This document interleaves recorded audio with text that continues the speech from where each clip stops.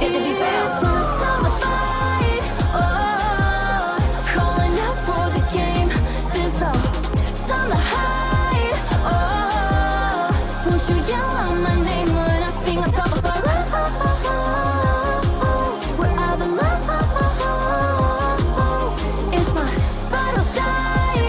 Oh, won't you yell out my name? Let's begin. Crush the foe. Look at me now, ready to go. Power within, we're standing tall. Fight for your name, ready to give it all.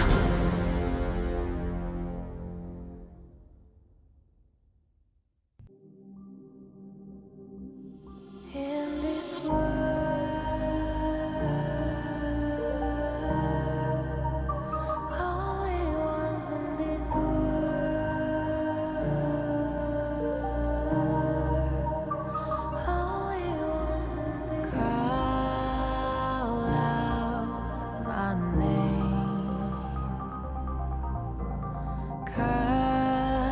the sound of the rain.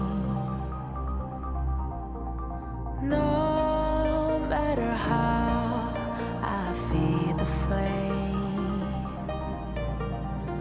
you know I feel the darkness and the pain. All of the ways we tried to break free from the night, you know we made it out, we found the light. I fly so high, light up the skyline. Let's do it this time, like it's a whole new vibrant world.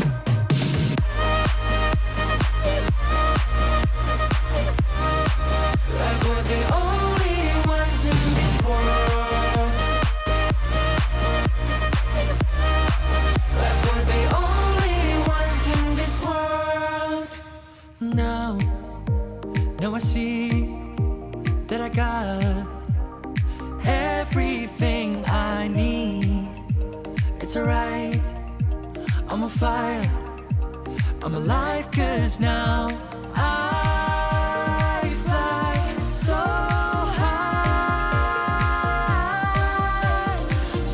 high, light up the skyline. Let's do it this time, like it's a whole new colorful world.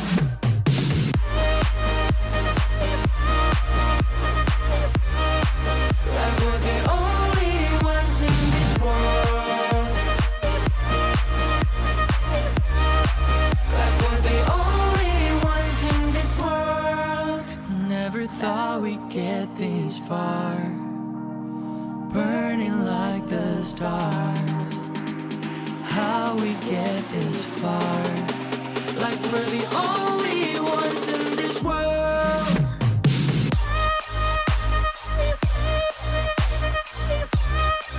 Like we're the only ones in this world.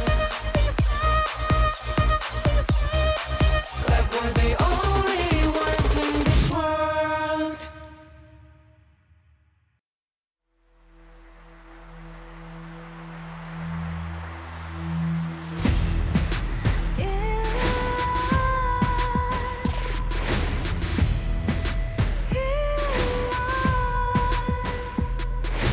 What's a life without its worth? Compromising with what hurts inside. When you let fear decide your fate, you don't choose which path to take in life. In life, I'm finally letting go of everything that still holds me. I'm against all odds, but I won't give up, 'cause it's my time to shine. Standing in the spotlight, and no one let me down. Destiny is calling high. I'm not afraid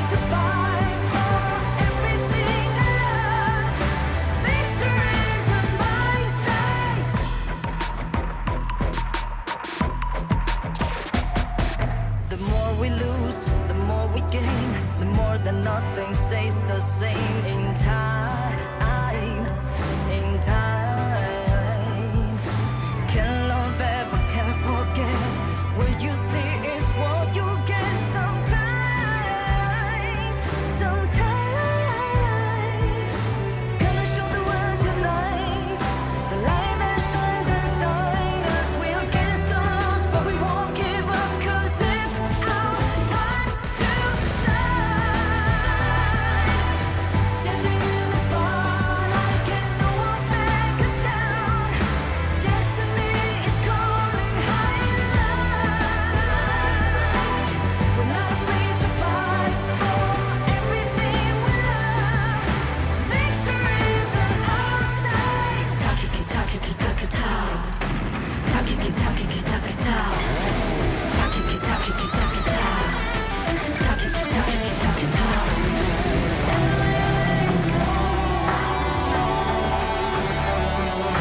Everything else still holds us. 'Cause it's our time to shine. Standing in the spotlight, can no one back us down. Destiny is calling high and light. We're not afraid to fight for everything we love. Victory's on our side. It's our time to shine high and light.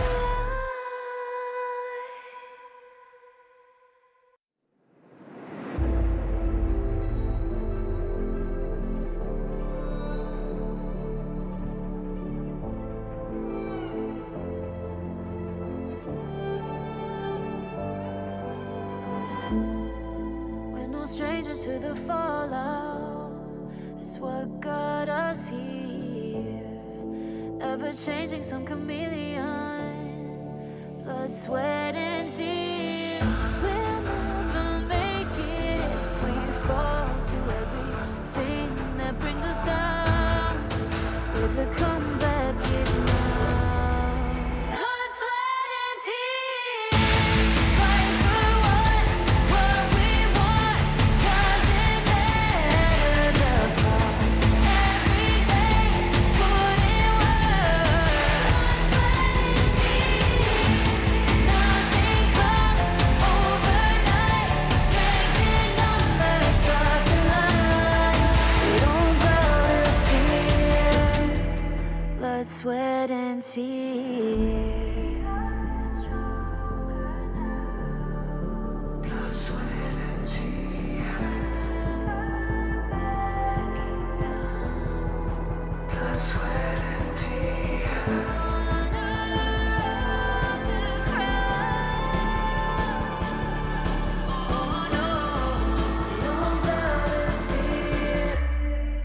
Blood, sweat, and tears.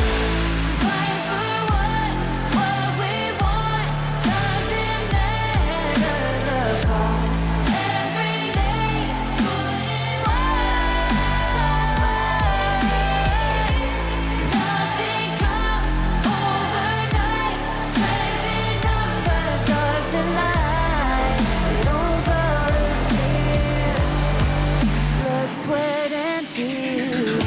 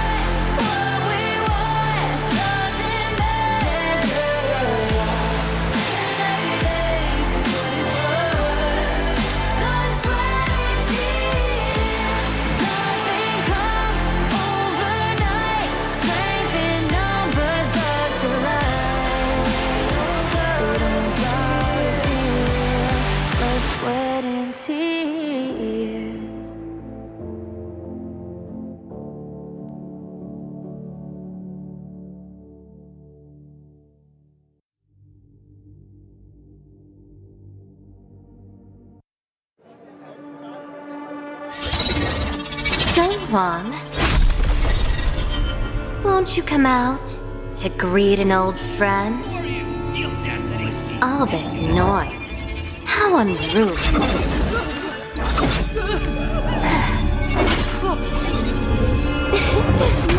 My, such a grand ceremony, and yet it's become such a mess.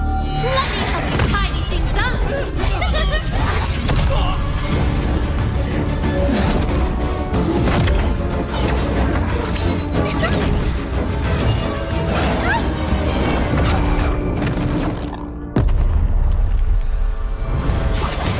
It's almost time.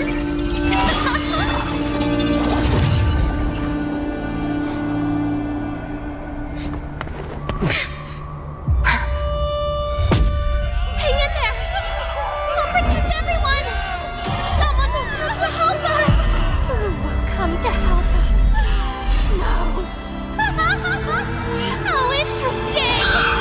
Very interesting!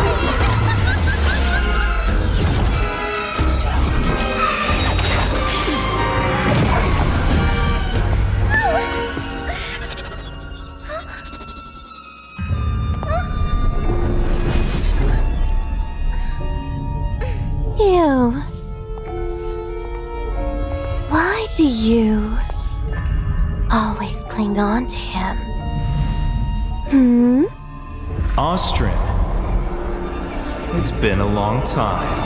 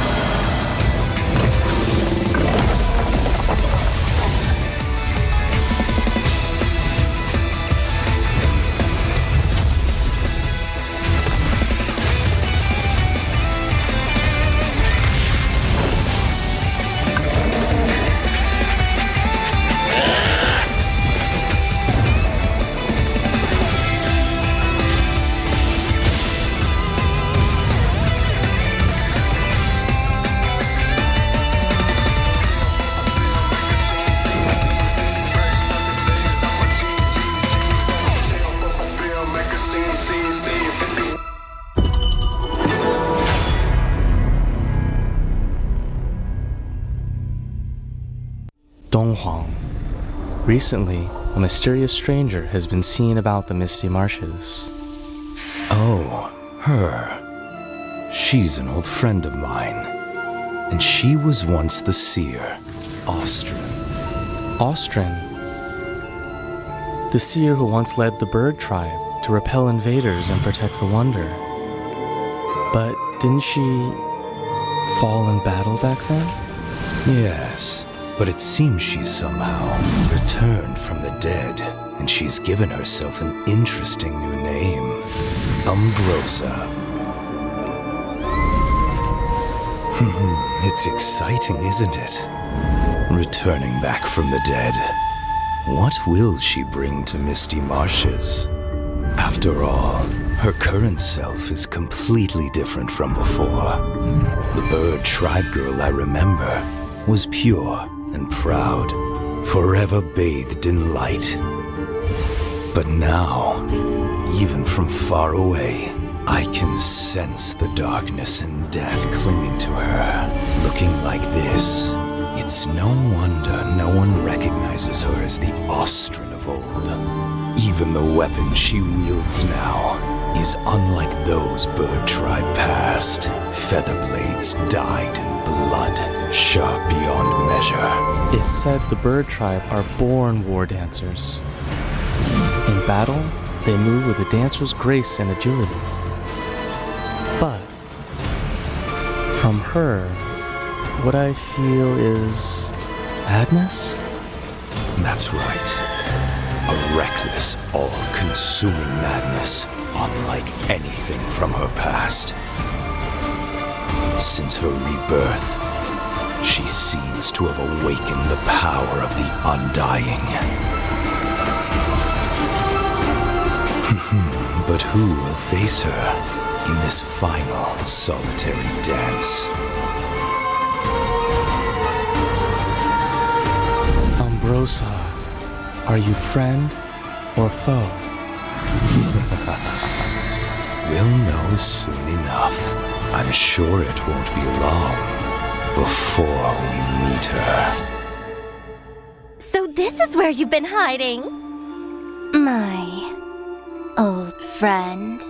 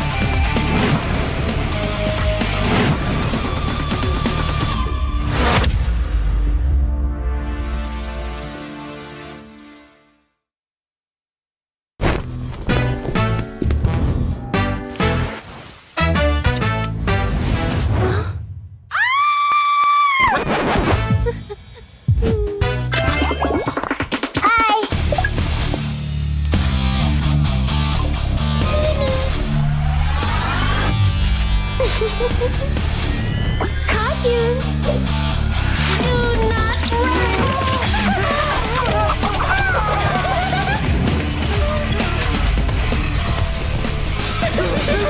I like that.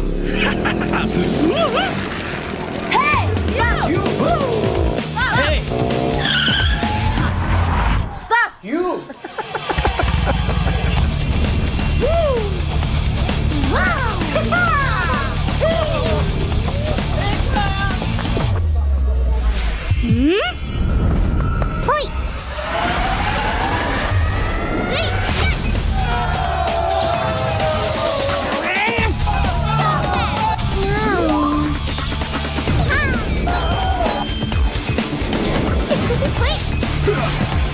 Cheers!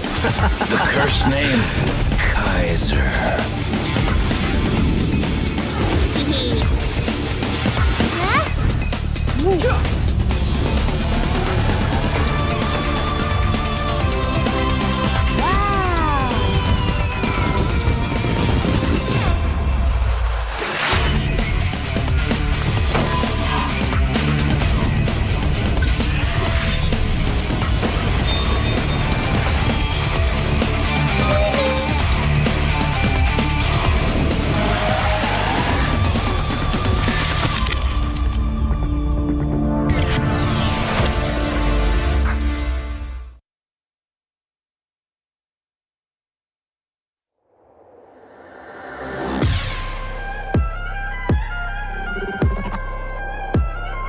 Turn it back.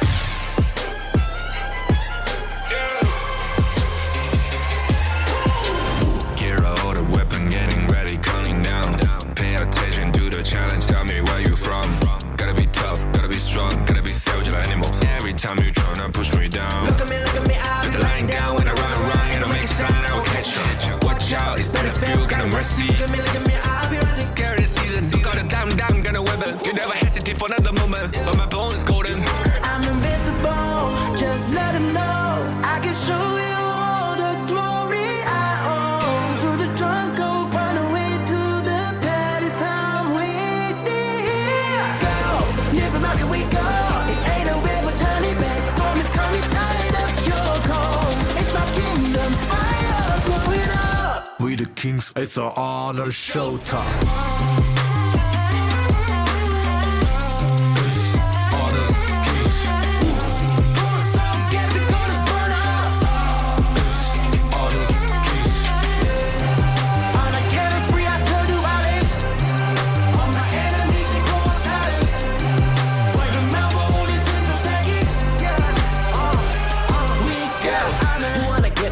Kind of the one who made the rules. You have night to choose, only one way, got night to lose. I can see it, I gotta show them. We got no cry. We barely five as one, crash in pieces, you can cheat. First blood, double trouble, then I take a pen, I kill. All you do is sweat and look at me still with the rain. Say. I've triggered my soul down. For my pace. We the champions, screaming, I'm invincible. Just let them know I can show you all the glory I own. Through the jungle, find a way to the palace. I'm waiting here. Go, live and rock, we go. It ain't a river, tiny bed. Storm is coming, light up your cold. It's my kingdom, fire going up. We the kings, it's our honor showtime.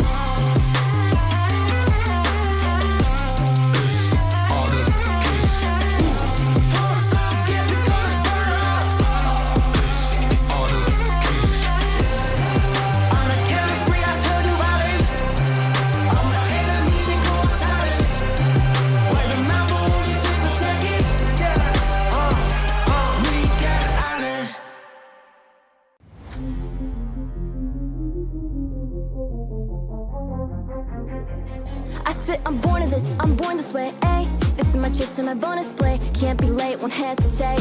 What do you say? Race to find my face, scars to find my skin. I can't convince them, can't please them unless that I'm the one that you hate. H to the E-R-O, doing it for real, locked on my goal. From the ashes, I roll the game. Flow with a rumble, make them crumble, make them run. 'Cause baby, it's go time. Knocking you down, how I rise. An inspiration, I know I'm the one who will fill them up, no lie, we gon' do it. Facing our fears, we don't think we just move it. No, we the best and we don't gotta prove it. Somebody test me, I swear I'm gon' lose it. I got a sure fuse on this boom and illuminate the truth within. Another day, another win. You got the power to turn around. Inside a champion's yet to be found. It's my war cry, oh, calling out for the game. There's no time to hide, oh, won't you yell out my name when I sing on top of our lungs? Where I belong. It's my ride or die, oh, won't you yell out my let us begin. Crush the foe, look at me now, ready to go. Power within, we're standing tall. Fight for your name, ready to give it all. It's prime time, gather round for everyone to see. On my grind, in disguise we bring you to your knees. We kick it, smashing down the walls of enemies. Hit it with the boom, then we get him with the beat. Punch it with the power, then we serve him with defeat. I ain't never missing a day, missing a night. I'm on my way, I'm holding my pride. Fill up the game, top of the show, we're not the same. Flaming the blame, same on the aim. When you reminisce on this battlefield, it's on my silhouette that you see. We gon' do it, facing our fears, we don't think we just move it. No, we the best and we don't gotta prove it. Somebody test me, I swear I'm gon' lose it. I got a sure fuse on this boom and illuminate the truth within. Another day, another win. You got the power to turn around. Inside a champion's yet to be found. It's my time to fight, oh, calling out for the game. There's no time to hide, oh, won't you yell out my name when I sing on top of our lungs? Where I belong. It's my Will you live for real? Join the party.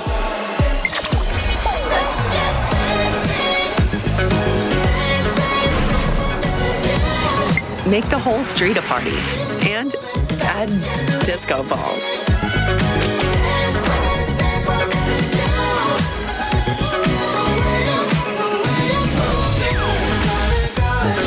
Real Me 15 series. Live real in every shot.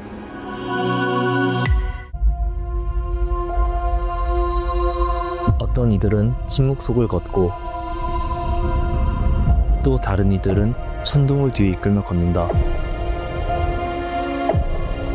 Ma una volta entrati, conta solo una cosa.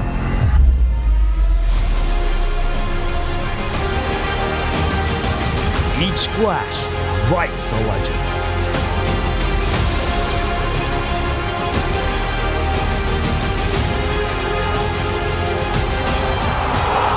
Each step takes them higher. And only the worthy remain. 그리고 모든 시선이 한 곳으로 향할 때 Dove il cammino dell'onore conduce i valloranti alla vittoria.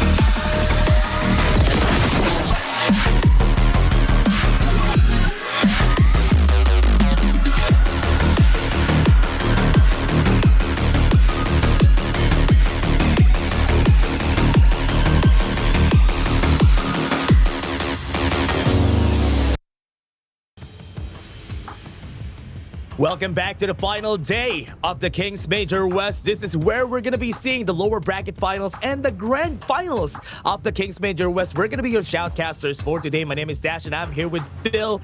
Phil, how are you doing? This is going to be a fun day. I'm doing great. This is the ultimate day on the Major West League, right? We saw all those teams there in the team intro, and now we're left with 3. We have Twisted Minds, OG Esports, and now 9Z Globant. And after the end of today, there will only be 1 victor. Yeah, we have seen Level Max Club yesterday got eliminated out of the tournament because of that playoffs performance, but Twisted Minds back in shape, and seeing them like this, especially yesterday, was really exciting. And now today, they're going to be fighting against 9Z Global, who was sent to the lower brackets by OG. Absolutely. Twisted Minds definitely got a little bit of that main character energy, right? Nightly came back. They got as close to their original roster there as possible, and they definitely dished it out too, right? 3-0ing LM there to go ahead and get themselves into today here. And they're going to need that main character energy to, you know, keep going here if they want to be champions here and win that 10,000 USD. So today only, we have the champion, 2nd place, and 3rd place. Everything is going to be decided. And that gap there between 3rd place and 1st place is 3,000 US dollars. Nothing to scoff at. Yeah, and for now, we have seen the brackets. We have talked about it a while ago. Twisted Minds won against LM yesterday. OG won against 9Z Globant. And now, 9Z versus Twisted Minds. I remember, during the survival week, during ranking week, 9Z was far above Twisted Minds. Absolutely. 9Z beat him, I think, every chance they got in, every time they got the opportunity to, right? But this roster, no one has beaten yet, right? They just came over here yesterday. They got Nightly back in his original role, put Clean back into the jungle, and they're going to need to win every match from here on out if they want to get to that championship there and beat OG. And this is exactly what they did in the last KMW. So a bit of a throwback, kind of, you know, iconic Twisted Minds maneuver here, where they kind of sacrificed a little bit the week 1, week 2. You know, I don't want to say sacrifice, but they have middling performances, but they always have that clutch factor and clutch it up. Can they clutch it up this week? Yeah, that's the question. Will they be able to win the most important match of all? And that was back then, last spring. That was the same thing that happened from them, and that could be an angle here for Twisted Minds. But right now, remember, one thing that I'm sad about is I'm not going to be seeing something, but I'm going to talk about later. But let's talk about the first team first. Let's talk about 9Z. It's a favorite part, so you should never give up. You gotta fight for it. Whoa, let's go. I know you want it. I see the fire in your eyes. You gotta fight for it. Oh, let's go. The battle's calling. You better give it all you got. You gotta fight for it. The time is right for you to raise a bar. Yeah, 'cause you could be the greatest of them all. Yeah, whoa, let's go. The battle's calling. You better give it all you got. You gotta fight for it.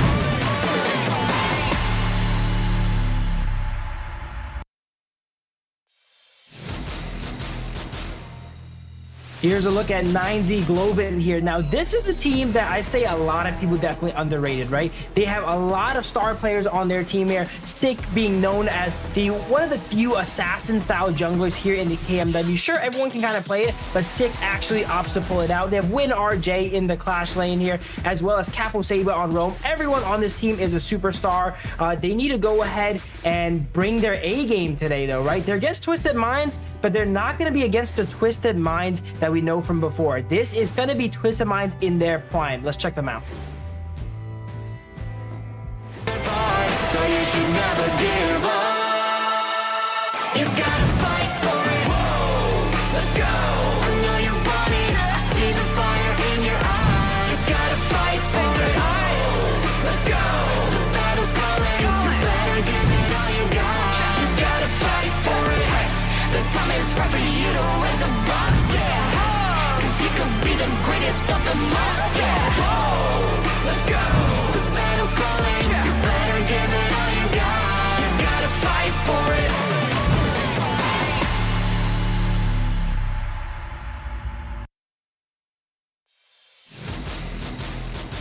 Twisted Minds, the mastermind, 90 is back in the Clash lane. We have Clean on the jungle. We have Shanks, ACC, and Highland right there in the mid. And this is interesting because in the last moments, in where he needed them, 90 came back, and right now Twisted Minds is looking like a very different team from what we've seen during the past 2 weeks. Absolutely. We're hyping up this team a lot, and so far they've lived up to it. They've only had one match there, and they 3-0'd it with very, very decisive victory over LM. Sure, that is going to be a team from the lower bracket there, from the lower groups there, from Group A. Now, let's see how they fare against a top team here from Group S. Yep, now fighting against 9Z.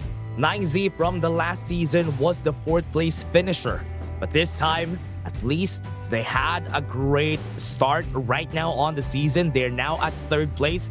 That's a very great improvement from the last season, but Twisted Minds are looking at the prize, looking at the end. Now let's take a look at the head-to-head. We have Shanks and Leffy.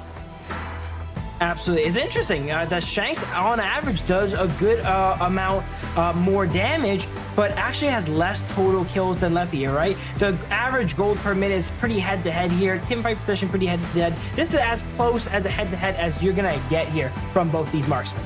Yeah, what I like the difference between them is that Shanks is playing more of a laid-back playstyle compared to Leffy that has been more active with the kills, even with the presence of Sick on the team, who has been hungry for the kills. So that's a very interesting total kills for this guy. But this time, I just want to see if the game from yesterday brought down their momentum on the side of 9Z and Twisted Minds on an upwards momentum, because they started from a win here in the playoffs. Absolutely. I think it really matters that it's the next day, right? If they were just fresh off getting 3-0 by OG, their spirits are probably going to be a little bit crushed, right? And go into the next game not in peak form. But this is the next day. Everyone's got a good night's rest here, and they are kind of refreshed. I would say this is probably going to be as close of a battle as it's going to get here, right? We have a lot of hype for Twisted Minds here. They do have the new roster, but we always got to mention, though, 9Z have been beating them, and they've beaten them the last few times. Sure, they have some new players, but 9Z has got 4 out of the 5 figured out. Yeah, it has been competitive overall for 9Z. Twisted Minds, this is a big difference for them that they have 90. We have seen them perform against Level Max Club, but now back to the draft. 9Z Globant versus Twisted Minds, and we are looking at the U1 ban as the first ban here for 9Z. Absolutely here. We're seeing these drafts really evolve throughout the weeks, right? It looks like people are kind of... 9Z, from what I see of the U1 ban, already says that, hey, we want this to go the distance, right? They're going to do some of these more targeted bans here in the first pick here. So they leave themselves more options here potentially once they get deeper into the draft, because they're gonna have to pick one strong hero, and then they know Twisted Minds is gonna take the other 2 ones. They're trying to save themselves a good second and third here by removing some of these more middling picks. Interesting that they left Divenjie out of the picture here for the side of Twisted Minds, because this is one of their highest pick hero on their side, and they left him out and has been banned right here. So 9Z has the option of going Dharma, but the Lung has been prioritized here by 9Z. Absolutely. The Longs are too consistent of pick. Probably, if I'm correct, in week 2, it was the most picked hero, actually, because it is so consistent, right? And speaking of consistent, that Dharma and Liang Po are also very consistent here. Solid front line / initiators for the side of Twisted Minds. No, a bit of a switch up, actually. Ooh. They opt to potentially get the pay first. Yeah, here. Surprisingly, they picked up the pay here. I love it that they got the pay right out of the first pick. Remember, yesterday, 90's first game back was with a Dharma, and he was the MVP during that game. So this is going to be crazy. He's going to be doing like a send back of what happened from yesterday. And 9Z picked up the Tang Fei. That's also a priority pick of Twisted Minds. So this is good. At least they're denying a lot of picks from Twisted Minds. Feel my presence. Absolutely here. But once the Zhang Fei is locked in, they're not going to be able to go that all-important Liang, right? We see a lot of Peis and assassin junglers in general. They avoid kind of picking the Pei or the Luna and such if a Liang is on the field. But Twisted Minds just opts to go ahead and lock in the Pei. It seems like they understand that 9Z Globant don't really favor that playstyle as much anyway, as they lock in the Zhang Fei. Very solid drafts on both sides here. Consort you being hover here. Okay. That is a decent pick here, because everyone on the side of 9ZG so far is physical damage, and there's a good chance they might pick some more. Yeah, and what I like about this, though, for the Consort you pick is that this is usually a counter pick against a Long, especially if you don't really have anything else like an Arlie on your side. So the Consort you is a very good pick denying the flaming bomb damage out of the get-go. So this is good. At least here, what I like is that they're banning up the Luna. They know that there's a possibility that they can still pick it for the side of 9Z Globant. But remember, Liang is still open. Twisted Minds could still pick it. Absolutely, and that's a solid pick, right? The Long, it is able to go ahead and escape with the infinite vastness, but that is if you can survive the suppression of something like the Liang.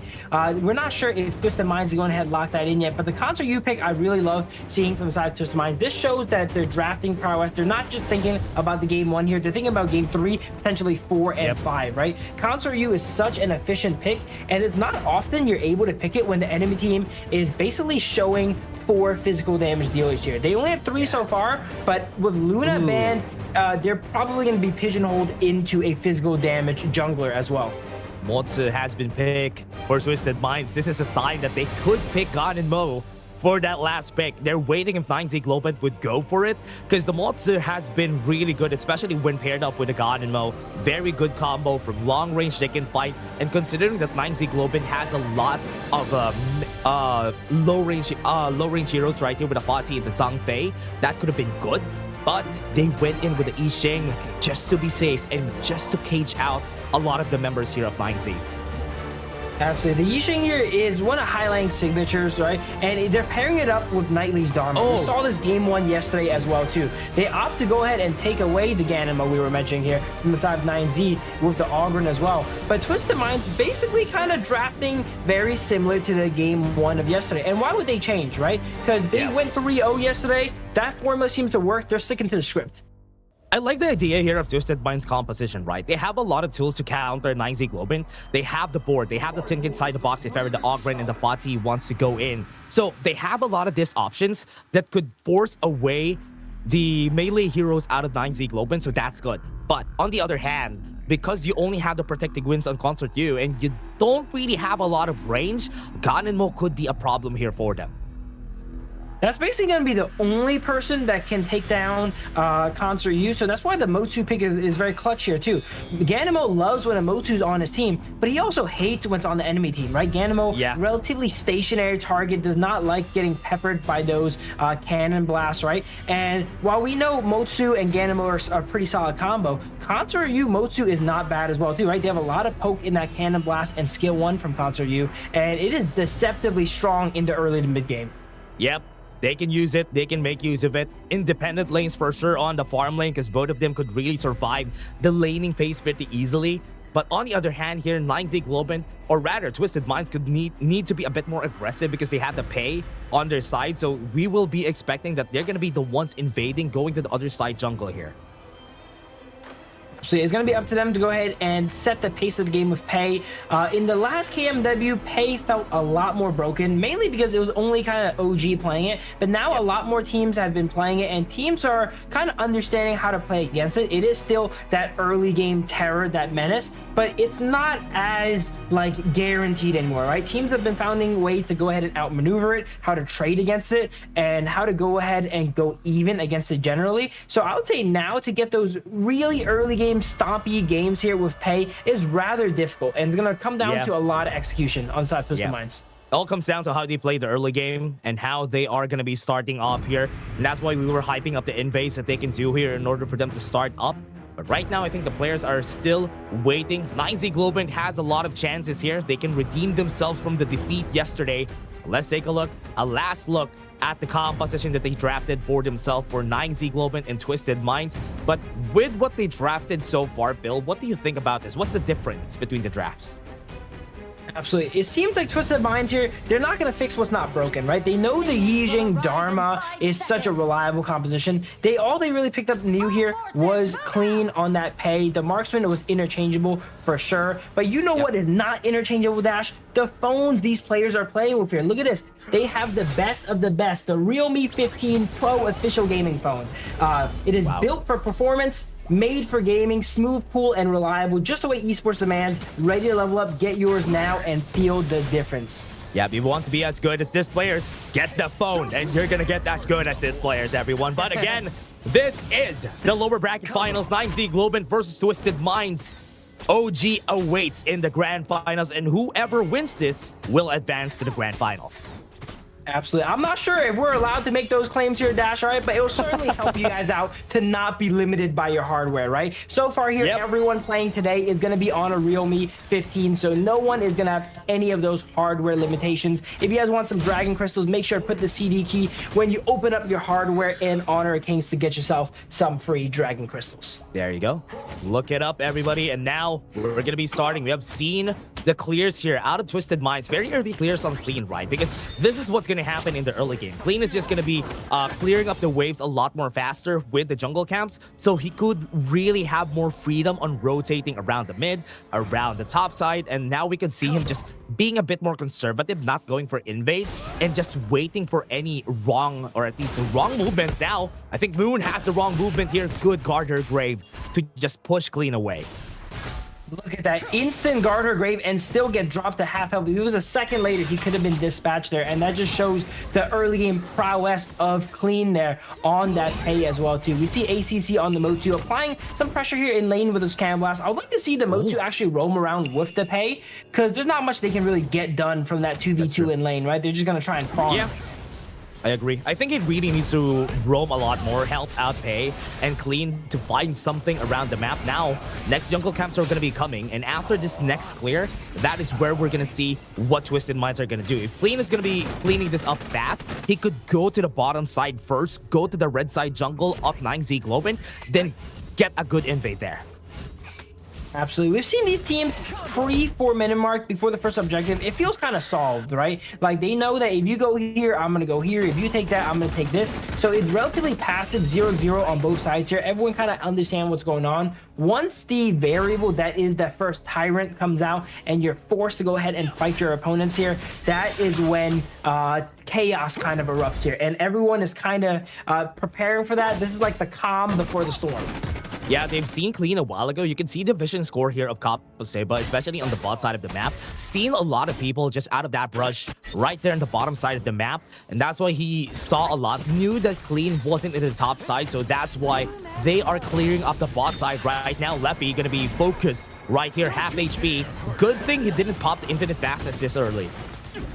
Absolutely, they were trying to bait him in there, right? They saw Sick gliding in from the side there, but they're smart to not burn any of their ultimates there, as the range on the side of Twisted Minds here just allows them so much safety. They're able to just poke with the Cannon Blast and Skill 1, as you can see there, and be super non-committal. And 30 seconds here, teams are going to fight for that positioning. They want to be ready for that Tyrant.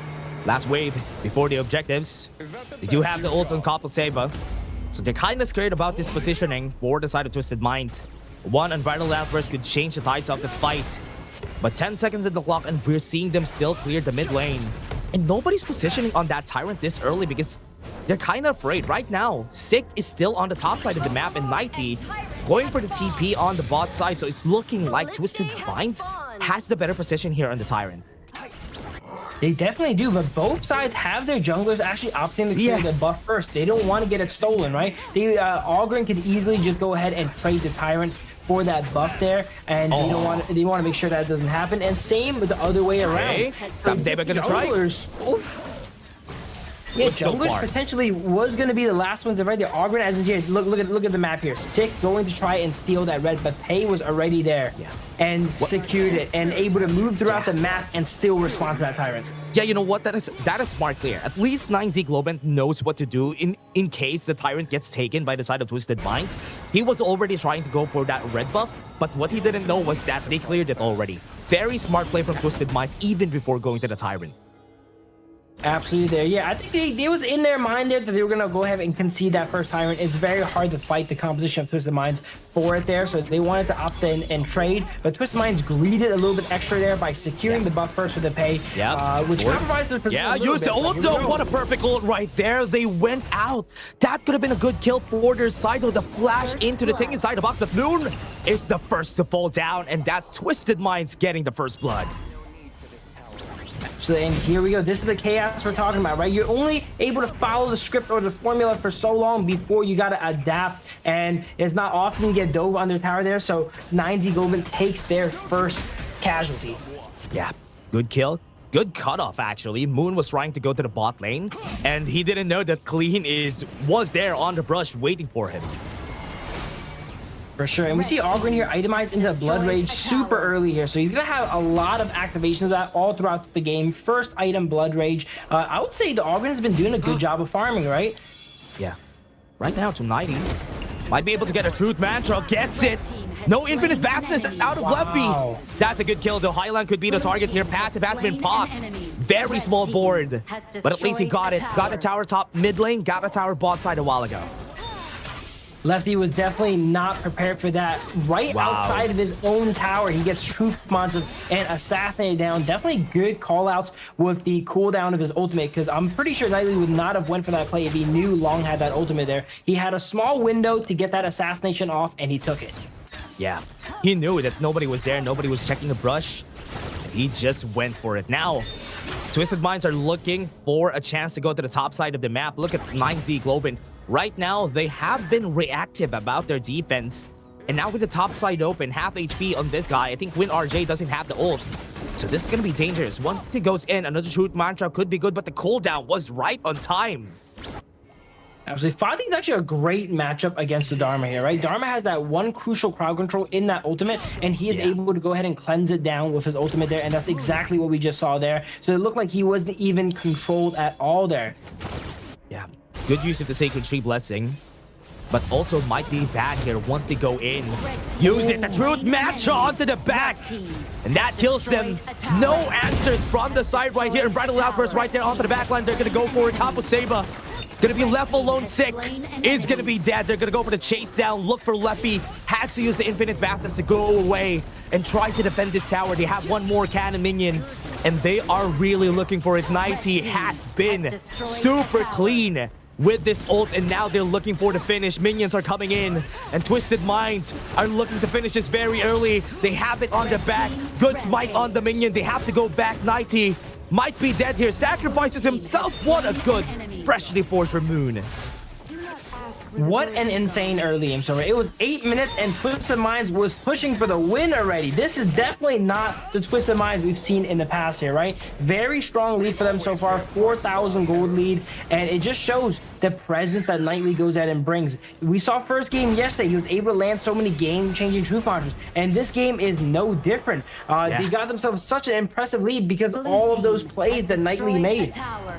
Opening on mid. This might be competitive. Tyrant will be taken here, no answers. Because Clean is at the top side of the map, so that is going to be an easy clear for 9Z. Absolutely. They have a huge amount of smiting potential there. 2 smites on their team with a Ganon mode. They should not be losing those objectives. If they were, they would be in a lot of trouble for sure. Radiance comes out, spots the side of 9Z Globant in their own jungle there. The vision control from the Motsu is so impressive, right? He's able to cannon blast the bush. He has the Radiance to go ahead and check it as well, too. So Twisted Minds knows they're never going to be walking into the ambush. Yeah, Leffy at the ult though. 90 at the back. Zoning a lot of people here. Didn't know that he might go for the flash. But 90 is in position. No flashes just yet. So he's being a bit more patient on when he starts this. Waiting for the flash. Flash is up right now. So 90 could go for it if ever they need to. So besides Twisted Minds, they're content with just getting the high ground here. They don't want to go ahead and sacrifice Knightley like they have last time. And this is really bad for the side of 9Z Globant. They've already... Oh, they didn't take the high ground yet. I thought they did, right? But they took the middle high ground, and they're going to be leaking elite minions for the rest of the game here. And starting at 8 minutes, it is really rough. A lot of damage on 90. That is important because of that, they won't be able to go for that push or that Truth Mantra onto the bot lane. They have 15 seconds on this Overlord, and I do think they're positioning themselves at the top side of the map, so the Overlord is going to be in their sights. So they have complete control of the map so far. They could even potentially opt to take 2 at the same time if they would like to. I'd say it's a little bit risky as the members of 9Z have been slowly breaking out of base. They've been clearing those elite minions in the middle lane here. It takes a team effort to do so because they're so tanky, but they have been able to push back out. Yeah. See, Twisted Minds in position on the Tyrant. They are pushing the top side of the map, so WinRJ is not going to be here on this fight. Taking their time here. Double smite, though, for Capo Seba and Sick. So, Clean is being a bit more reserved on taking this because they know that this could be stolen. But nice take on this Tyrant. They are going to be resetting it just a bit. But the zoning from ACC has been so effective at just pushing them away. And that Cannon Blast is just not going to let them take this. Yeah, Twisted Mind's trying to drag out the Tyrant outside of the range of the Zhang Fei there, and potentially the Ogren going over the wall. Yeah, they were just waiting for someone to go ahead and jump in there and contest them. 9Z Globant is smarter than that, though, as they don't opt in to doing that. But if we look at the levels here, Clean a second ago was 3 levels ahead of Sick here. And this, we were mentioning that teams have kind of understood how to play against the Pei now, and they've been able to neutralize the early game.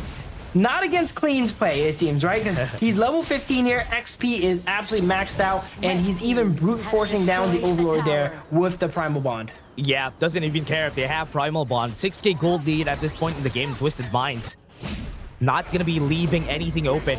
No holes that they can dig into on the side of 9Z Globant. That's why they are not giving any openings here. 90, look at this. He's baiting out the members right here of 9Z Globant to actually take this. And Highlight is in position to get a good board, though. But yeah, they're just forcing them to move around the map. Yeah, Twisted Minds knows that if they just go ahead and play this slow, they're going to win on the map here. They have complete control over both objectives. If you ever find yourselves at home in this position where it feels like the enemy team just stays in their base and clears minions and, you know, you can't really defeat them, a good way to do that is taking both objectives, right? And that's what Twisted Mind does here. They take the Tyrant and they take the Overlord, so they have a lot of pressure at all sides of the map currently. Yeah, they have the Shadow Vanguard at the top side of the map, pushing on the bot lane. Nice clear on that freshly forged, and with the board Sick left alone here, would not be able to go away. Good thing they're already done with him. Top side with the Shadow Vanguard, they could go for another push. Absolutely, this is looking like the third high ground is in the sights of Twisted Minds, and once they take all 3, those minions are going to get even stronger to the point where it's going to be a full-time job to clear them here, right? Yeah, Cannon Blast got hit. Sick taking a lot of damage, still has the Blood Rage. Shadow Vanguard got taken down pretty easily. Now they could go for the push here. 9Z Globant Sick had to force the Blood Rage. A lot of damage coming to their side. Now that's going to be a push. Force Leffy out off the Infinite Fastness. Here we go, triple high grounds here. This is usually the death sentence for a lot of teams here, as from now on, they're going to be stuck in their base, clearing out those minions, and Twisted Minds are going to have free reign all over the map. If they want a chance, passive being popped here from Highlight, but he gets caught out. Had to flash, had to use the Unbridled Outburst now with a 1v4. This could be good. Clean is going to be falling down. 9Z Globant looking for this fight since a while ago, and what a great kill out of Leffy from that, and now they are going to be chasing him down. ACC had to flash away, and they're fighting with a truth matchup coming from 90, and he changes the tides. That is what they wanted all along, and it's still a 2v3. Nightly on the Dharma. Everyone knows what Dharma does, right? He punches you in the wall. Yet, the best of the best, like Nightliers, are still able to find those angles where they have crucial game-changing truth launchers. That looked like a good little bit of a comeback for the side of 9Z Globant there, up until that truth mantra hit. Moon also fell. That's not good. Now with Moon down, that is a potential finish here for the side of the Shanks. Gonna go in, protecting wins available. All right, now Leffy's gonna fall down. Sick. Oh no, they got baited, and Twisted Minds could go for the finish. They do have Win RJ, they do have Kapu Seba up, but they have 5 members up right here on the side of Twisted Minds. They're gonna go for it. They have the board. They hit everybody. Kapu Seba doesn't have the ult. This is gonna be it. Twisted Minds gonna look for the finish. Moon is still alive. Got back, right down, freshly forged, pops the Sage's Sanctuary, but Twisted Minds is gonna take game number 1. Wow, what a game here. 14 minutes in, not the quickest game, right? But I would say very decisive. Twisted Mind's not one of those teams that are going to be like OG and try to win out the game in the 10-minute mark. They're very smart, they're calculated. Even though they probably can make an attempt at the win, they prefer to play it safe, right? We saw them go ahead and get the middle high ground, back up, slowly rotate, and kind of choke out their opponents. And 9Z Globant, they didn't really have many options there, right? They had that one kind of return fight at the very end there where they did decently well, but no matter how well you win that fight, it was too little too late. They were down 3 high grounds already. Yeah, at the 7-minute mark, they had an angle to finish the game, right? But it's a good thing that Twisted Minds didn't opt for it, because it's still a chance for the enemy team to come back from it, and they were just choking 9Z Globant out of their resources. Good thing they finished it. Good thing there was a play from 90, because that game could have been a disaster because of that kills that they got in the end there from 9Z Globant. Absolutely. I really like the line of play that Twisted Minds end up taking there. When your opponents like 9Z Globant kind of ball up and turtle in your base, right? You need to take maximum advantage of that, and that's what they did. They took the Tyrant, they sold the Overlord here, they got everything on the map, they got all their jungle there, and they said, okay, do you guys want to hide in your base? Fine, we'll get all these objectives, and we will mount a impossible push that you cannot turtle up and defend against, and that's exactly what they did. That was a good performance right out of our teams right here. We've seen them, Twisted Minds. What a good showing here, dominating performance. It was so hard for the side of 9Z Globant to even fight back, especially Sick actually had a great time in this game, but Clean had the better time this game. He had a 3-level advantage against Sick almost the whole time until Clean got to level 15. Absolutely. Oh, until the game didn't allow him to level up anymore. yeah, exactly. He was so ahead there, and we were mentioning it was hard to execute on Pay nowadays. You see how Pay getting picked a lot. It's not 100% win rate. It's right at that 50-50 mark, right? But you can definitely tell a top tier Pay from a more average one, right? Clean completely controlled all throughout the game, applying pressure. We saw level 3 there. He almost one-shot Ganemo in the mid lane here. Just all around the map on top of farming perfectly there, and that easily sailed themselves into that win there. Again, it was 14 minutes, but it's because they wanted it to be 14 minutes, right? They wanted to guarantee it. I think they could definitely end the game sooner if they, press their lead, kind of like what OG is kind of known for, right? But this is definitely Twisted Mind style. Yeah, usually whenever that happens, whenever they want to finish a game, on the side of OG, Kaka is gonna go in just so they could finish the game. That's why I'm expecting here, but that could be a mistake that could actually turn the game around, which is what Twisted Minds isn't known to do. So I do like this safer playstyle, but still considering the fact that they would be able to win the game. They took like 7 minutes more, but it's still okay. At least they won the game. Absolutely, and look at these stat lines here. Beautiful stat lines for everyone on the side of Twisted Minds here. It looked like 9Z was holding in the very early game, but the second that first Tyrant went down and Sick opted to go ahead and try to re-invade Peg and remove his red buff, it all went downhill, right? He wasted so much time doing all that, and they lost the Tyrant, and from there, their momentum really got halted. Oh man, Shanks, look at that damage from Shanks. 155k on a concert year.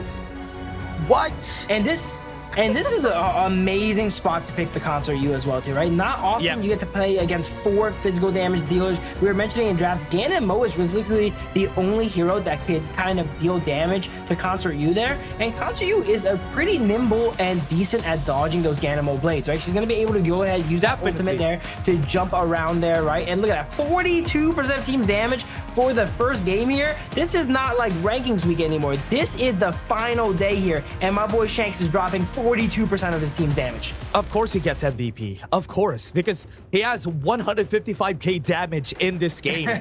But if I'm going to be having a second MVP in this game, it's going to be 90. 90 played so well this game. Look at this play that he did here. Crazy. I've seen this play yesterday, and he just did a repeat of it. Absolutely. Dharma, not known for his early to mid game, but Nightly basically carried the early to mid game for Twisted Minds, right? He made all those plays. He was the first one to get a kill on the board on Lefty when he got that assassination off. And then in the mid game, he was turning so many fights. Yeah, this was the fight that he turned again. The reason why they won this was because of him again, because everybody was chasing down. ACC had the tank inside the box, and boom, oh my God. He hit 3 people with a Truth Manja. Man, this guy's crazy. Absolutely here. Yeah, well, Shanks definitely did a lot of damage. We got to give our flowers here to Nightly as well, too, because he enabled a lot of this, right? He allowed for Shanks to get so strong, and look at that. That is the power of Concert U there. When you're against 2 physical damage dealers, you have a 2-second button that goes like, hey, you cannot hit me, you cannot hurt me. And when you're a full damage marksman, not many people can survive your DPS for 2 seconds. Yeah, if Ganemo is not there, nobody could kill him, actually. That's why the whole time he was just okay with just moving forward, getting damage, getting in range. But again, everybody, before we head into game number 2, we're just going to be taking a short break.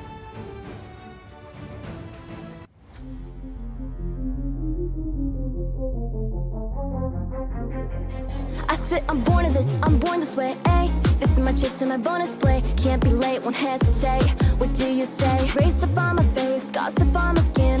I can't convince them, can't please them unless that I'm the one that you hate. H to the E-R-O, doing it for real, locked on my goal. From the ashes, I roll the game. Flow with a rumble, make them crumble, make them run. Cause baby, it's go time. Knocking you down, I rise. An inspiration, I know I'm the one who will fill them up, no lie, we gon' do it. Facing up fears, we don't think we just move it. No, we the best and we don't gotta prove it. Somebody test me, I swear I'm gon' lose it. I got a sure fuse on this boom and illuminate. The truth within, another day, another win. You got the power to turn around. Inside a champion, safe to be found. It's my war cry, oh, calling out for the game. There's no time to hide, oh, won't you yell out my name when I sing on top of our lungs? Wherever lost, it's my ride or die, oh, won't you yell out my name? Let us begin, crush the foe, look at me now, ready to go, power within, we're standing tall, fight for your name, ready to give it all. It's prime time, gather round for everyone to see. On my grind, in disguise we bring it to your knees. We kick it, smashing down the walls of enemies. Hit it with the boom, then we get him with the beat. Punch it with the power, then we serve him with defeat. I ain't never missing a day, missing a night. I'm on my way, I'm holding my pride. Fill up the game, top of the show, we're not the same. Blaming the blame, same on the aim. When you reminisce on this battlefield, it's on my silhouette that you see. We gon' do it, facing up fears, we don't think we just move it. No, we the best and we don't gotta prove it. Somebody test me, I swear I'm gon' lose it. I got a sure fuse on this boom and illuminate. The truth within, another day, another win. You got the power to turn around. Inside a champion, safe to be found. It's my time to fight, oh, calling out for the game. There's no time to hide, oh, won't you yell out my name when I sing on top of our lungs? Wherever lost, it's my ride or die, oh, won't you yell out my name?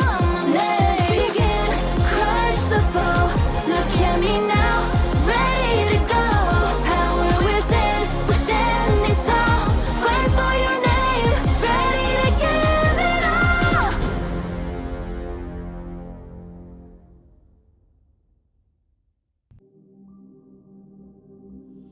In this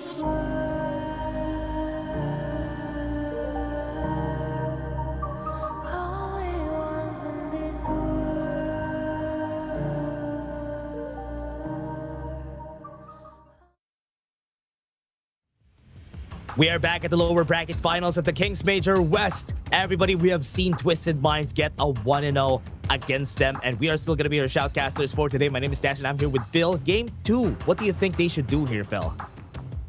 Besides 9Z Globant here, that first game there, it wasn't really, it was more of a feeler game, right? There's not what they're really known for. They're not on their comforts here. I always recommend whenever 9Z Globant is kind of like on the back foot, they bust out their comfort picks here, and those picks that they go ahead and feel. Look at the players right there. They're not too enthused, you know, after taking a loss here from Twisted Minds here. But on to Twisted Minds here, actually. Twisted Minds, they're living up to the hype, right? They have not lost yet. The second Knightley rejoined the roster here, and I can see why. Look at the plays Knightley was making last game there. He was carrying the early to mid game on Dharma. Usually that's a late game hero. Yeah, and that's what I'm expecting right here, right? From Twisted Minds. I like that they had the setups, the Dharma, just pulling out that pick right here from the get-go has been really good for them. But on the side of 9Z Globant, I agree with you. I do think they should pick out the comfort picks, like the very peculiar picks that they have, like the Nakaruru, the Fade that Sick has always been bringing out, and try to win with those, because we know them best when they are playing the Assassins on Sick. Absolutely, and while it didn't quite work against OG, you know, a team that's a little bit more composed like Twisted Minds, that might really break their ranks, right? OG's kind of all over the place. They're doing everything at once. Even if you have something like that Fade, they were able to go ahead and counter out a good amount. But Twisted Minds, if you're able to kind of disrupt their flow, which they love doing, maybe that could be what they need to get some wins. Yeah, might be able to do it. I want to see how they will win this right now. For the side of 9Z Globant, I want to have different picks here for the guys, but Twisted Minds very smart, banning out the Dharma so that Wind RJ wouldn't be able to pick that out for the next game. I think a pay ban could also be warranted here for their side so that they can pick the Mai Shiranui here once they go for the first pick. Absolutely. Yeah, you just want to go ahead and ban out the strong heroes that you used already, right? There's no opportunity for them to go ahead and use the Dharma or the pay anymore, so usually that's going to be the ban. But no, Twisted Mind says you guys can have the pay if you guys want it. We are much more worried about the Gouda. Oh, there you go. Interesting. Interesting, because usually the last time that they've seen this for the side of 9Z Globant, I think it was OG's second game. The fight yesterday's second game, they pick up the Agudo here for a sick. So this time, they banned it, so they're not going to be seeing that. And as I said, Mai Shiranui will be their first pick here. Absolutely. Highline loves playing Mai. Doesn't get to play too often, right? He's usually stuck on utility mages. So every time Mai opens up, you know he's pressing help pick and trying to get that pick locked in here. And it looks like the side of 9Z is ready to respond. They have the Yuan, which is a great matchup into the Mai, as well as the Channel, which is just a good all-around marksman. And it has a little bit of extra oomph against something like the Mai that's melee, because they're able to sink that soaring shot into it and deal a lot of extra damage. I do think they have the long angle here for Twisted Minds for this game. They could go for that, and the Tong Fei is also open for ACC, so that could be an angle that they could go for here. Or they can pick up the D-Ren Jet so that they still have the long come game 3. Absolutely. I would say since they're up a game, maybe just get the long off the board, right? If it's such a powerful pick that you can go ahead and get a win on it, go ahead and lock it in. But ooh, a lot of magic damage so far for the side of Twisted Minds here as they potentially lock in the Luna and Guan Yu. Okay, that's not what we were really thinking, right? This is like kind of a melee dive composition now they're going.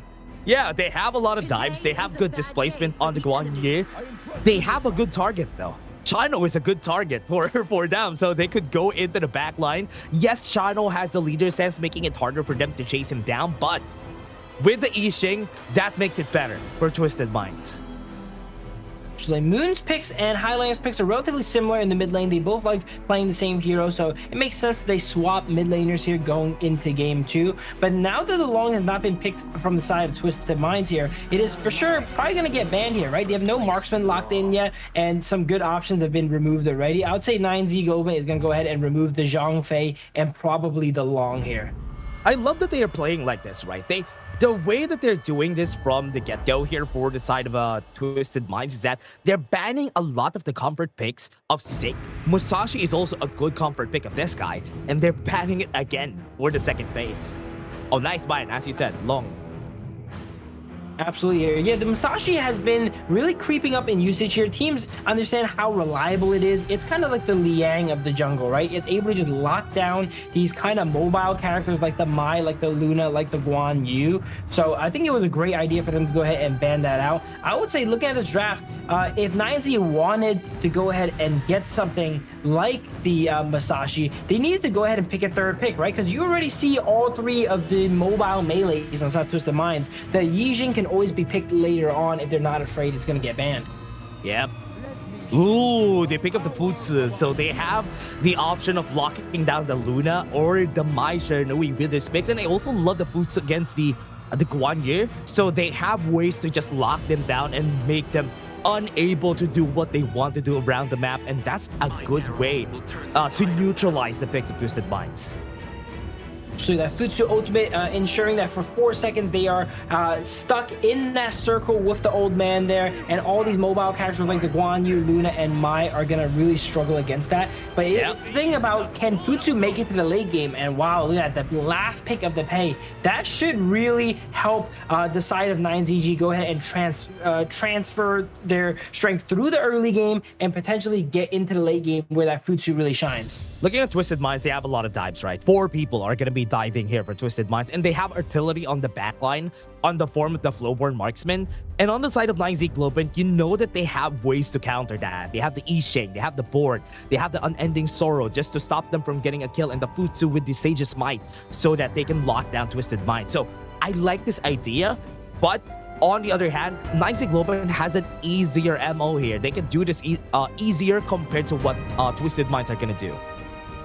Absolutely. Yixing is going to be able to go ahead and lock in all the melees on the side of Twisted Minds there. But I would say even if they are locked in, they don't really have that much damage, right? They have the channel there. If they get later on in the game, is able to summon those wolves and get the pack attacking there in that board. But in the early to mid game, Yuan, Yixing, these heroes might be lacking a bit of firepower when it comes to taking down the people inside the board. Oh, yeah. Let's see. Right now, it's Twisted Minds having advantage in this series with a 1-0. But man, oh man, this is scary. I want to see how 9Z Globant are going to be fighting back in this series. Absolutely, they need to go ahead and shift that momentum, right? They are now 4 losses in a row if you count yesterday. They need to do something new. They need to get out of this rut here, and if they don't, they only got 2 more games here left in the knockout stage. Yeah, you can see difference in the composition, almost the same. We have very different compositions in every game. Not going to be doing the same things. Twisted Minds wants to engage 9Z Globant, wants to trap them. And now, this is good. Game number 2 is underway, everybody. Twisted Minds versus 9Z Globant. If you haven't been here, they already are on a 1-0. Yeah, and here is the CD here again. This time we'll give you everything box. Make sure to join in. We always like to reward our viewers at home for watching, and this is one of them here. And here we go. Level 1, both sides are already scrapping here. The Mai and the Liang Po. A lot of durability in the double melee mid. And they're actually keeping up versus the Yi Jing and Yuan. Yeah, you can see it though. 3k HP already for Sick on this Azure buff. They're going to be taking this without any contest from the side of Twisted Minds, and this is not good. Losing an Azure buff on a Luna is not good. That is absolutely disastrous. And look at the side of 9ZG here, protecting their own Azure Golem to ensure that while they take yours, you cannot go ahead and take theirs. Now Luna is not gonna get level 4 quite on time here, and is potentially gonna have some mana problems too, now that both Azure Golems went over to the side of Sick. Yeah, now Hailang had to force away, but right now onto the back line, though Compo Saber over to use his flash, and he's gonna be dead here. Is that gonna be a first? But no! The Kacho-sen missed! Hailang was a little bit off with the skill 1. They're almost getting Yuan. We're seeing Yuan's getting a lot of pressure put on them before level 4, right? That's when they're vulnerable and they're not able to go untangible with that ultimate there. But their Compo Saber was actually able to get away there. We see Luna try to make a play here. Combo on the 2. They just dropped really low. Yeah, win RJ. Oh, 1 HP. Almost getting the kill, but the first blood still comes in for Twisted Minds. The fact that Clean does not have the Azure Golem and it was still able to get that first blood and get a score on the board here is very impressive, right? Because that's going to be a time that he's really weak. He doesn't have the Azure Golem. He's level 4 on Luna, not really known for their level 4 ganks, but it was a good job that he identified that both sides, both people on the side of 9ZG there did not get that level 4 yet, and he was able to get that gank off. Yeah, you can see that the problem here whenever you don't have the Azure buff, especially for Clean, you can see him not having any mana, right? So now he's at the half mana because he didn't have the Azure buff during the fight a while ago. And this is the problem why you always need to get the Azure buff. But one good thing about that is that even though he didn't have the Azure buff a while ago, the kill that he got was way more worth it. Yeah, for sure. And then we see Luna actually go ahead and secure the Azure Golem the second it comes up. They don't want to take any chances with Pei invading them anymore, right? We're kind of waiting there for 2 seconds for it to immediately come up and take it. And now Clean can freely transverse throughout the map with that ultimate and not have to worry about running out of juice. Oh, yeah. Now Twisted Minds doing the same thing, going for the bully, and he's not going to survive. Sick has just been pulled back, and another kill for Twisted Minds.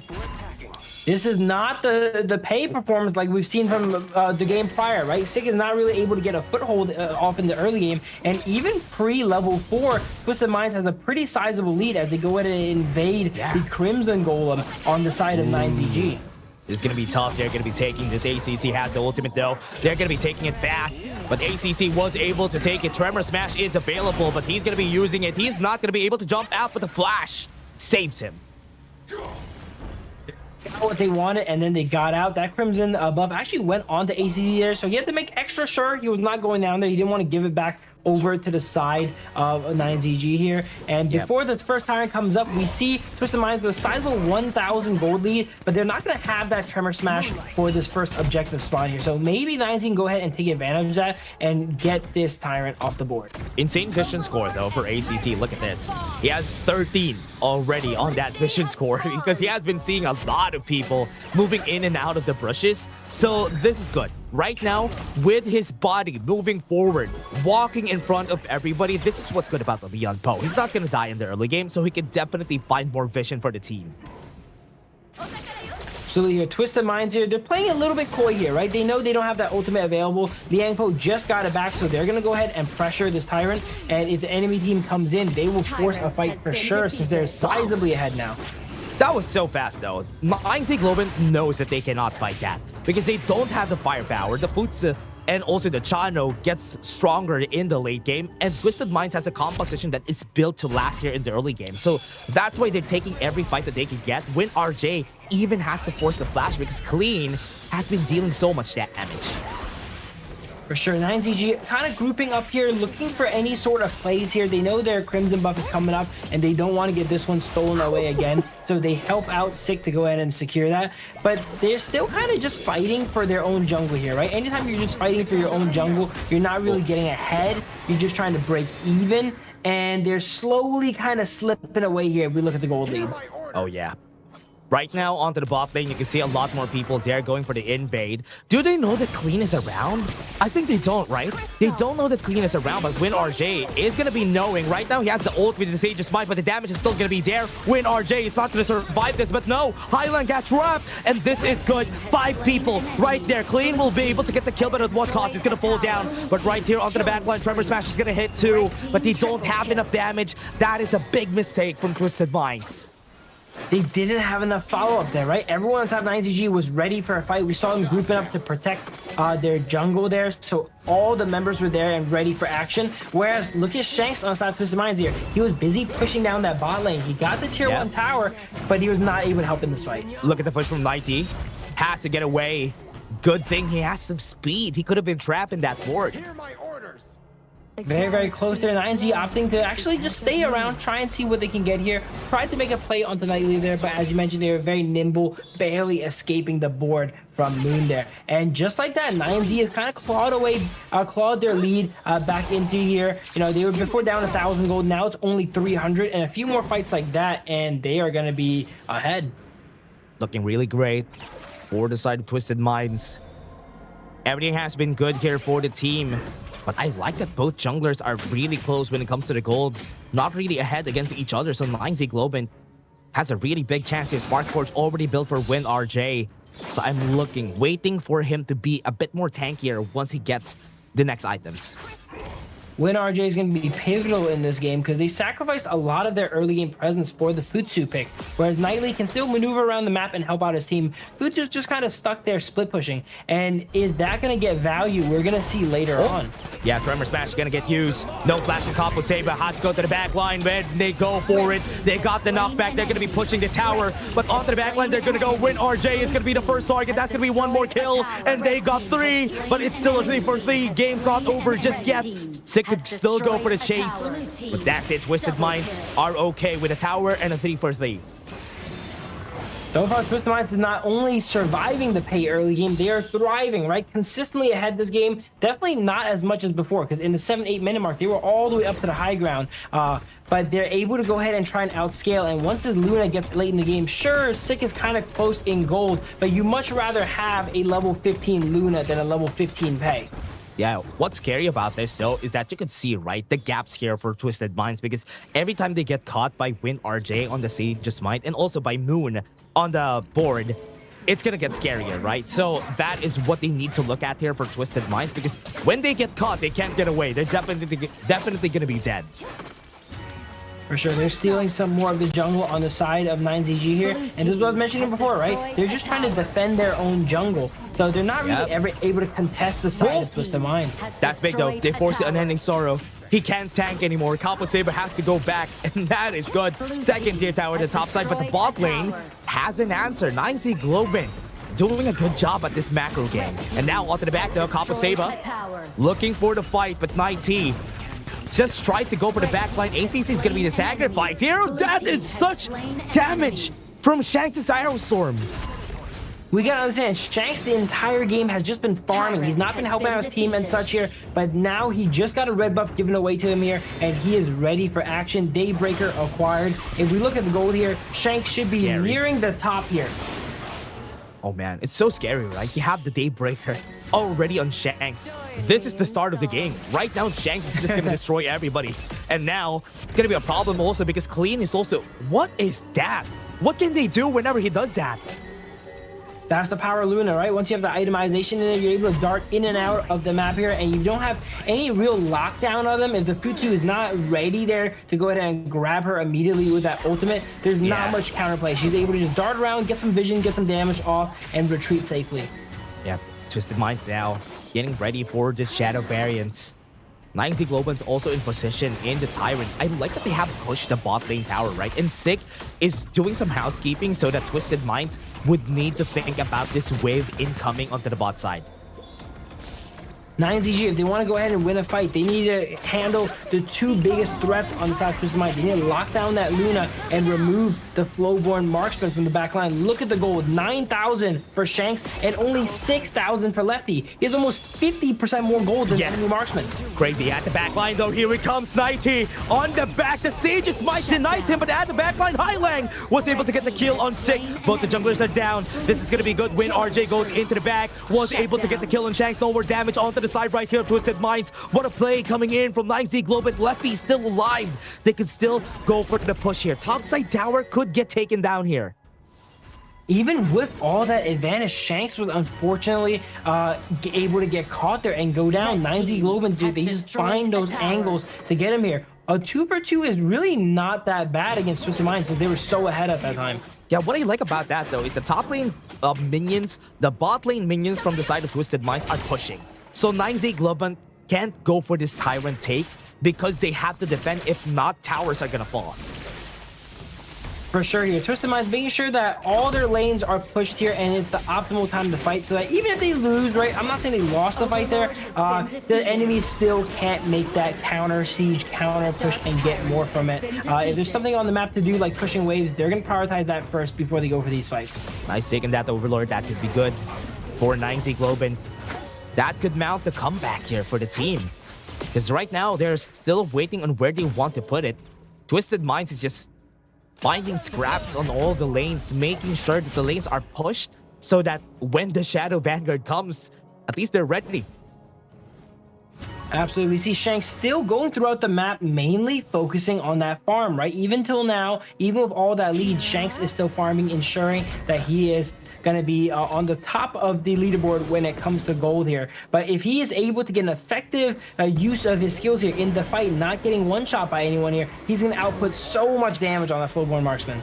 Shadow Path on the top side. That is where they put it. They have to put 90 on housekeeping duty on the top side. But I like that the answer of Twisted Minds is just go to the bottom lane. Let 90 push this, the top side. Most members of 9Z Globant are in this area, but because 90 is here, it can just push out the Shadow Vanguard and clear it, while 9Z Globant need to think about the bot lane. It is going to take him a while here, but he's on the Guan Yu, right? He's able to go ahead and get vision of the enemies and retreat if it really needs to and not be very overcommittal. It looks like the side of mind, they don't quite care about the enhanced Shadow Vanguard yet, right? They're just let it push in, and once it gets close to the tower, it looks like Shanks is going to be tanking it up and taking that out. Full item already on clean at 11.4k. So he's just going to be waiting for the Sage's Sanctuary later on. He's going to be switching for sure. But also on the side of Shanks, Shanks is already at that point. One more item and everything is complete. And his Arrow Storm are going to hurt.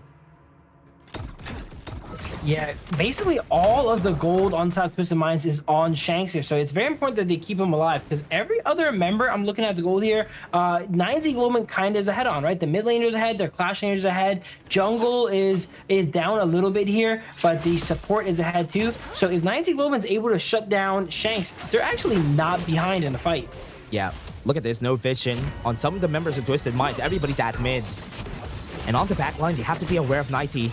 If 90 gets an angle at the back, everybody's going to be in danger here. It's a good thing that RJ has been keeping a pinpoint, keeping a check on this guy. Goes in for the flash, goes in for the play. That's going to be 90 dead. That's big. And now 9Z Globant has advantage here, but the tower mid lane has been taken down. Sure, oh, what is that? He's going to kill that that bottom as well.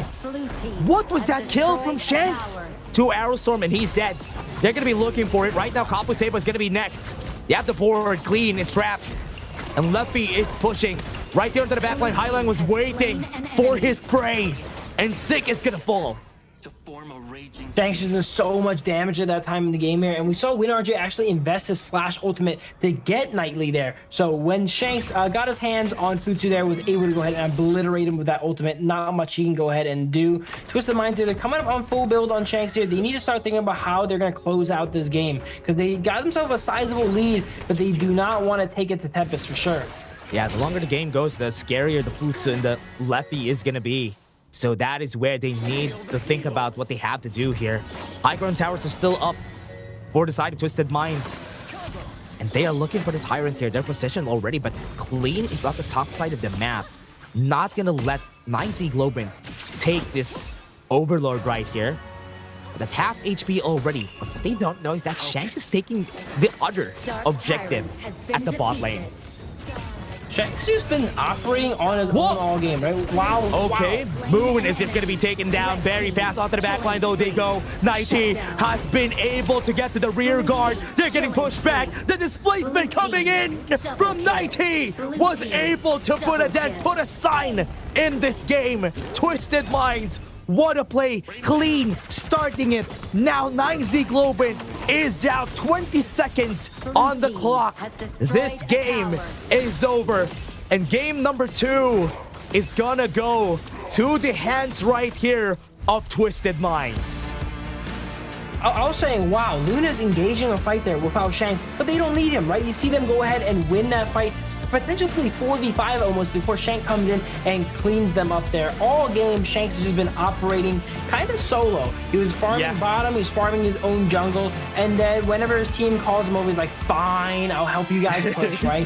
Just like at the end there, comes in for a little bit of a cleanup, but that Luna is so disruptive, and the only time the Futsu got an ult off was really on Knightley, and while Knightley is very important on the Guan Yu, he's building full tank Guan Yu. You want to invest your skills on one of the carries on the side of Twisted Minds. Yeah, it's a good thing that he was using it on, I'd like to say just by using it whenever Knightley is going to go to the backline, right? If he gets to the rear guard and nobody stops him, everybody's going to get pushed forward to the side of Twisted Minds, which is why he had to use it. Because if not, everybody's going to be dead. But in the end there, it was also so hard for them to even get a pinpoint on a Clean, because that Luna was not staying for like 0.5 seconds. There was no chance that you're gonna hit him. Yeah, anytime you play against Luna, it's like you're watching a slideshow. 1 second she's here, 1 second she's there, she's blinking all around, right? True. And like, there's so many crucial characters on side Twisted Minds there. We almost forgot. Mai was in the game too. There's so many threats. There's Luna, Mai. We didn't even talk about Mai the entire time. The Highlang there was doing combos on everyone with the Mai, applying a lot of pressures, right? Applying a lot of poke with a skill 1. Shanks was a threat. Everyone on the sides of Twisted Minds was just a threat, and it was too much for 9Z Globant to handle. It was crazy, right? That Shanks, what he was doing is just drop an arrow storm. If somebody dies, okay, that's good. And they're just gonna go back after that. And the damage from the arrow storm, especially in the late game, is actually crazy. And I don't know how, but they were able to do it 3 times in that game. And Shanks just got away with a lot of murders there. For sure, that arrow storm build, he has full damage, full crit, and then all those little arrows are going to be critting. And as you mentioned, you know, 1 arrow storm is usually enough to take down a squishy target. Yeah. But if it's not, they go ahead and load up another one. That's the beautiful thing about Flowborn Marksman. They're able to reset that ultimate and get it off multiple times. And something like the Futsu there, sure, you can survive 1, but can you survive 2? I don't think so from what we've seen. Yeah, I do believe Clean deserves the MVP here, right? He was putting pressure on the other side jungle, even Pei. I love that Sick was doing a good job. Sick was doing a good job this game. It was just not possible for him to do anything else. He was going for the push. He was doing a good job trying to go to the back line, but it was so hard. It was so hard for him to do anything in this game, which is why you don't see him dealing a lot of damage against the enemy team.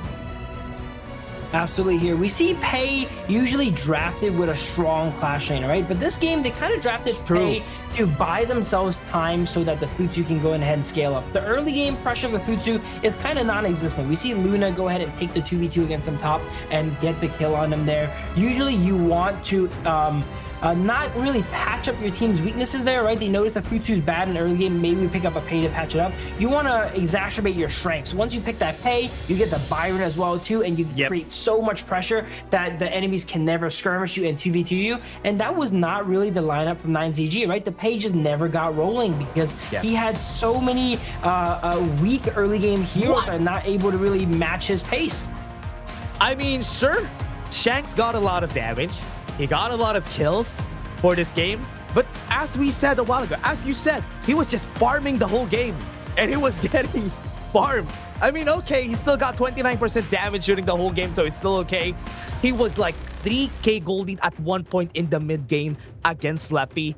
And that's a crazy thing. But what's crazy was Clean was doing this. Look at this, Guan Yu pushing the targets back and forth in them. Dash for a second there, he sounded like me when I thought I was going to get an MVP, right? And it did not happen. It was like, what? There's no way, right? But as we were mentioning, Twisted Minds has so many stars on their side. It's really a toss-up of who's gonna MVP, right? Highland can definitely MVP as well there too. Knightley had some good plays, right, on the Guan Yu, getting a lot of crucial engages there. Look at that arrow storm. Oh, what is that damage? That is actually crazy. One good thing about it is that you can reset it with your convergence, which is really good. And that's why it's very scary. This is one time that I thought could have been a chance for 9Z Globant. That double kill that they got there, but because the lanes were pushed, it was actually crazy. Shanks, God, look at that arrow storm. Yeah, I think you deserve it, buddy. Yeah, that arrow storm on the Futsu there basically dropped him from 80% to 0 there, and there's not much he could have done. That was one of those fights where he already expended all of his tools to get Knightley there, and then Shanks just was able to run him down with impunity. Yeah, at that point in the game, like the last clash that you've seen there, everybody, Shanks wasn't needed. Everybody was just destroying everybody. He was a bit too late in the fight, but again, everybody, that was just game number 2. After this is going to be game number 3. It's match point for Twisted Minds. Let's see if they're going to win. We're just going to take a short break.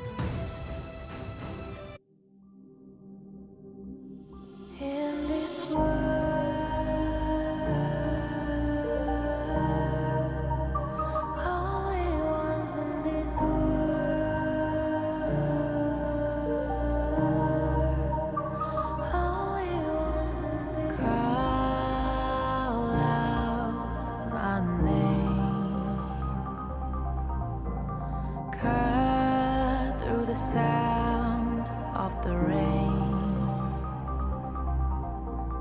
No matter how I feed the flame, you know I feel the darkness and the pain. All of the ways we tried to break free from the night, you know we made it out, we found the light. I fly so high, light up the skyline. Let's do it this time, like it's a whole new vibrant world.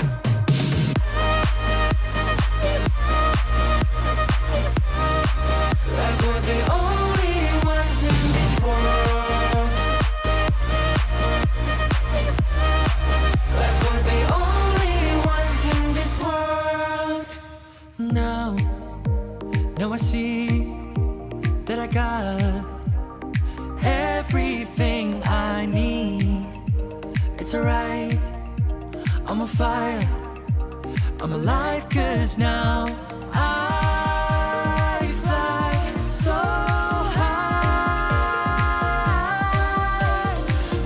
high, light up the skyline. Let's do it this time, like it's a whole new colorful world.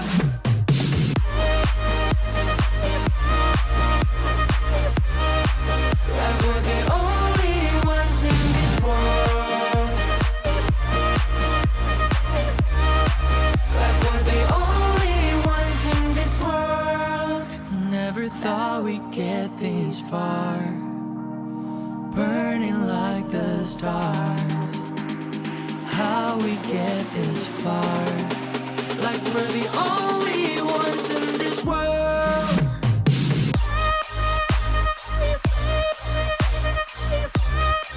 Like we're the only ones in this world.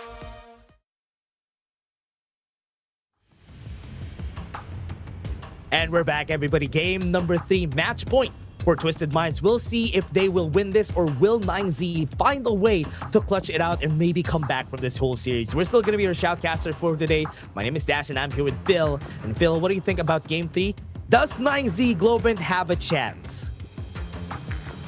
There's a thing I always say. If a team 2-0s you, usually they make it 3-0, right? It's very hard to shift the momentum at this point, because look at this. They are down in the dumps. They just lost 2 in a row. They are on a knockout door here, potentially, right? As it's match point for Twisted Minds. Yesterday, they didn't get a win either, so they've been kind of throwing everything and nothing really sticks here. For this potential final game, they definitely got to switch it up. I honestly don't know what they could do either, because the new Twisted Minds is living up to the hype so far, as they are 5-0, and they're showing no signs of slowing down. Yeah, man, imagine this feels like an anime, right? Like the protagonist was on a training arc, then he came back clutch to save the team because they were at the bottom of survival week. And then here you go, 90, the protagonist of Twisted Minds, just clutching it up for the team and just being like an additive or like a catalyst to make the team better. For sure. You know, if they go ahead and reverse this, right, and potentially maybe even win KMW again, they're never going to hear the end of it from Nightly, right? They're going to be like, yep, you guys were struggling, you know, week 1 and 2. I don't know, kind of shoddy performances. I hop on, I'm MVP every game, man. 9Z, never lost to them, you know, can't relate, right? That's true. So let's see here. It is potential match point. The Liang gets removed over from inside 9ZG. I think we got some assassins coming out here. When you ban that Liang, usually the Fade, the Lamb is probably what we're going to be cooking here on Sick. I believe so. I think it's going to come in this game. The assassins are going to be picked. And because the Luna is available, they could even go for the Luna first pick here for Sick, so that they would have the safetier option. But Twisted Minds, they still have a lot of options too. So it's still going to be hard for 9Z.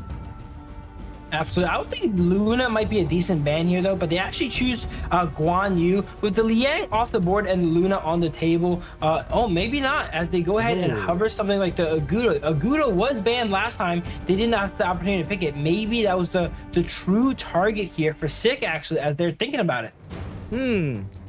What are they going to go for here? First pick on the Agudo for 9Z Globant. I mean, Agudo has been really good so far, but Twisted Mind still has a lot of options. Direnji Zhangfei supposedly, but because the Zhangfei has been banned, still an option of a U1. Very flexible pick.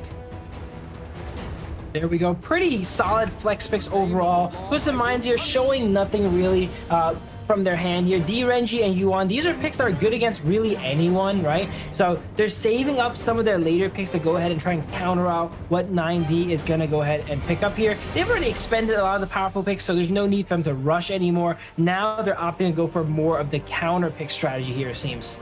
Yeah, what's interesting about this, though, is that they still have the long, but they still haven't picked it for Twisted Mind. It's not bad, and they're not even picking that up. But they're okay with just letting this out. Without the Guan Yu, this is a good pick. The Lady Sun Ming doesn't really have a good counter. If you don't have the Guan Yu, you don't have the Dharma. So this is a very strong laner on the side of 9Z. There we go. We see the Lady Sun Ming get locked in, and this is a very popular strategy. We saw the strategy actually a lot during the KWC here, where they go ahead and funnel up and supercharge the Lady Sun with the Ming. But we have yet to really see a team execute on this strategy here so far. The few I've seen so far were middling kind of performances here. We've yet to see the Lady Sun that was levels ahead of everyone going into the enemy jungle with the Ming and taking them out. And it's going to be a lot tougher now that the Masashi here is locked in for Clean. One of the best Masashi so far, as we've seen yesterday. Yeah, we have seen this yesterday from Clean, and it was their first pick even for the first game. And it's crazy. Now, the Twisted Minds are looking into it. No Mai Shinuis are up.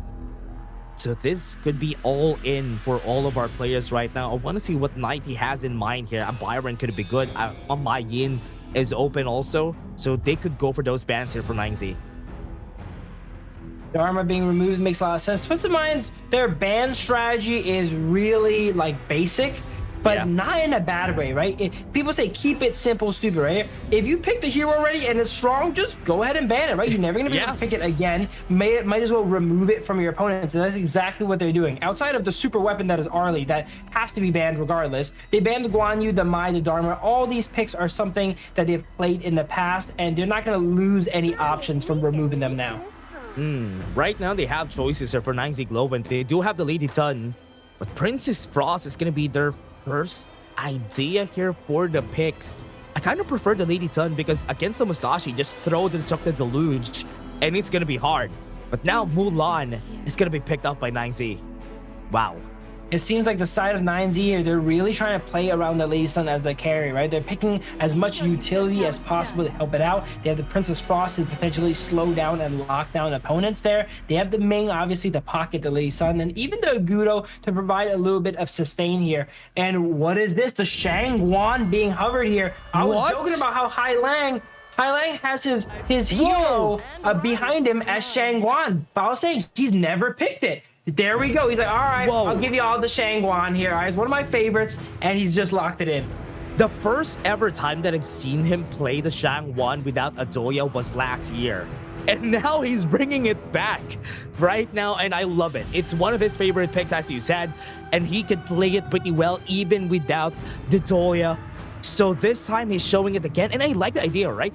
Their idea is because there's nothing that could stop them from going to the back line, the Lady Sun Ming is in threat. They have the Shangguan, they have the Mayin, they have the Musashi to get to the back line. They have a lot of lockdown potential for sure here. And yeah, as you mentioned, Shangguan usually picked with the Dolia. It's going to be a lot more risky when you do not have that Dolia for you there, because oftentimes you got to choose to invest your ultimate offensively or defensively, right? And when you have the Dolia, you don't need to choose. You can use it offensively and then use one defensively here. But now it's going to be a lot more tricky here. You either want to commit your ultimate to get that kill and then struggle to kind of disengage and leave the fight, or use that ultimate defensively there and not have enough firepower to cut through the likes of 9Z Globant. Twisted Minds versus 9Z Globant, match point for Twisted Minds in this game number 3. Will 9Z Globant be able to find the win that they need, or would Twisted Minds be back home to the grand finals?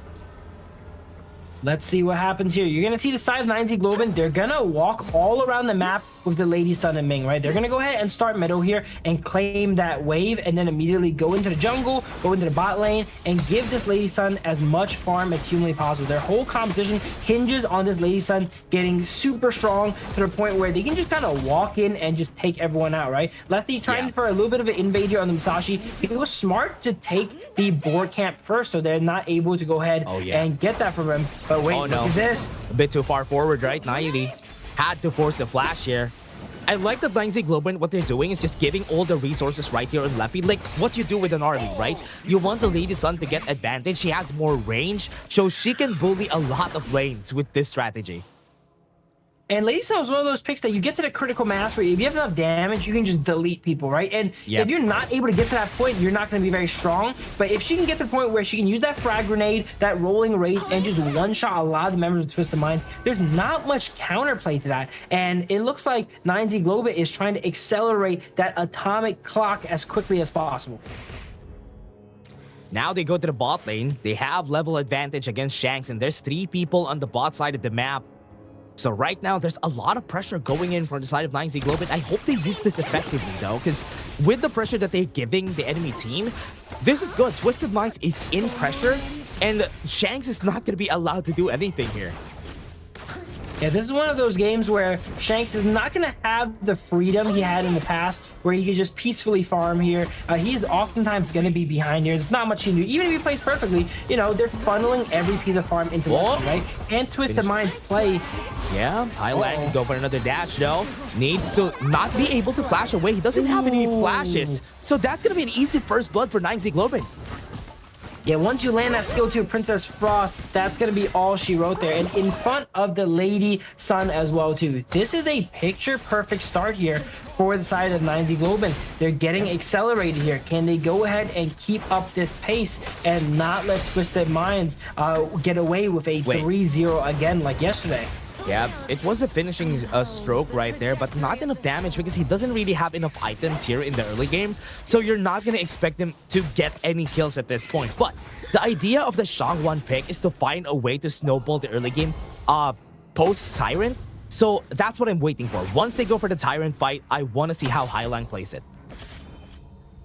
For sure, and if she has enough damage, she can just sail in and take out both the Ming and the Lady Sun. So it's going to be a game of critical masses, all right? Is either side going to give it a hit a critical mass of damage to take out the opponents before they can really respond? That is going to be the question here. 1 more minute until the Tyrant here.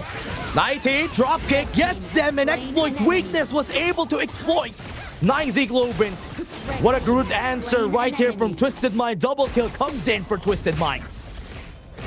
Wow, that was an amazing dropkick flash there from Knightley. He burned that flash so early, 50 seconds in the game, that at 3 minutes, you know, around the time you usually want to expend your skills there, he has it back up for that skirmisher. Another 2v2. We're seeing that Twisted Minds here, they don't lose those 2v2 skirmishes in the Clash lane. Yeah, the Frigid Prison right there almost got the hit on Hai Lang. And as you said, whenever that hits, it's going to be scary.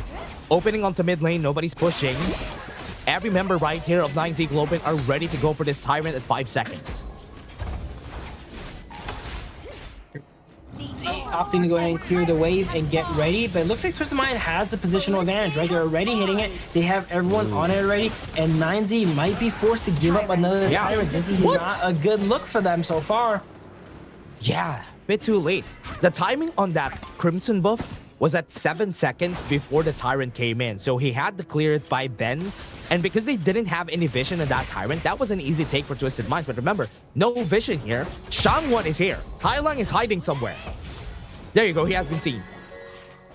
I think once again, Twisted Minds is going to be in the driver's seat. They're usually the team that gets the first. Yeah, goes in with a finishing stroke right here onto the back though. Might be able to get the damage, but Noon not going to hit the Frigid Prison, but it's okay. No kills for Twisted Minds. They push him back here and give him another tough start here. They have the Tyrant buff, so 9Z Globant, they don't want to fight too much here. They know they're weaker in the combat there. But I was saying, Twisted Minds, they're able to get that first Tyrant pretty consistently, so they're often able to dictate the pace of the games here. And 9Z Globant, they need to disrupt the status quo. Yeah, on the top side though, Clean having a 1v1 here. Puts him in the air, and now down under. 90, wait, another fight though. Exploit weakness, was able to get the damage with the drop kick. And Moon and Kapuseba left alone here, gets chased down by 90. Triple kill comes in for Hai Lang. Well, Hai Lang, you guys do not need Adolia there. Triple kill for Hai Lang. He had a bit of a rough early game, right? He got caught out once, but he's definitely making it back up, and it's paying dividends here, the Shangwan pick. He's now 3-1 here on the side of Twisted Minds. Oh, wow. And again, 90 is always has been the reason why they can start this fight though. Once he gets a drop kick, half HP on almost everybody, and now that's the time for everybody to clean up. And look at this also, the Masashi going full damage here, right? The damage jungle item along with the Axe of Torment, and he's up 2,000 gold to boot here. Whoever he gets blown to death is gonna find death pretty quick. Good stun, good slow on ACC. And he has been trapped, Frigid Prison. That's a good catch though for 9Z. That gives 9Z a little bit of breathing room, but it doesn't really do much, right? They're down 4,000 gold, and taking out the roamer on the side of Twisted Minds is not going to allow you into their jungle to really take those objectives. 90 has been trapped. They used the Ghost Mobilization to get the knockup, but wasn't able to. Had to force a flash out of Win RJ. Still not a kill.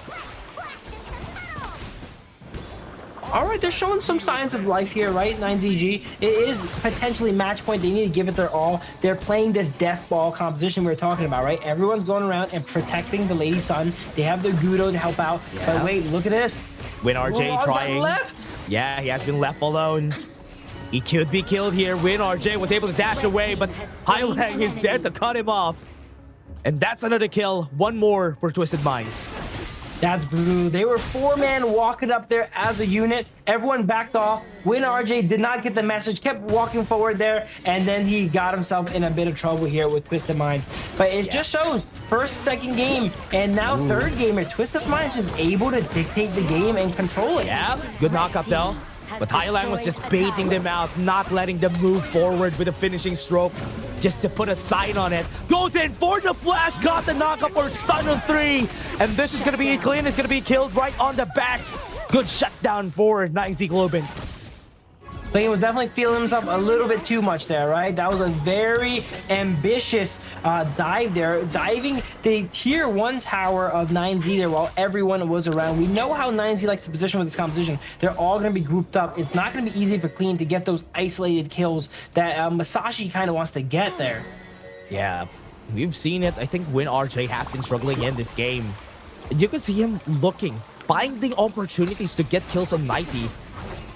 But look at 9Z Globant. They're playing a death ball. They've been together the whole time. One thing that could be bad here is that it's a good thing that Twisted Minds is here to cut them off at the back line. There's an option here for 90 to find the kill, but he has been discovered.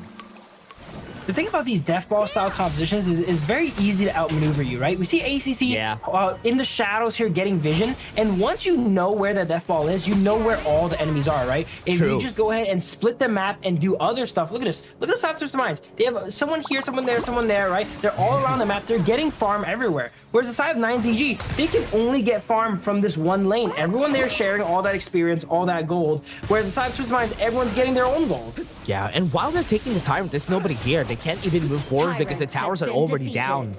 With the second tier towers down, makes it easier for them to just take it. Top lane though, look at it. The minions are just taking down the tower, and there's nobody there to defend.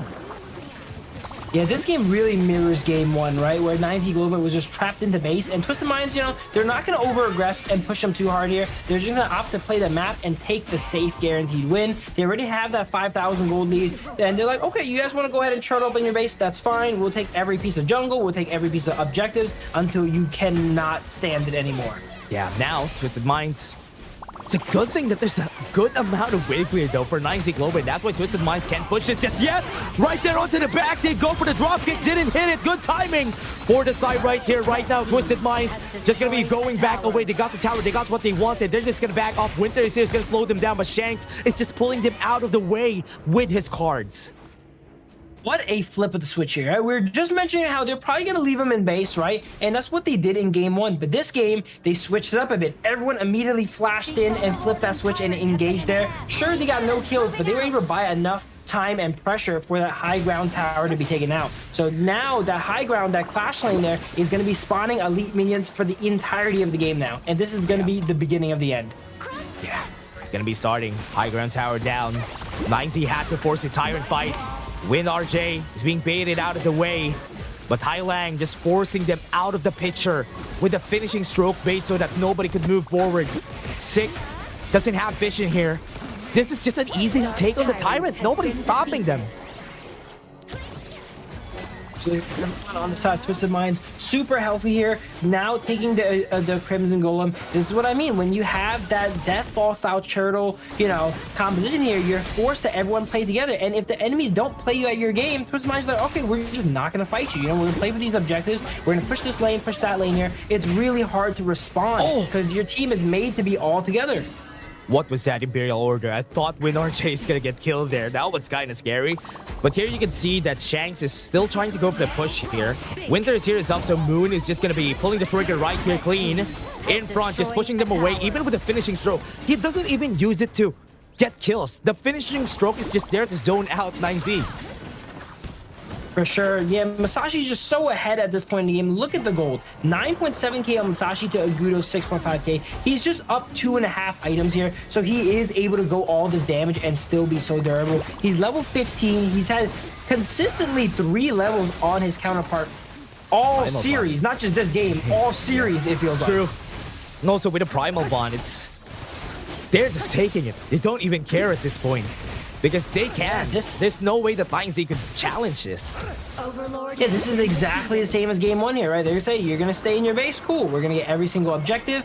And every time they mount a sizable push, you see a high ground go down. And they've already got 2 out of the 3 down already. Once they summon that enhanced Shadow Vanguard, likely in the bottom lane here, it is potentially going to be the final push. Yeah, final fight. 90, Highlang in front, Shadow Path in the bot lane.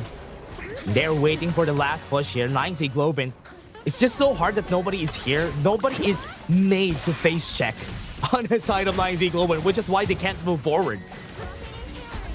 Yeah, their composition does not really play that well from behind, right? If you death ball in the enemy base where they're forced to react to you, it's amazing. But if you're on the back foot here, no one can really walk up and get vision for you, right? If you go everywhere, you need to bring your whole family here with you, or else you risk getting caught out. True. But now that that shadow path is in the bottom lane there, they're going to be taking reduced damage. They're all higher level. They're Win RJ being the wall onto the back line, though. Last fight that they're looking for, Rampage. That is done. Lefty's over. This game is going to be on their side. Everybody's falling down like flies on the side right here of 9Z Globant. From the bottom of Survival Week to the peak once more. Twisted Minds are back in the grand finals where OG awaits. Once again, I've seen this before, right? I've played these games before. Twisted Minds making their way through the lower bracket here. And once again, they're going to meet up against OG exactly the same as last season. But this time, will OG go ahead and blunder? I don't want to say blunder, but they beat Twisted Minds every other time, right? It's just that they lost that one time. Will it be a repeat of last season? What a performance from Twisted Minds. And as you said, that's the question that has been looming in our minds. This could be the Twisted Minds that destroyed OG last season. Remember, it's the same thing. What happened here in this season is that OG had a perfect run. And then, in the end, Twisted Minds just got them out, just sweep them under the rug in the last and the most important fight. Absolutely. They had a perfect run, and then Twisted Minds happened, all right? And if I was OG right now, I'm probably thinking like, uh-oh, we won every single match this season, you know, again. We cannot let this happen again, boys, all right? They know their opponents. They know not to underestimate them this time, and it is even Knightley's back in here, right? And Knightley was a huge reason why they actually took down OG there in the first season. But there is going to be our lower bracket match there, so that goes ahead and solidifies 9Z Globant in the third place position, and Twisted Minds here is minimum second now. Yeah, Twisted Minds, what a performance. Highlang bringing out the Shangwan in this game. And even 90, man, I cannot discount the fact that 90 has been the reason why they win these clashes. Even the whole series, he was doing that. Not even getting MVP, it's okay. As long as we win. I'm gonna have to give props to someone we don't talk about too often in this game as well too, right? Twisted Minds ACC. We were identifying that 9Z Globant, they have that death ball composition, right? How does Twisted Minds always outmaneuver them? How do they always know where to be and when?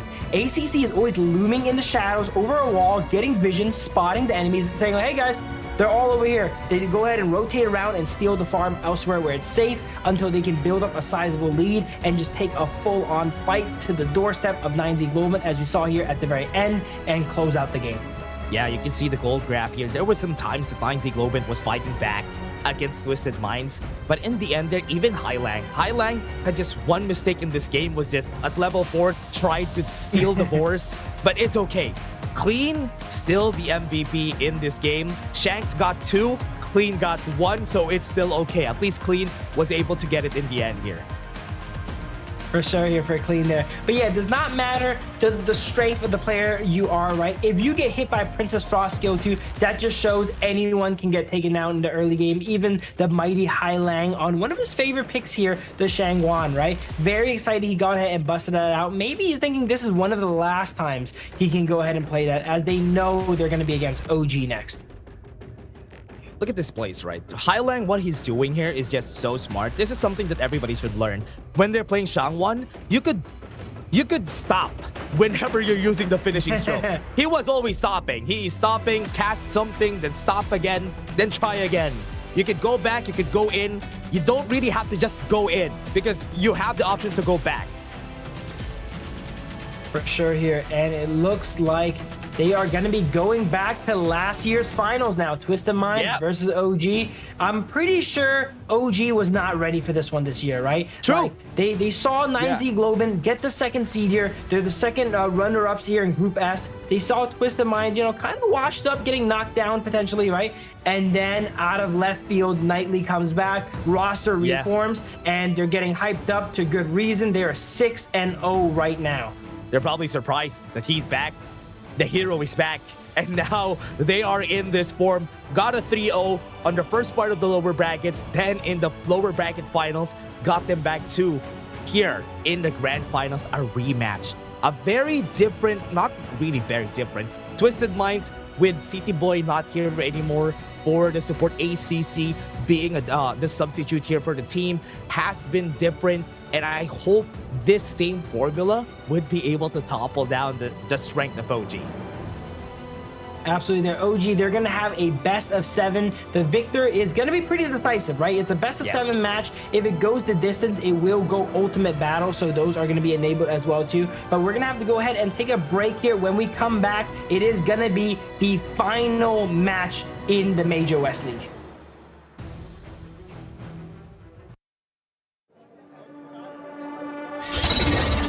Donghuang, won't you come out to greet an old friend? All this noise. How unruly.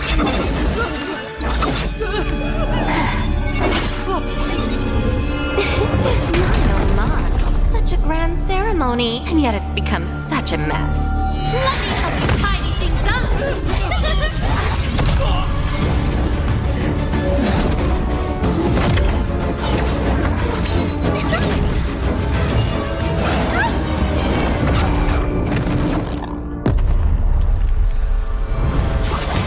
It's almost time!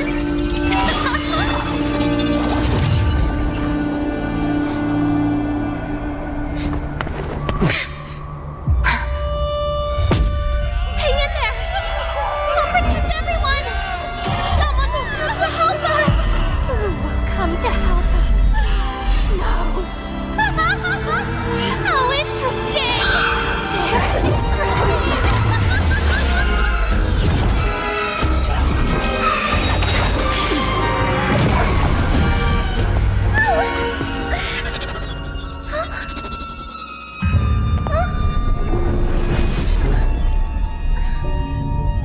You. Why do you always cling on to him? Austrian. It's been a long time.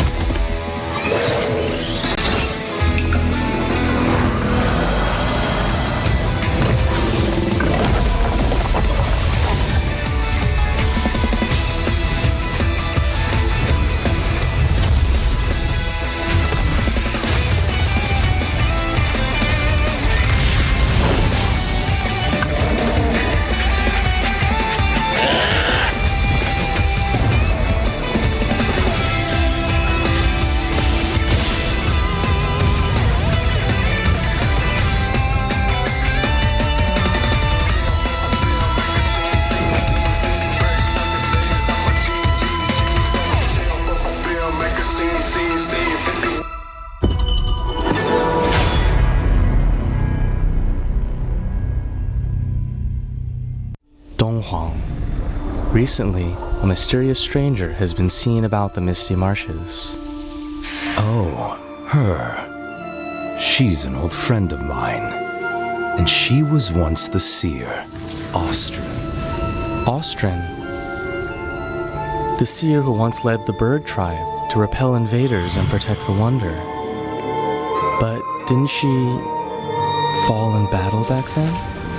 Yes, but it seems she's somehow returned from the dead, and she's given herself an interesting new name, Umbrosa. It's exciting, isn't it? Returning back from the dead. What will she bring to Misty Marshes?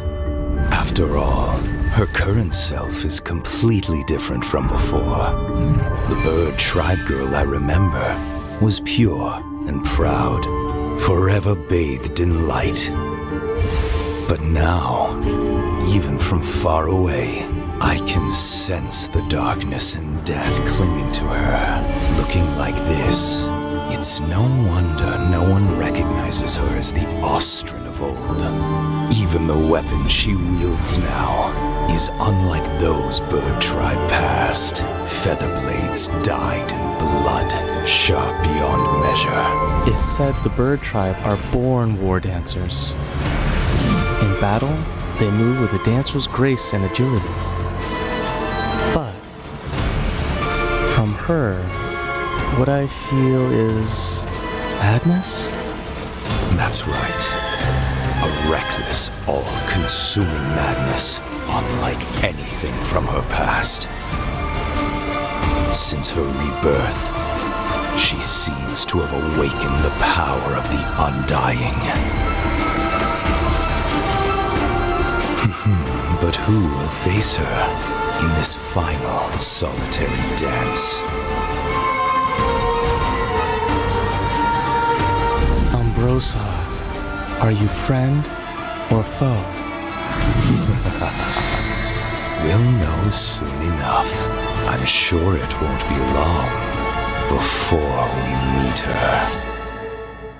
So this is where you've been hiding, my old friend.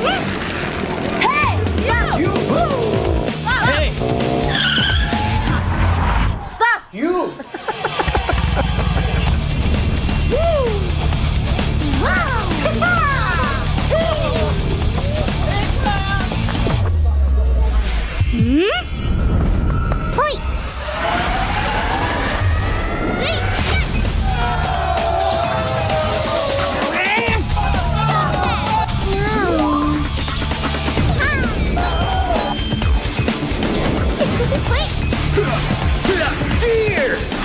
The cursed name, Kaiser.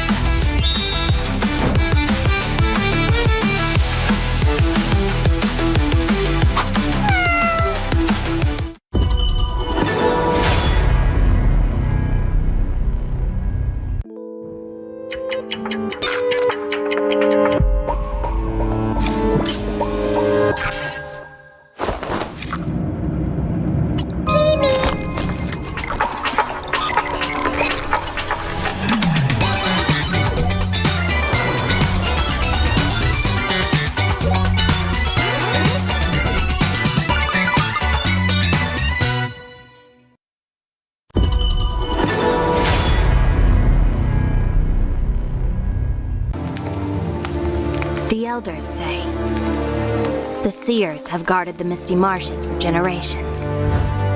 We are the forest's future. For families to gather in joy. For dear friends to stay together. For the peace of the bird tribe and the forest. Even if my feathers burn away, I will never fear. Even if the sky falls and the earth shatters, as long as we stand together, as long as we endure, we will surely, losing everything. Just as I did. Sinking into darkness. My old self is already buried. How amusing. This eternal, blissful heaven. What a beautiful little bubble. I can't wait to pop it with my own hands.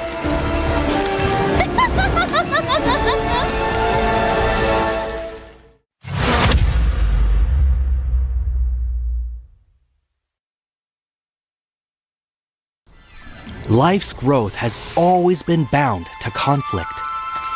How long can today's peace truly last? 1,000 years ago, from a single seed sprouted the misty marshes' first wonder. Born of wood, growing into a forest, gathering countless living beings within.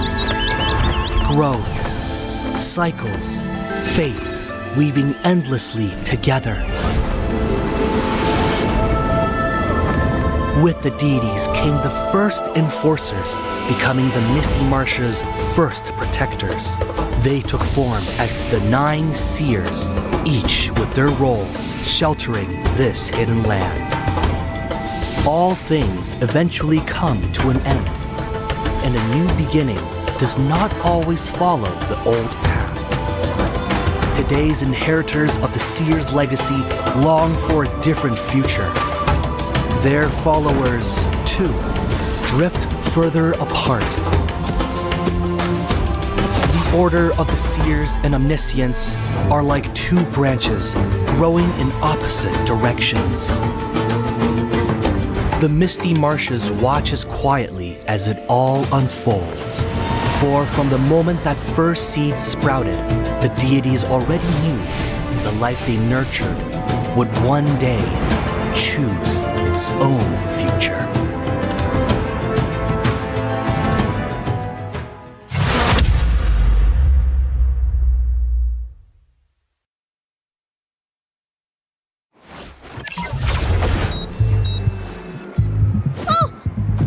I'm definitely late! Woo!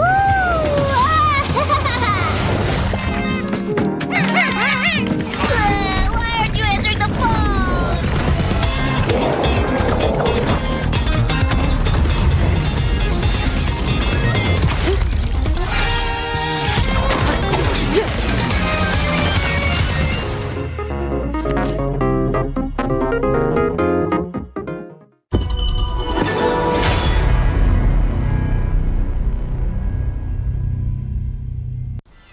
Life's growth has always been bound to conflict.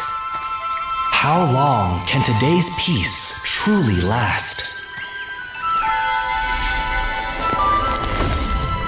1,000 years ago, from a single seed sprouted the Misty Marshes' first wonder. Born of wood, growing into a forest, gathering countless living beings within. Growth, cycles, fates weaving endlessly together. With the deities came the first enforcers, becoming the Misty Marshes' first protectors. They took form as the 9 seers, each with their role sheltering this hidden land. All things eventually come to an end, and a new beginning does not always follow the old path. Today's inheritors of the Seers' legacy long for a different future. Their followers, too, drift further apart.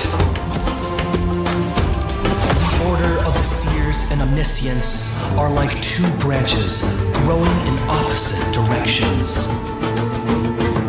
The Misty Marshes watches quietly as it all unfolds. For from the moment that first seed sprouted, the deities already knew the life they nurtured would one day choose its own future.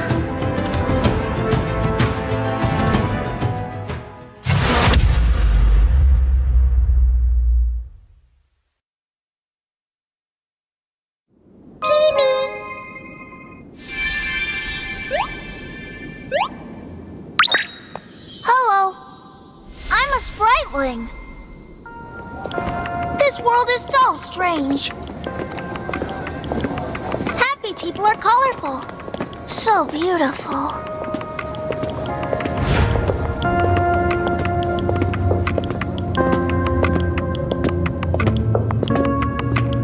Are those their negative emotions?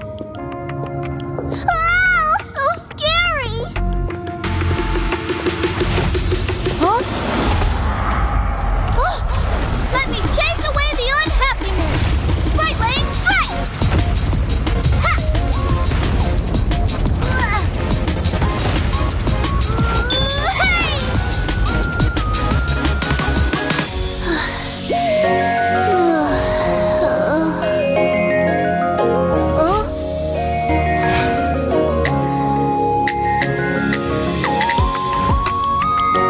I'm a spriteling.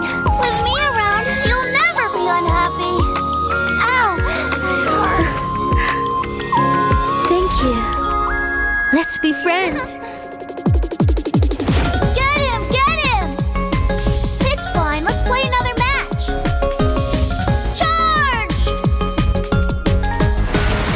Welcome to the world of spritelings. I'll take you to our annual Spriteling Festival. Enjoy H2K and release your unhappiness. The world can't be without Spriteless.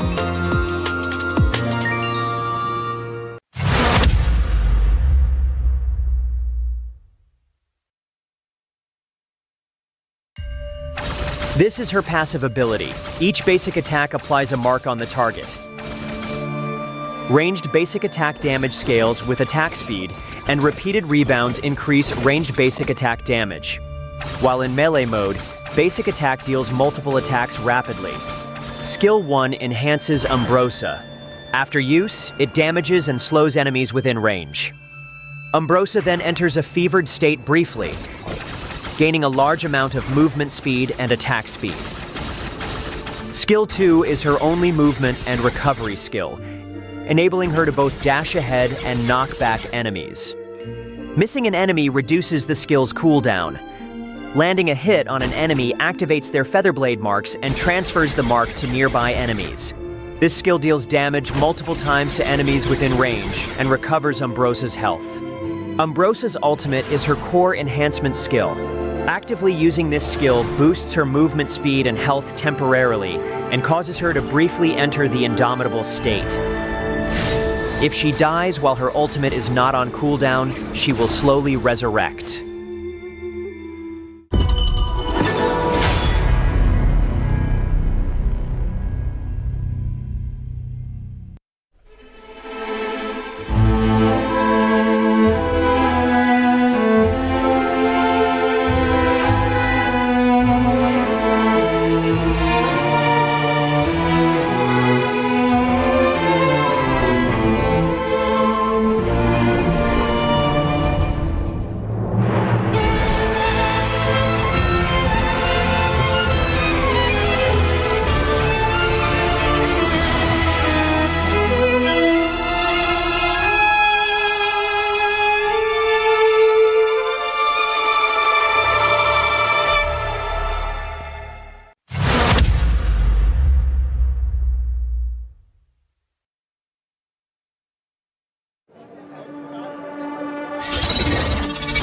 Wong,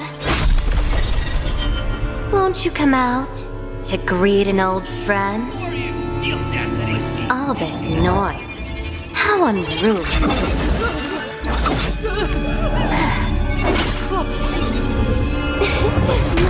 My, such a grand ceremony, and yet it's become such a mess.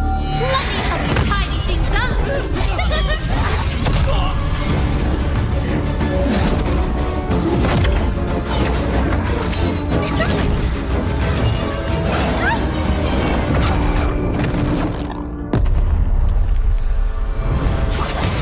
It's almost time!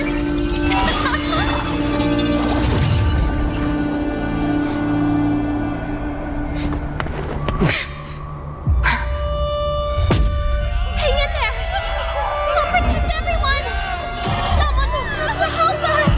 Who will come to help us? No. How interesting! Very interesting.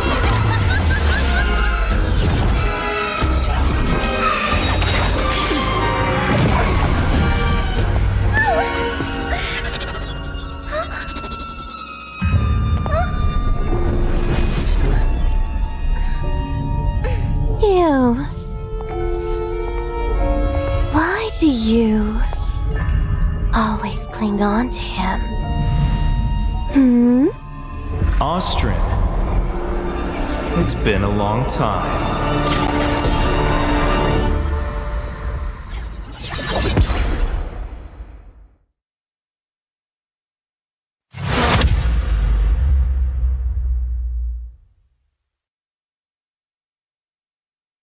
Donghuang. Recently, a mysterious stranger has been seen about the Misty Marshes. Oh, her. She's an old friend of mine. And she was once the seer, Austrin. Austrin? The seer who once led the bird tribe to repel invaders and protect the Wonder. But didn't she fall in battle back then? Yes.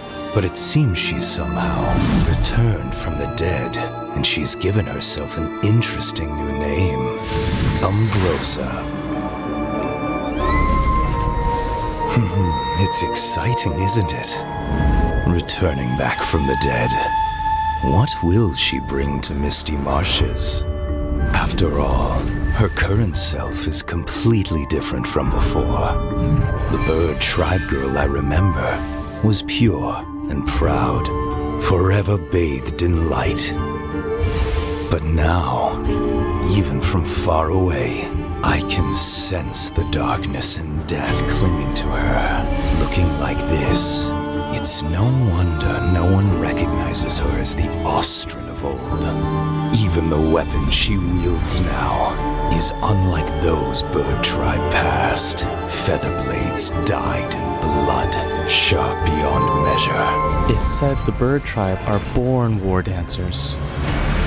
In battle, they move with a dancer's grace and agility.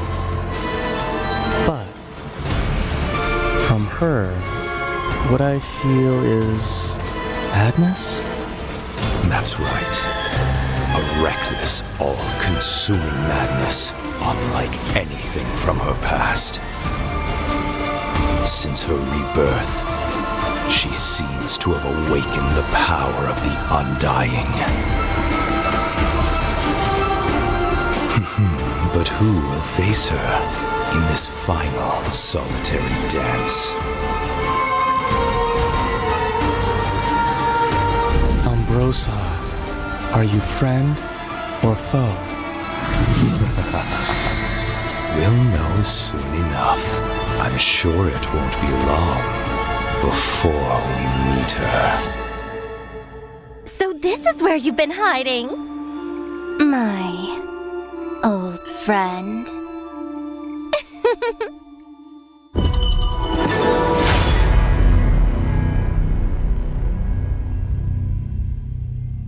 Will you live for real?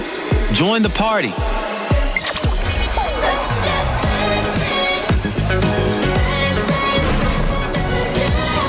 Make the whole street a party and add disco balls.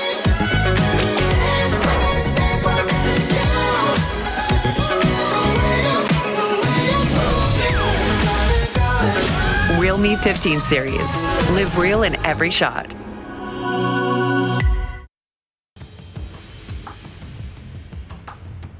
Welcome back here, everybody. In the grand finals, we have an El Clasico. We're back with Twisted Minds versus OG in the grand finals of the Kings Major West. We're still going to be your shoutcasters for today. My name is Dash, and I'm here with Phil, and today's actions are going to be intense. For sure. We have, once again, Twisted Minds versus OG. Exactly the same story as last season. Twisted Mind coming in from the lower bracket here. Is it going to play out exactly the same here? OG is definitely going to be worried about that, right? Because even though Twisted Mind, I would have to say, though, what is different, though, is this time OG didn't really get a chance to prepare for this, roster of Twisted Minds. Last time, they played 4 times, right? First time, OG Godez and, 3-0s them. Second time, it was like a 3-1. Then it was like a 3-2, and inevitably, Twisted Minds eventually come out on top. This time, they never really had that shot, right? Every time OG was against them, it was very, very decisive. I think Twisted Minds was only able to take 1 win off them in one of the matches here. So they were never really able to build up that momentum against OG, but that could either play with or against them, because OG now doesn't have that training against Nightly. They've never played against Nightly this season. Yeah, they played... they have 1 day to prepare. Yesterday was the only time that they had to prepare when they saw Nighty back in the roster. So with him back in the roster, this is going to be a challenge. How are they going to fight them? How are they going to answer this fast? Because they didn't know how things have played out for Twisted Minds. Maybe this was part of the master plan. Well, once we get to the playoffs, we're going to get Nighty in. We're going to get OG surprise again. Because even during the Kings World Cup, Twisted Minds with Nighty look really strong. Oh, for sure. They got 4th place there in the world, right? And this is versus the best teams in the world. There was even two, teams from the KPL coming into there as well too. So, those guys claimed spot number 1 and 2. There's not many other spots left for them to go ahead and claim, right? So they did excellently there, and this is going to be once again the test. Even though Twisted Minds has all these accomplishments, they're the former champions. OG, they have the momentum factor. They've been winning every single match. It's so hard to root against a team that has won every single match, even if they did the exact same thing last season and lost. They look really clean. They look really smooth compared to last year's performance from OG. I do think this is a better performance compared to that. And as we said, everybody in the global scene has been accelerating, has been getting better. And OG, even if they're the best of the best, they're still getting way better than we expect from these guys. For sure. I think the OG from last season, they played in a way, they played really cocky, they played really aggressive, and it makes sense, right? Because they deserve it. They're the strong team, they're the number 1 team. But they got humbled a little bit by Twisted Minds there, right? I'm thinking here, coming into this finals, they're not gonna, make as many of those flashy plays that they're really known for, not gonna play as confident. Not saying they don't want to play for the win, but they don't want to give their enemies a chance now that they know TM is very capable of taking a series away from them. Yeah, TM could actually try and win this, honestly. With how they performed during the last games that we had against 9Z Globant, they look really dominating. And being very dominating in almost the same fashion as what OG did yesterday, we're up for a series. A long series here. Yeah, statistically, it's really hard to gauge these teams' strengths off of someone like 9Z Globant, right? OG 3-0'd them as well. Twisted Minds 3-0'd them. They're both very, very decisive. So we know they are squarely in the number 1 and number 2 position. We just got to go ahead and find out who is number 1 and who is number 2, right? There's a big prize pool jump there, and you get that slot into the KWC2, which is very, very important for the victors here as well. This is going to be a best of 7. It's really going to test the team's stamina, their hero pools, because this is the only best of 7 any of these teams have played so far. Yeah, very different, right? From the last season, we only have a best of 5 in the finals, but here, best of 7, Ultimate Battle is in the table. So this is going to be tough, especially when it comes to Ultimate Battle. One great thing whenever I see an Ultimate Battle being run is that the teams only have a few minutes or even just a minute to think about their draft. And with that, that's the most clutch thing that you should think about. And I hope both of them are ready when the Ultimate Battle comes in, because some teams get shaken up when it's Ultimate Battle because they don't know what to draft. Oh, for sure. And amazingly about Ultimate Battle is we know a lot of the heroes are going to be the same, but those teams that opt to take those adaptations, right? The one hero they switch out will play a pivotal role because every other character is usually the same. You're often probably going to see the Mai, the Long, come out, and maybe the Dharma in the Clash lane. But the one they switch, we saw in the KWC, some teams opted for, the Diadea, some teams opted for the Liang, right? That adaptation plays a huge part because when everything else is the same, that's the only difference there. That is your edge, and you need to learn how to play around that specific character only there. But Dash, do we think an Ultimate Battle is happening here though? Because to get to Ultimate Battle, for those of you guys that don't know at home, it has to be 3 wins on either side. Then to close it out, it is a blind pick draft Ultimate Battle. It's actually still possible. Honestly, because of their performance, it's possible. But before everything else, everybody, let's take a look at this intro first. So you should never give up. You gotta fight for it. Whoa, let's go. I know you want it. I see the fire in your eyes. You gotta fight for it. Let's go. The battle's calling. You better give it all you got. You gotta fight for it. The time is right for you to raise a bar. Yeah. Cause you could be the greatest of them all. Yeah. Let's go. The battle's calling. You better give it all you got. You gotta fight for it.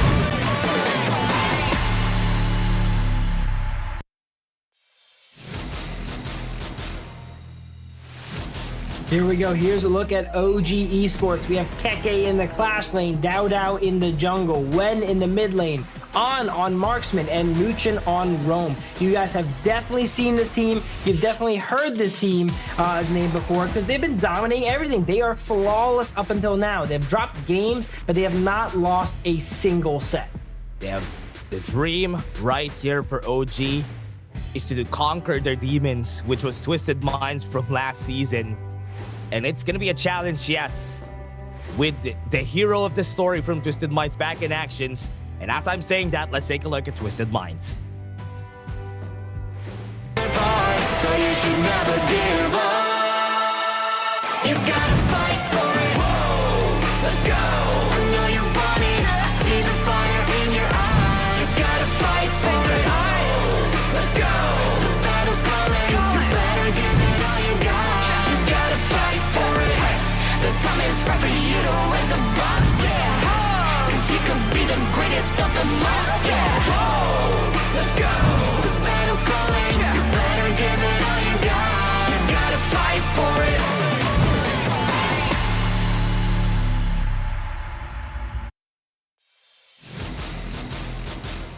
Twisted Minds, the masterminds, Nighty, Clean, Highlang, Shanks, and ACC got your back. We've seen them a while ago in their first series.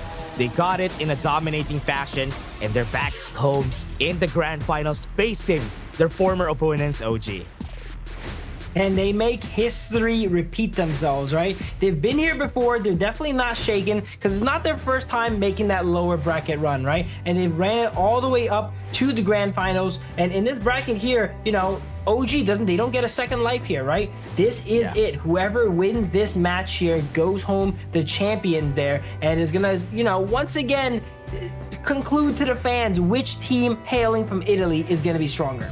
Yeah, I want to know from the fans watching right now, do you think an ultimate battle will be handed to us in this series? It's a big possibility. Put it down there in the comments. We want to see it because we want to know too, because we are thinking that this could be an ultimate battle. For sure. I'm going to make the exact same prediction as I did last season. I think it can go either way, Twisted Minds or OG. But OG has the potential to end it off sooner with a 4-0 or 4-1. Whereas I think if Twisted Minds does win, it is going to be a bloodbath here with potentially an ultimate battle coming onto the gorge here. Let's take a look at the drafts. We see Luna already getting banned from side of Twisted Minds, heavily targeting the side of Dao Dao's junglers there. And OG takes a more balanced approach, removing the Arlie and the Dharma instead. Yeah, Twisted Minds going for the Lung first pick here. Not the same fashion as they did during the last game because we haven't seen the long pick from Twisted Minds during our last game, but OG prioritizing the Agudo and the Yu1 for the first pick. We've seen Dao Dao play a lot of Agudo so far too, right? So when they heavily target his hero pool here with those two bans, he's gonna fall back onto Agudo here, and this is gonna be kind of that like early game siege composition we see out of OG where they get a strong lead, and instead of really playing for those double objectives like we seen in the last match, they opt to go ahead and brute force down some of these high ground towers. Interesting. They went in with the Dahlia for Twisted Minds. Dun is on the table, and OG could actually take it out of the picture with their bans. But for now, with the Guanyu, they need something to stop the Guanyu from just snowballing the backline, or at least have a very flexible marksman that could go in and out of the fights. The buy-in is a good answer, though, at least to stop the first onslaught of that Guanyu. For sure, the early game pressure from the main here is going to give Guan Yu a lot of trouble, as he needs to go ahead and, you know, get a few items and play for that mid game when they get team fights going down. As mentioned though, the Dune could be banned away from the side of Twisted Minds here if they think they're going to go ahead and pick it. I would say though, you know, the Dahlia Dune combo has kind of fallen off a good amount. It's still strong, but it's not something that's relatively worth a ban so far. It looks like OG opts to go ahead and remove stuff like the Masashi actually, and the Pei. Yeah, they're opting to go for just very good heroes for clean. They're taking out all the options here. I like it that they banned this, and even banning the concert here so that there's no option to counter the Lung like what they did a while ago from Twisted Minds. They used the concert you to win. Oh, yeah. Interesting. On the be coming out, one of the best global presence marksmen, right? He's able to land, he's able to shoot that global arrow that if it hits someone across the map is always going to convert into potentially a kill there because of that scaling crowd control there. I love the Mai ban from Twisted Minds. They identified that they don't want the Mai because it's going to play against a Yuan potentially, but they also don't want OG to go ahead and pick it up and then rotate down Yuan into that roam position. So a very smart ban there, and the Console U is always a great pickup against something like the Guan Yu and Long, and maybe the Lamb too. That's a good reason to ban out the Console U as well, right? One of the biggest counters to Lamb. Also, one good thing about the Lamb pick is it's a good counter to Agudo. Space Split, you have a lot of targets for you to jump onto, which is why it's a really good counter whenever you see an Agudo on the other side. The question is, how are they going to play around it? Oh, that's why they picked the Ho Yi, because they're going to be picking Kong Ming in mid so that they have more firepower, they have execution power right out of the Kong Ming.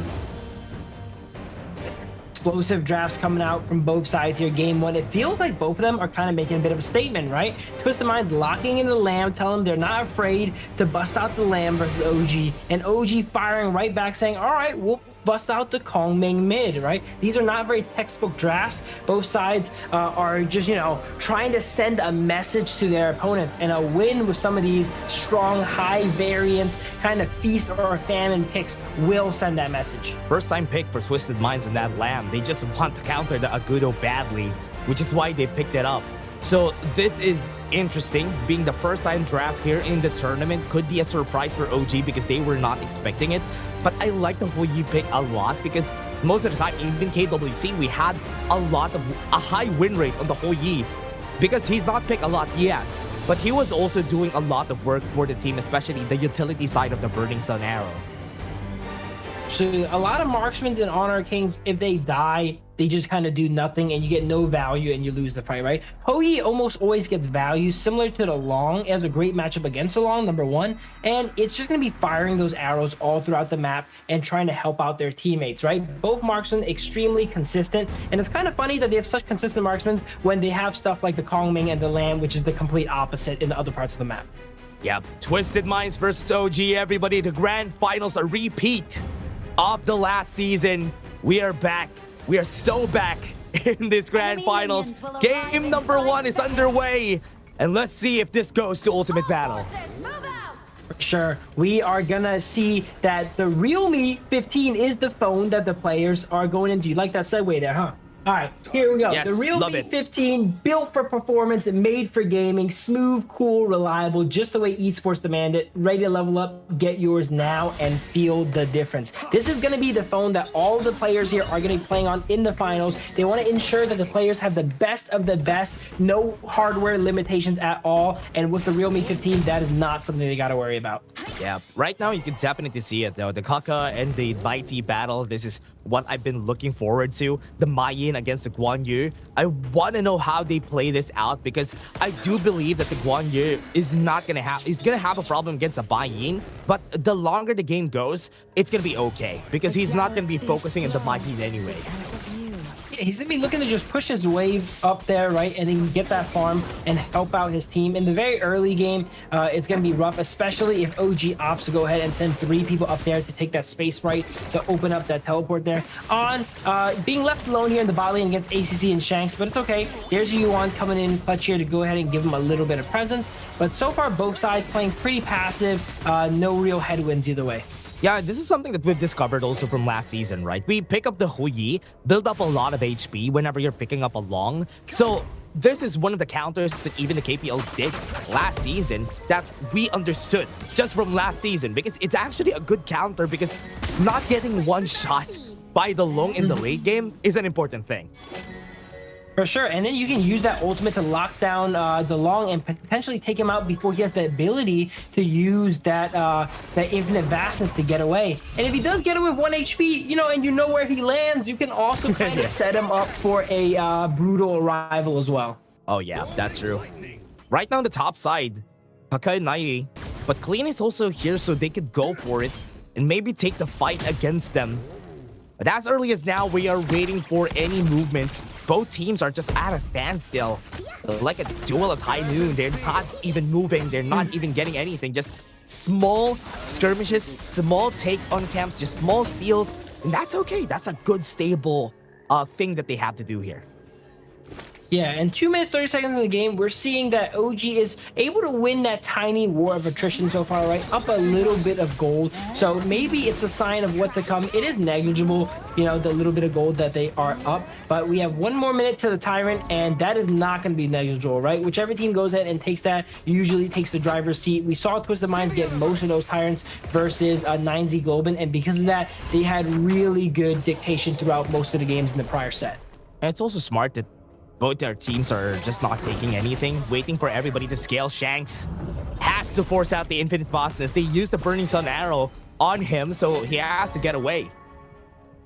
Yeah, I think both marksmen are just going to be about able to get their ultimates up right at the spawn of that Tyrant. They have to make sure they have these abilities ready. There is the Dolia to reset Shanks' ultimate though, so yeah, he's going to be good to go right here already. Wow. Beautiful unending sorrow from Muchin here, not being able to get caught by Highline. Had the flash for on. That's very important though. The flash timing, 20 seconds on the Tyrant, so he will not have any flashes for this fight. But that pushback coming in has to flash away for when 2 flashes are down. Getting himself in a bit of trouble here. Looks like Twisted Minds has the common skill advantage, but still they can go either way, right? Once everyone is up here, Dao with the Gudo pressuring that mid lane, helping push out that wave. And if they take their eye off the ball here, Twisted Minds, Gudo can definitely rip down that Tyrant very quickly. Good knockback. Infinite Fastness is down again, even with the reset. But now, looking at it, Clean is not going to try it, not going to opt to steal this. So that was still a good bait. Just try to go for fishing on this Tyrant for Shanks. That's what we're talking about right there, right? They got their eye off the ball, and Dao saw an opportunity, immediately rips down that Tyrant so quickly that Twisted Minds knows they can't really even react. That's why it's very important to be in position when the objective spawns, especially against someone like the Gudo, which is able to take it down so quickly. Yeah, easy push for them. Even in this, I think OG has advantage in this fight if ever they try to take this. At the back, 90's gonna push back 1. And that is gonna be down. They're gonna be pushing them back away. What a push again from 90. That's what they're looking for. On can fall down. They got 1 kill. And almost gonna make it 2. But they have a 2 for 2 for now. Kalka is gonna be here to get the advantage. Not gonna be even out. And he's gonna be chasing down Shanks. The last kick to get a 4 for 2. 4 for 2 for side of OG. Not the best time to fight, right? They just got the Tyrant, so they have that extra boost in stats when it comes to combat. Clean has just been kind of farming all throughout the map. He's not getting himself into any trouble here. He's in the enemy jungle. He's gonna get himself in trouble right now. He's in the wrong side of the jungle though, Clean. The good thing he still has a lot of dashes to just get away from it, right? So very safe. But that big fight, right? OG, I thought they were the ones losing because 90 had a great position there. He did, and they got Dao trapped up in that box there, but as we mentioned, they have that the Tyrant buff on there, and even if you don't start the fight as favorably, when you just have more stats than your opponent, as we've seen there, they're able to go ahead and win that. And the richest member on side of Twisted Minds here, the Lamb, was also just not in that fight too. He was off farming alone, getting himself a bit of a lead, so that's gonna put Twisted Minds on the back foot when it comes to combat. Yeah. Still a good try there for Twisted Minds. Good fight actually, but they just didn't win the fight just yet. Still need to wait for Clean to get the items though. On has a flash though. Burning Sun arrow is in the table. Use it in close range. Not a lot of stun though. Right now the World is My Board is gonna be here. Muchen tanking up a lot of damage. They saw Clean on the top side, so they have to take what they can. Destroyed a tower. Yeah, you can tell On was not quite prepared for something like that Lamb pickup, right? He got caught out a little bit there. Didn't know that Clean could be in that position there, invisible. He uses the close range ultimate. Speaking of close range, wow, look he got pushed back. That is good. Dao is going to be dead here, but he was still able to stay alive with a blood rage right in front. One doesn't have any mana, and he was in front of everybody there. Muchen doesn't have the ult. But what a good pickup for Twisted Minds. Pretty sloppy fight from both sides there, but it looks like Twisted Minds will come out on top. Highline almost going down there, Dao almost going down, but they were able to clutch it up. We see Nightly now all around the map, now pressuring the bottom lane of the side of OG, and this game is looking very, very even. That's big. Clean at level 12. just like in the same fashion, they're having a hard time against Clean. Having advantage here, but the stun was able to lock him down, and they're going to be chasing him over. The push right there for Nike to save them out. They have the World Spy board, got used, but they still were able to shut them down with Kaka. In the backline, was able to get 90, and he's chasing down Highline. Does he have the passive? Yes, he does. But it doesn't matter. They still got the kill.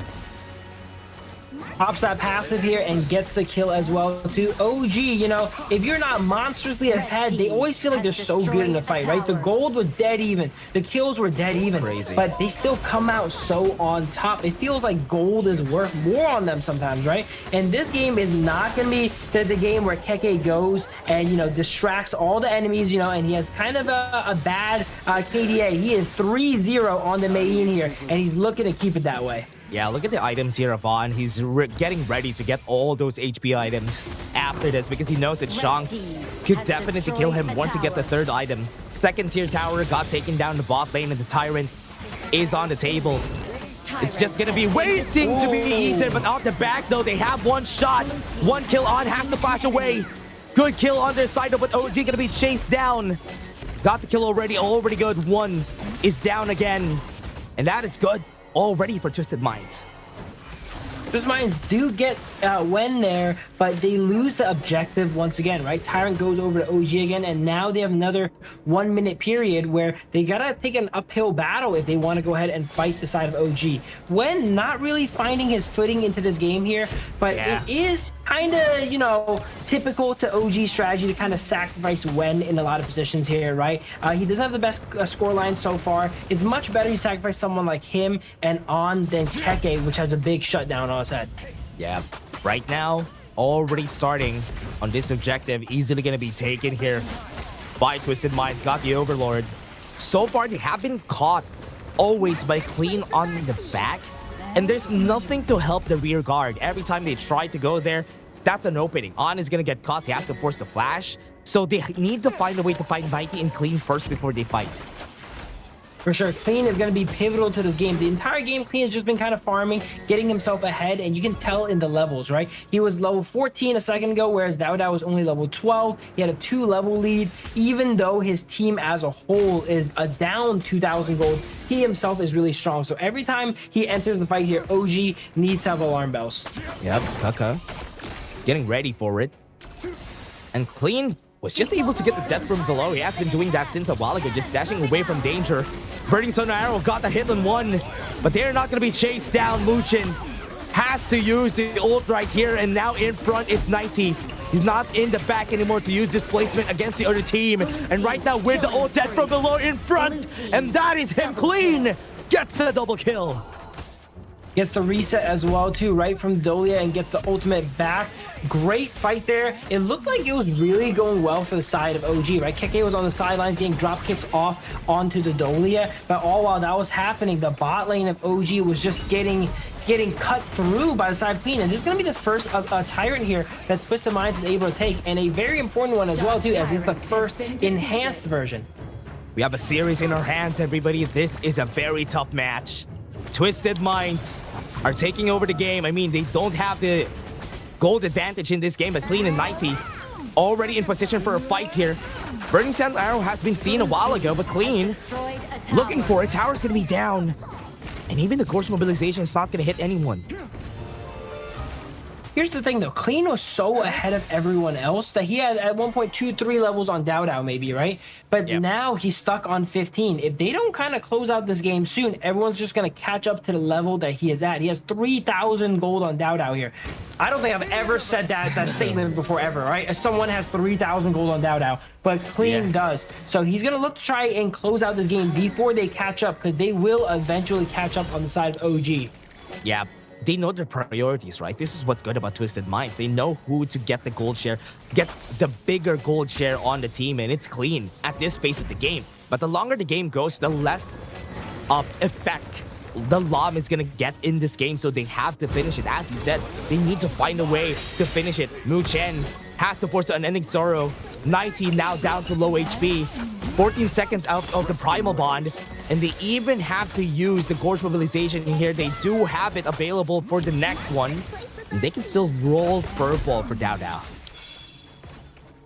For sure, they're sizing up this Overlord here. OG wants to get something on the board as they lost that Tyrant there. They're waiting out, very intelligently waiting out the Tyrant buff we see from Twisted Minds, right? They know that they're going to be down the Enhanced Shadow Tyrant buff. They don't want to take a fight. Now that it is over, they're going to look for something here as both sides can take this objective. Yep, at the back again, Clean finds it and needs to flash away, and now 90 in front got stunned.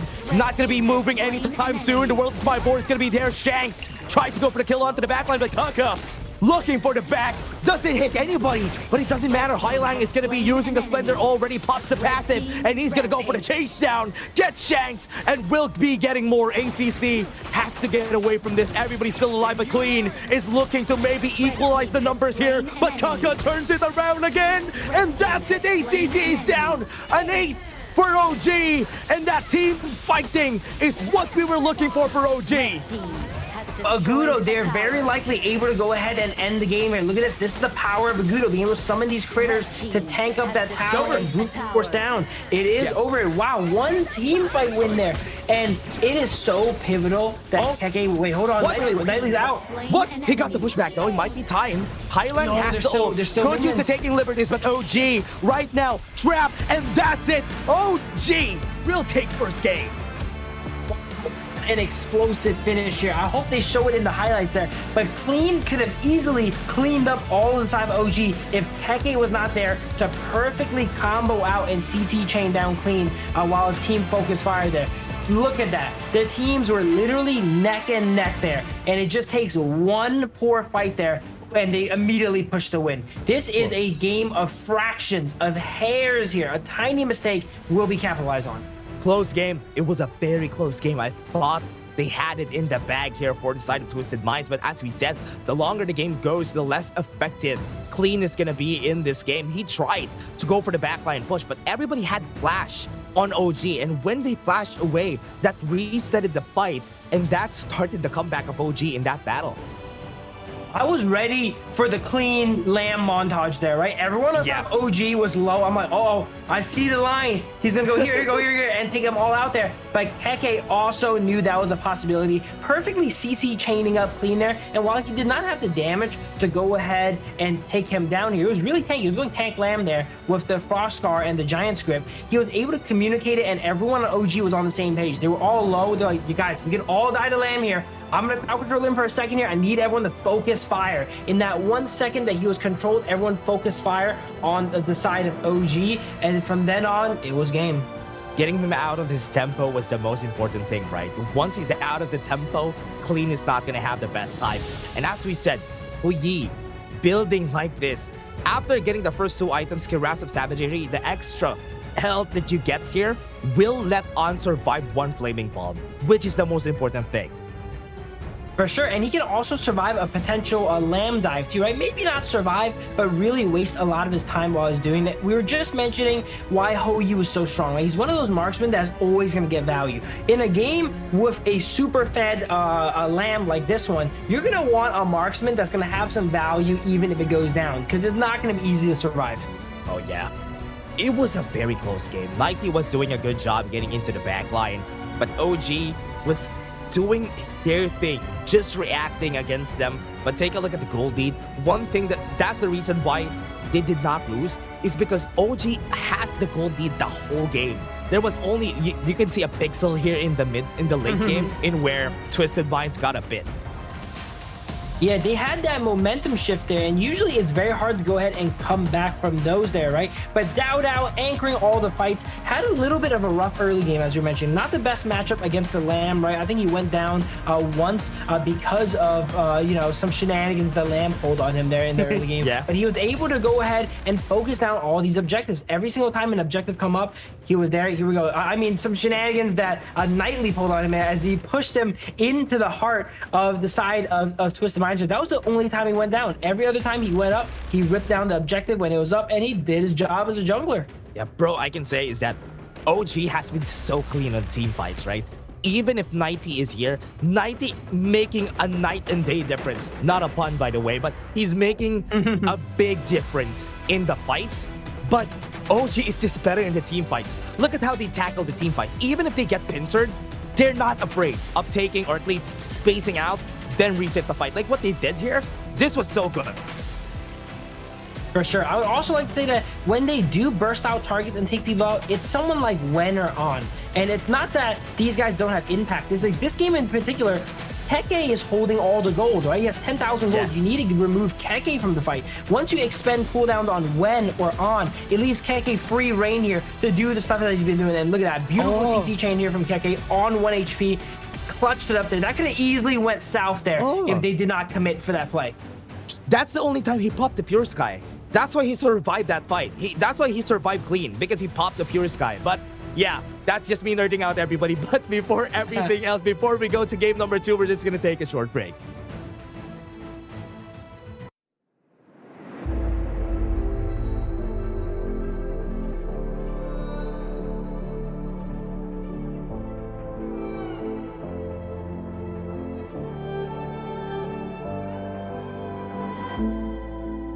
Strangers to the fallout, it's what got us here. Ever changing, some chameleon, blood, sweat, and tears. We'll never make it if we fall to everything that brings us down. With a comeback is now. Blood, sweat, and tears. Fight for what we want. Doesn't matter the cost. Every day, put in work. Blood, sweat, and tears. Nothing comes overnight. Strength in numbers start to line. We don't bow to fear.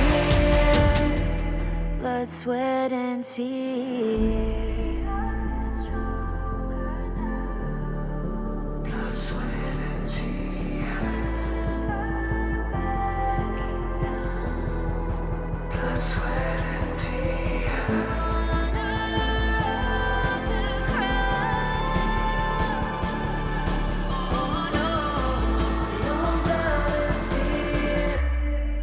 Blood, sweat, and tears. Fight for what we want. Doesn't matter the cost. Every day, put in work. Nothing comes overnight. Strength in numbers starts to line. We don't bow to fear. Blood, sweat, and tears.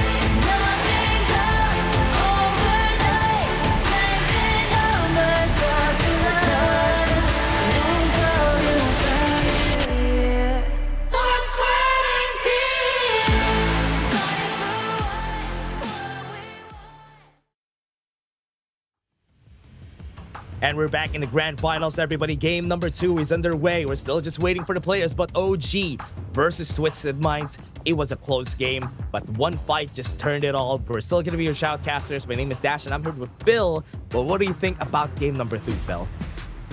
Game number 2 honestly can go either way. OG did win the game, right? But it was not in dominating fashion, right? I know it's weird to say OG winning a game not in dominating fashion, but they were really struggling that game. Clean was up 3 levels, up 3,000 gold on Dao Dao. And as we're mentioning, it's not often you see Dao Dao play from the back foot, play from behind here, but they were able to execute a perfect, beautifully orchestrated team fight to go ahead and get that win. Before then, these teams were neck and neck.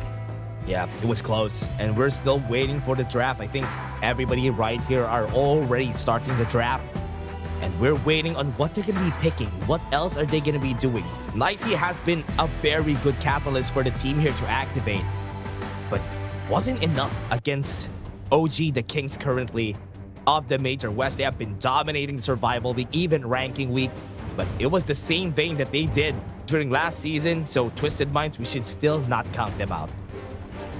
For sure. I would say outside of the final team fight, they were right there along with OG, if not ahead at some of the times here on their carries, right? I wouldn't say they should switch up their strategy, really. That game honestly could have went either way. If they won that final team fight, they would have won as well, too. It just came down to just the execution at the end of the day here. And, speaking of execution, Mai is going to be locked in here for side of Twisted Mind, and that's going to require a lot of execution. But this is going to be one of Highlang's favorite picks here, though, so it's not going to be an issue. Pay, there you go. Yes, sir. There we go. Pay, the classic, the combo that you use whenever you go in the second game and you're on the red side. Pick the Pay Byron, and you're gonna be okay. And that's what they want to do: dominate the early game, take out a. The only problem that they're gonna have is that My Shiranui is good in the early game, could go for the rotation if they try to go for an invade.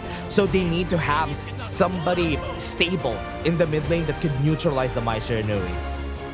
For sure. And the Byron Pay, everyone knows that combo now, but who brought it to the West? It was OG. They popularized the Byron K combo in the original, in the prior KMW, and they set the pace, right? Every other team before them never really knew about the Pay there until OG came up here and made everyone started playing Pay. So let's see how the OGs here, the OGs on Byron Pay, go ahead and pilot it here. Yeah, I want to know how they do it. How they do it. How did they start it in the West? And now Long is going to get picked up here by On. They need to find it. I think it's really scary too. What's scary about this is they have an Agudo that could match the pace of the Pay. And the mid and clash lane on a Magin and Mai, as I call her, them rather, is Eminem. The Eminem combo. Yeah, they're very good at dominating at least the early game.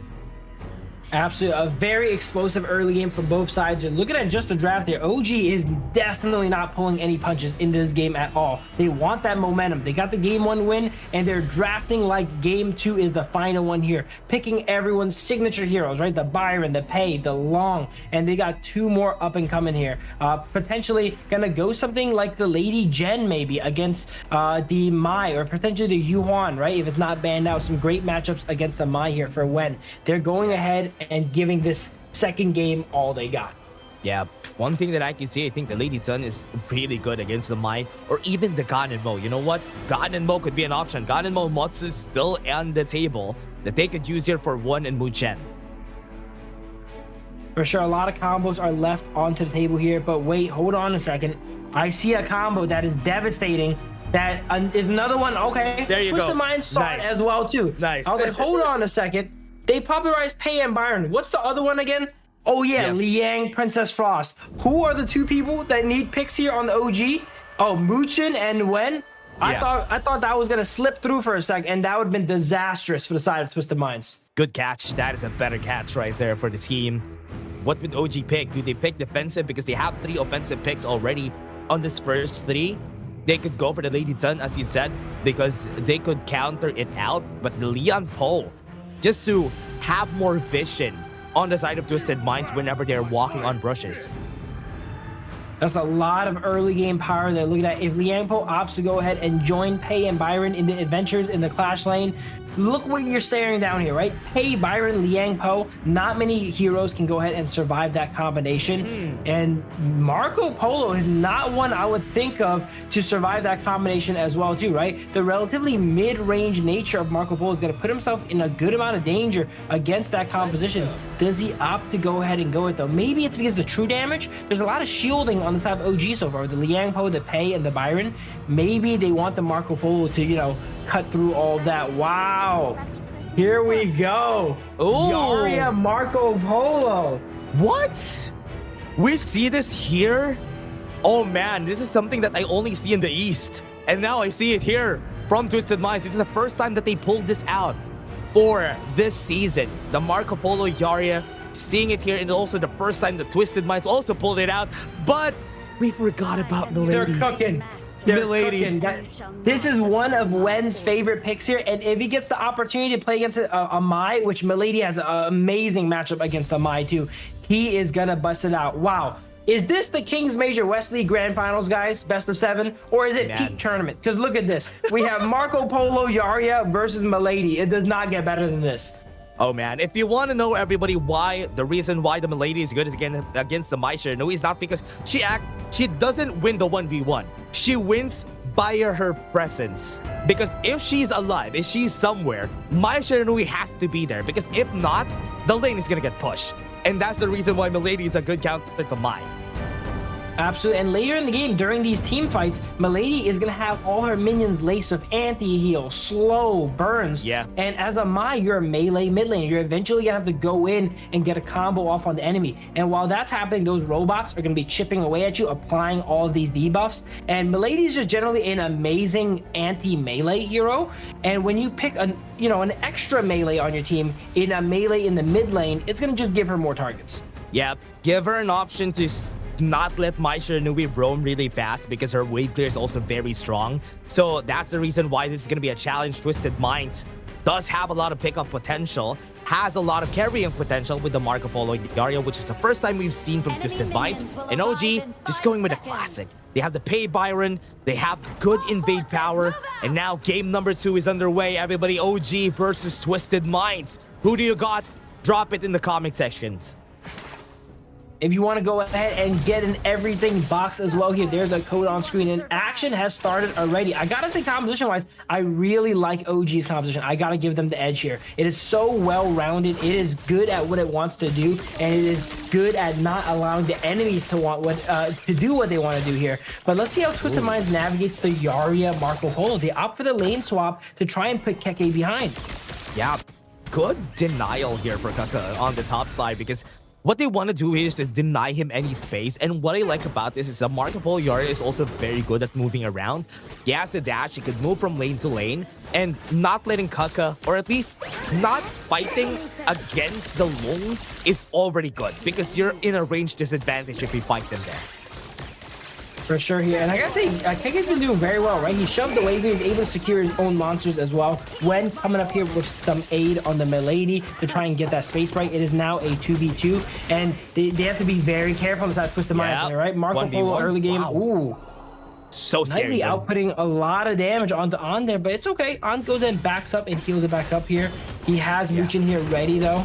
Does he have stacks, though? That's the question. I think he doesn't really have a lot of stacks now. He has to just run away.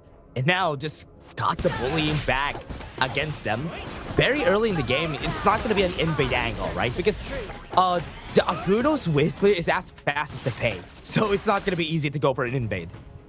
Yeah, there's not going to be much stuff left to invade there, right? So Pei is going to have to be more proactive in this game and get his advantage via just outright killing their opponents. And look at that. Pei Byron partnered up together in the Clash lane. Marco Polo Yaria, that's a good combo too, but not at this time in the game here. Yeah, it's going to be hard though. I think they need to get the Snowball and Shanks first before they get this. What a good flash in from Kaka. Had to force the Purifier here from Shanks. If he did not immediately purify there and hesitated just a moment, Dao was in the wing, ready to pounce on him there. But amazing play from Shanks. Immediately purifies into the dash away. And, you know, Keke's flash, it was kind of burnt for not much. Flash for purify is not that much of a trade. Bot lane is going to be there. Has to force a flash away from On. Dao is here in action. Hailang, 90, even had to flash off. But On also burned his. For sure. Dao was going all around the map, not really able to make anything happen so far. You know, he's still looking for that angle. He's not behind. It's just that he's not able to find that opening yet, right? Shanks slowly farming up here as well. I'd say Marco Polo is going to be difficult to pilot this game. Look at this composition outside of OG. They have Keke to disrupt him. They have Wen. They have Muchin. Even Long can go ahead and disrupt him out of his ultimate with the crowd control that he has there. So you're gonna have to find that spot where everyone's kind of not looking at you to go in. Yep, challenging. Verdant Protector had to be used for ACC to be safe from here. And they didn't really go away from the Clash lane, right? They were just here the whole time. Yeah, they're making sure that Keke gets a good game here because he was one of the pivotal reasons they won last game, right? They don't want Twisted Minds to be able to just force a 2v1 and negate his impact from the game. So they always make sure to give him a lot of pressure. So even though they are 2v1 outside Twisted Minds, they can't really like overextend on Keke, right? Because Wen or Dao could always be in the wing ready to turn it. 5 seconds, Siren. Shanks is not here, so this time it's going to be a free take for Dao. Level 8 already, so he has the level advantage. So that's just going to be easy. Also, couple it with a Milady. This is going to be an easy take for them. That's going to be a take for them. They have the course mobilization, force splash out of 1. And now onto the back line, they go with Highland, but they're not going to be hitting their targets. But here it comes Tidy. He's just going to push back on. Well, was able to get the first blood anyway. Dao is running for his life. And it's still good because they got the first blood. Dao on the back there, taking out Highlang. He was focused on running away from the side of his team on the top side. Forgot Dao was on the bottom there. Yeah, look at the zone here from Kaka. Not taking a lot of damage. He's so tanky. Goes in for the flash. Will he hit them? Wow, he's taking a fight against 2 people. Creating so much space here, and it's at the perfect time to when that Crimson knock up comes in. Kaka has to back off. He's not gonna survive that though. Doesn't have the ult. Muchen has to flash away, now equalizes it with a 1-for-1.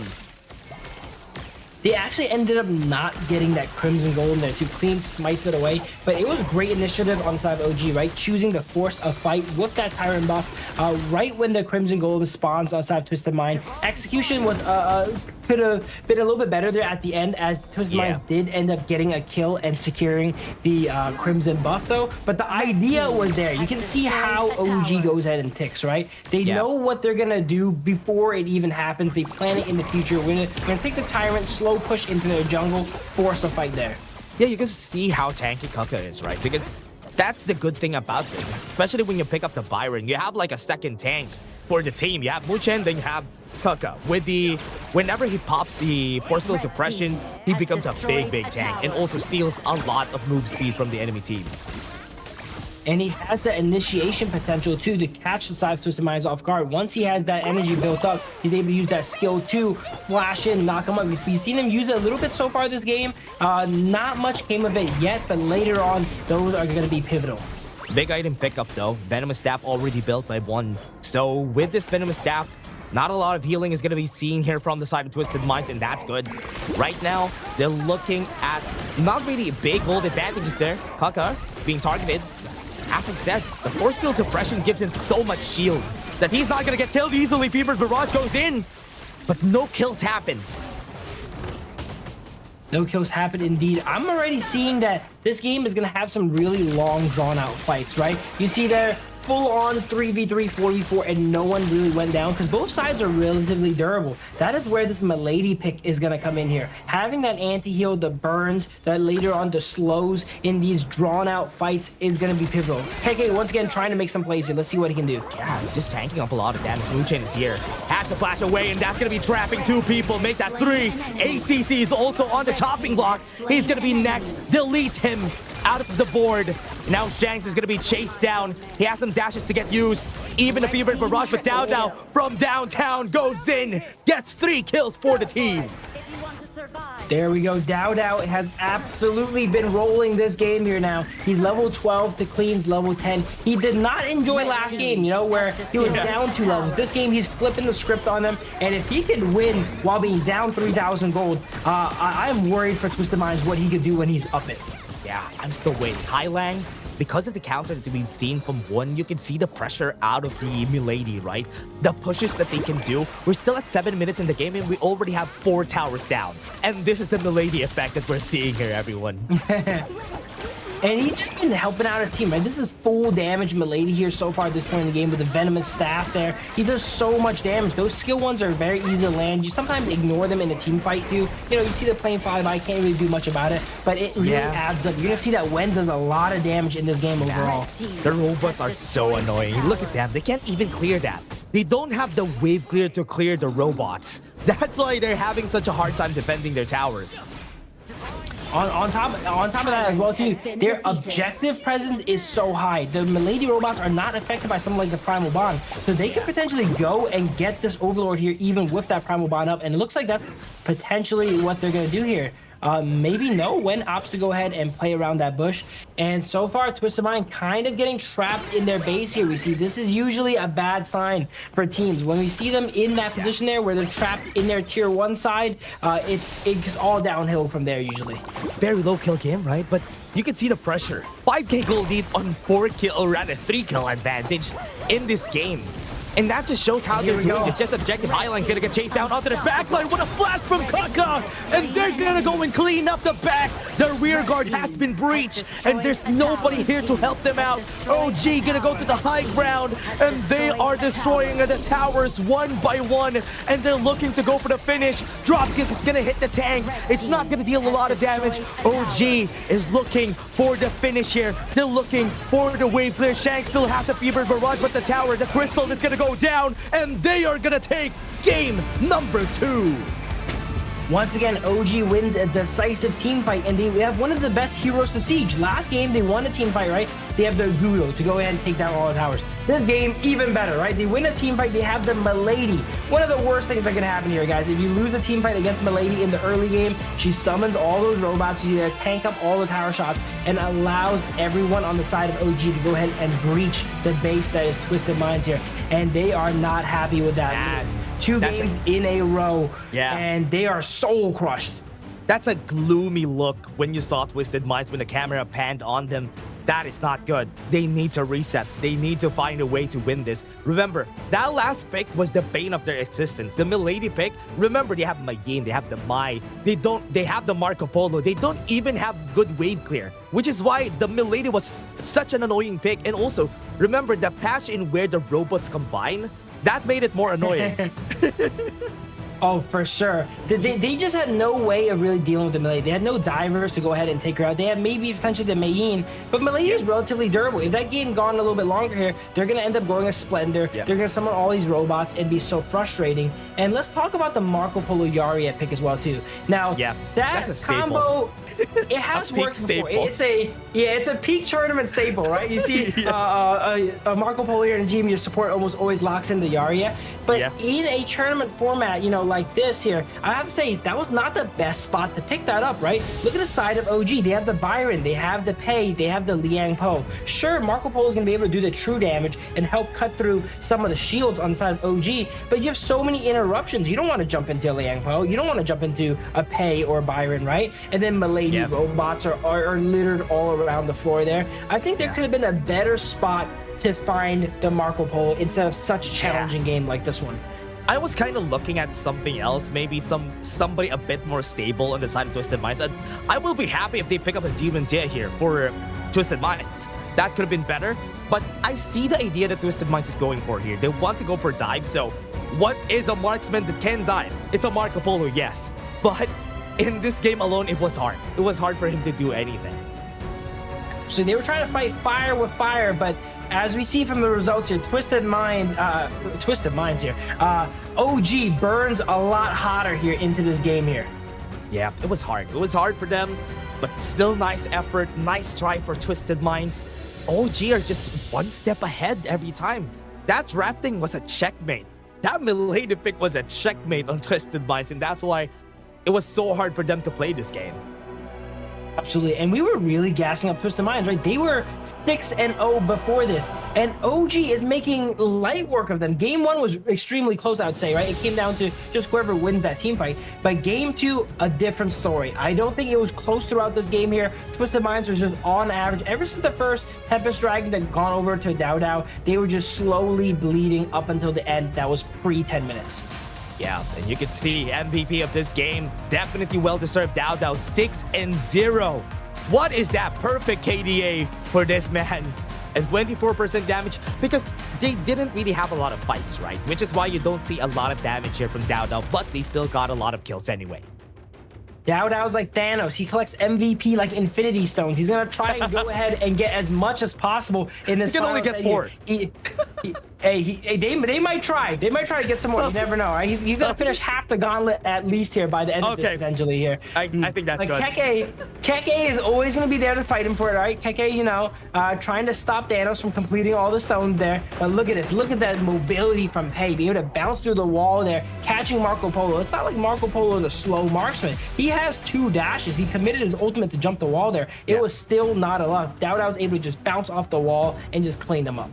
Yeah, they had no choice here. What a good choice. Good checkmate from OG. 2-0, still not over. We still can have something here for Twisted Minds. But before we go to Game 3, everybody, we're just going to take a short break. See you guys in just a bit.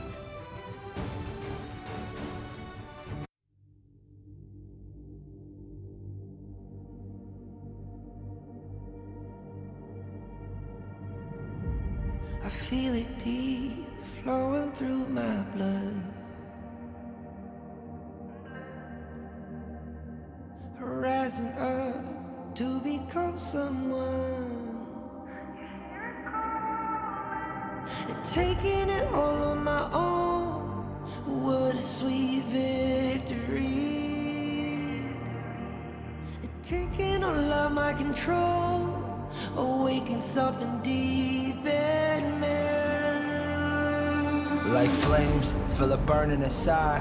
Take a hold and pursuit of the prize. I've been told, ain't no way to survive. Keeping all of this fire that's locked up inside. When this is the time, enter the ring. All those mental chemicals doing they thing. I got flashes of battles inside of my dreams. I was made for this moment. At least now it seems like it's time to come face to face with your fear. Been battling reasons for all of the years, and I learned how to fight them with style and grace no one's ever encountered. You say it's amazing, I'ma come out swinging when they open the gate. Go ahead, call passion, I'm calling it rage. I'm taking what's mine like I already own it. Watch but don't blink, going here to the moment. The sky rained down. Here's to the madness that's all around. Go on, tell them who you are, you are, you are. Go on, tell them who you are, you are, you are, you are. Here's to the moment, the sky rained down. Here's to the madness that's all around. Go on, tell them who you are, you are, you are. Go on, tell them who you are, you are, you are, you are. My name is honor, my name is king, my name is champion, my name is strength. Tell them who you are. My name is Pentakill, you think it's strange? My name keep ringing inside of your brain. I hear it every night. Here's to the moment the sky rained down. Here's to the madness that's all around. So tell them who you are, you are, you are. Go and tell them who you are, you are, you are. Here's to the moment the sky rained down. Here's to the madness that's all around. Go on, tell them who you are, you are, you are. Go on, tell them who you are, you are, you are, you are. Here's to the moment the sky rained down. Here's to the madness that's all around. Go on, tell them who you are, you are, you are. Go on, tell them who you are, you are, you are. And we have seen OG win another game 2-0 right now on a very dominating fashion, having the Milady in their draft that last game. But again, we're still going to be your casters. My name is Dash, and I'm here with Phil. And Phil, game 3, do you think it's a 3-0? Or do you think there's a possibility that Twisted Minds win this? OG is on what the kids call a heater at the moment. All right, they've been winning nonstop. If you keep counting back to the previous weeks, they're probably like 10 or 11 matches in a row right now. They have not tasted defeat in a while, and it looks like they are not tasting it anytime soon. Right? Look at that game 2 draft there. Amazing draft, super strong, and once again, like in standard OG fashion, as the set goes on, it feels like they get stronger and stronger. Game 1, relatively even for both sides here, you know? We saw Dao struggling a lot in the early game versus Clean there, and it was still anyone's game coming down to the final team fight. Game 2, a lot more clear. It's decided on the side of OG. Twisted Minds really need to switch things up right now and get themselves on the board and stop OG's momentum. Team has been good. OG has been great. And ever since the start of the season, they have been flawless. They have been perfect so far. And they haven't dropped a single match again. So whatever happens here, whoever wins goes to KIC in the Philippines, and whoever loses still has a chance at least, which is good. They can still go for last chance. Of course, and yeah, last chance is going to be a battle as well too. They're going to be battling between 3 teams. Either of these teams here that are going to go to last chance are strong competitors for sure. Twisted Minds removing the Luna, removing the Liang. We were talking a little bit about it on break here, but the Liang is kind of like an auto win pickup for the side of OG, right? Same with the Luna. Those picks need to be removed. Dao just does not lose on Luna, and Muchin does not lose on Liang. So those 2 picks are kind of set in stone for the side of Twisted Minds as bans going forward. You can see the respect, right, on Shanks, on his Arlie. And that's why we're not going to see that in this series for sure. We're not going to see the Arlie, everyone. That is going to be banned every game because they don't want to see Shanks picking that up. Unless we go to Ultimate Battle, yeah, very rarely do you see the Arlie go ahead and come out. It's just too dangerous, right? The teams, they don't want that pressure, that weapon there on the battlefield. But if it's going the way it's been going there's not going to be an Ultimate Battle. Twisted Mind needs to switch things up here. They pick up the Zhang Fei, but they don't have the Yi Jing anymore. In game 1, they already expended the Yi Jing. So that combo is off of the table there. What a good deny, though. Usually, whenever Zhang Fei gets picked by Twisted Minds, you usually expect the Demon Jet get picked up, and then they deny it this time around, and OG picks up the Demon Jet themselves. But Twisted Minds, Pei is open, Lady Tun is there. They can ban the Byron here for OG once they go for the second phase. For sure. OG have already used that Byron, but they're going to opt to pick their Guan Yu now here. But OG, as you were mentioning, could potentially ban the Byron on the side of Twisted Mind. They already have their 3 picks. They haven't picked it up yet. And it's going to be a tough act to follow here on Dao Dao's Pei last game because he absolutely decimated the side of Twisted Minds. Yeah, and now Twisted Minds has to do that in the same fashion, in the same vein, especially against the Ogren. It's possible because Ogren doesn't have the fast clear as a Pei would have. So maybe there is a gap there that Twisted Minds can exploit. For sure there. Now Twisted Mind is going to be targeting down Wen once again. We're seeing that Wen is oftentimes the last pick on the side of OG, right? He can kind of play anything, whatever the team needs here. So he allows his team to get the priority picks, and then he'll lock in the, Milady, the Kong Ming. So far, he's been doing amazing work with these, not really known as top tier picks, right? And it looks like this game, they're removing the Mai. They're not letting him get it going forward. So interesting that they banned the Fati, not the Byron, right? Because they kind of want 90 to pick up the Byron Pei here. So they know how to answer it. So they're kind of expecting this. So that's what I want to see here. Good catch and Twisted Minds to ban the Motsu, because this is a potential Ganenmo angle. There you go. Here we go. Ganenmo is hovered currently. They don't have the Motsu to combo with it, but just standalone, it's decent as well too. It has light synergy with the likes of the Renji, maybe able to hold someone down for him there. But Wen is probably gonna be playing more of a poke style Ganenmo this game here, right? And trying to soften up the side of Twisted Minds. We see Charlotte and Flowborn Marksman being considered here so far, so that's a lot of split pushing potential. A pretty classic matchup with the Charlotte versus Guan Yu. Charlotte wants to stay in lane. Guan Yu wants to go ahead and run away. Uh-oh, here we go. Uh-oh! That's locked in. That's locked in. Muchin says, you're going to take away my Liang? Fine. All right? I don't need the suppression from Liang. I'll just get the suppression from Da Huang, which honestly could really work out against the Pei if he grabs him in the fight. Let's get the melee suppression, not the long-range one. At least we still have suppression, right? So that's what they want here for OG. They got something. Whoever gets suppressed, definitely dead. Because Wen is just going to hit them with a couple blades. So whoever gets suppressed has to be careful here for the team. But Twisted Minds, Charlotte, 90 is targeted here. And with that Dongwang pick, it might be hard to play the Charlotte in this game. Absolutely. And then the Lady Gen is a pick that's known for being able to output so much damage. That might go actually to hurt them here, right? Once Da Huang gets that ultimate on you, if he happens to be inside of, your destructive deluge here, you're going to be killing him and whoever he's going and setting that binding with as well too. So as you mentioned here, in the mid to late game, no one is really going to survive that binding. Yeah, right now it's going to be scary for the team. It all comes down to also how one plays this, because he's going to be the carry for the team here. And on the other hand, the Flowborn Marksman that we've seen from the 9Z Globant versus Twisted Minds series is brought out. So Shanks could be pretty scary in this game. I really like OG's drafts, all of them so far, right? They have pretty solid picks, 3 good core picks, and then every now and then they have that wild card, right? This game they had the Da Huang, last game they had the Milady, the game prior they had the Kong Ming. It's like you show up to work in a suit and tie, but you have like duckies on your tie, right? That's how their compositions are looking here, and let's see if they're able to make it work here once again. Game number 3, everybody. OG versus Twisted Minds. And they are looking really sharp here. Twisted Minds are looking to get a counter attack here against OG.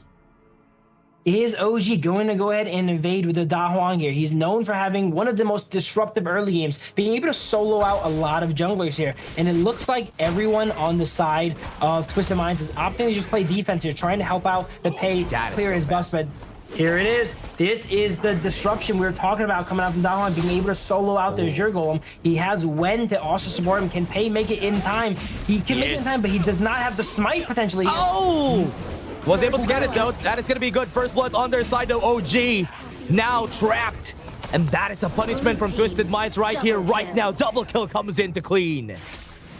Wait, that was so clutch what Twisted Mind did. While Zhang Fei was leashing the Pei, he used his smite, allowed Pei to save his smite here because they know that they're going to pull some shenanigans in the early game, and Clean was able to come by and smite it down. This is one of the times where having double smites has already paid off in the ultra early game. So helpful, especially for them. Right now, even with the invades that happened a while ago, still very good. Delayed a bit of Clean's rotation because it's going to be awkward. The jungle camps are going to be awkward now because they went to the Azure buff first. So he has to clear it on, he's going to go to the bot side and he has to clear some on the top side. So that's going to be the case here on their jungle camps. While they had some casualties, they didn't lose anything on their side, right? Dada was just able to safely farm up while everyone was just, messing around in Clean's Azure buff there. So nothing really lost on their side. They did get 2 KOs taken down, so Twisted Minds is up to an early lead. But farm-wise, not too bad for the side of OG. Yeah, it's still going to be okay. Still not bad for what happened, but I love the Twisted Minds now have the advantage in this game. On still has the flash. So he saw Clean in the bot side, so that gave them a signal to just clear out the mid side. I am giddy waiting for Da Huang to get this ultimate and for them to go ahead and make plays with it, right? One of the least played roams here. This is probably the only time it's been played in this tournament here, at least, right? We've seen it being experimented with a little bit in the past. Oh, look at what this. A good stun, though, and On was able to move forward. ACC. Even with Unbridled Outburst, he can just use legal immunity to just get away from it. Yeah, I'm surprised they had enough firepower to take down that lane 2v2. Once Zhang Fei gets that ultimate, usually they win most 2v2s, but they're able to sneak a kill onto Shanks there, even before Muchin gets his ultimate. Yeah, one good thing about the demons, yeah, he can take out any stun, and Zhang Fei only has 1, so it's gonna be an easy take for him here. I think Twisted Minds is. Whew, they're gonna stripe it, but they're not gonna take it, right? They're gonna be able to steal it. Never mind, smited. ACC smites it. And Muchin was thinking about grabbing the Zhang Fei there. You saw he was thinking about it. He's like, hey guys, you guys ready here? But the thing about the Da Huang there is that if you do lock onto a target and you drop a lot of damage on it, you're gonna have to trade your life away for that too, right? It's not like the Liang where it's only the suppression. You guys are binding yourselves together to Da Huang ultimate. So whenever Da Huang takes damage, his target takes damage, and whenever his target takes damage, he takes damage as well. Pretty scary stuff. Gonna go for the chase. Had the flash in, wasn't able to get it, and here it comes the delivery from Kaka to get Clean, and that's a revenge kill for their side. Now they want to go for 90. 10 seconds on the objective. Clean is not gonna be up any earlier, so that's good for them. You can see the bloodlust in Muchin, right? He flashed over there, was not quite enough, but Clean wasn't able to run too far afterwards there, being able to lock him down there, and that's going to be a sign of things to come, I think, right? A lot of fights throughout this game, if Muchin has ultimate, they're going to go ahead and grab that Pei. Yeah, not even need to use the smite there. Freshly Forged is enough to just secure the objective for themselves. And because it's off-timed on the respawn of Clean, it actually is helpful that they got the Tyrant there. For sure. Keke has just been kind of chilling this game, right? He's against the Charlotte, just farming here. Everything's been happening around him. He has not really arrived yet 4 minutes in, but later on, he's definitely going to join around the map and help out. This has definitely been Muchin's game. He's been roaming all around the map. He has those boots of deafness to be around the map as quickly as possible. Yeah. And it's going to be so fast, right? Yeah, he's not going to be taking this kill for now. But from what we've seen, you can see that On still has the advantage. Look at that. Gets the hit. Doesn't have the coupled blades. One doesn't have mana. When just barely missed those blades there. Even if he landed those blades, Muchin was for sure going to go down because they have that shared damage, right? But for sure, Knightley would have went down. But he just barely overshot it a bit there, and he was able to get away. Kaka had to really back off from there. He had some mana from that fight. That could have been a kill for this side, though. But Twisted Minds are doing a good job reacting. Even with a Tyrant on OG, they weren't able to do anything with it. There's going to be a little bit of a clash here when it comes to farm between Wen and Dao Dao, right? Ganamo, not one of those mid laners that love giving away their farm. Uh-oh. Yeah, Bridal Outburst comes out. Yep. Very early, had the stun, but no damage from OG. They have to back off. They need Wen in this fight. But he isn't here. So they have to back off. They have to retreat. Respect Twisted Minds at their own game. I'm surprised nothing really came of that there, right? I guess the side of OG didn't really want to commit into the fight there. On is just able to just defuse the situation with that legal immunity. Blades coming out, dropping a lot of damage on the high line here. Muchin has ultimate again and flash, so he's ready to go ahead and make plays here around the map once again. One couple blades and one freshly forged could definitely kill Highlang here if ever one hits again on the sweet spot. But for now, Twisted Minds are still on a standstill. Neutral on the gold, so this is good. It's so dangerous for the side of Twisted Minds clean here, right? Muchin is always lurking in a bush somewhere, waiting for the second he shows himself to go ahead and flash forward and grab him with that forbidden contract. Keke, once again, just chilling out top, farming up, right? Is not the team fighting phase of the game yet, so he's just kind of biding his time. The Charlotte has a good amount of momentum on him and actually opts to take down the tower with Pei's help. And it looks like Twisted Minds is starting to go ahead and break ahead in gold. Yep. Unbridled Outburst had to flash. They do have Dao Dao at the back. They're starting to overload right now. Forbidden contract has been used. ACC was the target. But do they get the kill? They're going for the chase. Kaka going to the back line. Shanks is his target. Does he get the kill? He misses. That's not good. Right now he goes for the chase down. Double kill already onto Dao Dao. They got a 2-for-1, and that's good enough. Dao Dao is just so strong right here. Who is there to kill Dao Dao?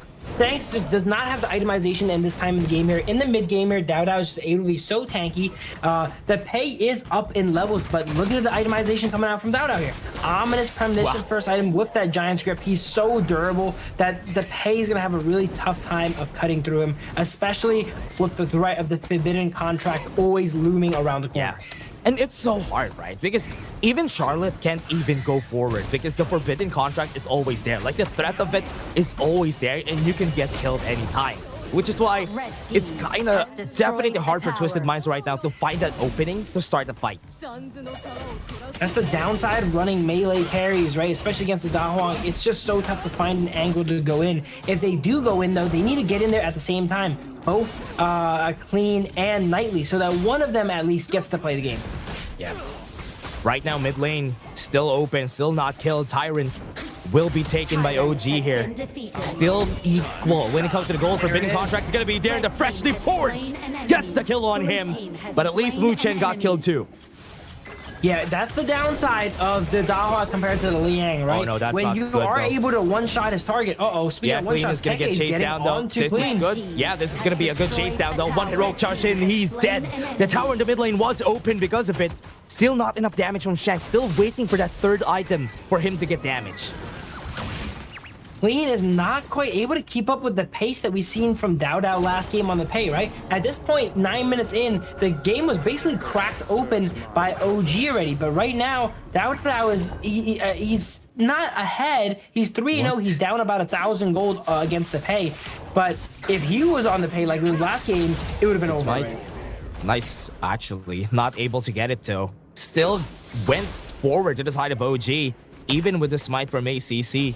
You can see that Tome already built by Win, so his damage is gonna go crazy here. So whoever gets hit has to be scared. Once he builds his Savant's Rod, you have to be very scared because you can get one shot by your first Reforge.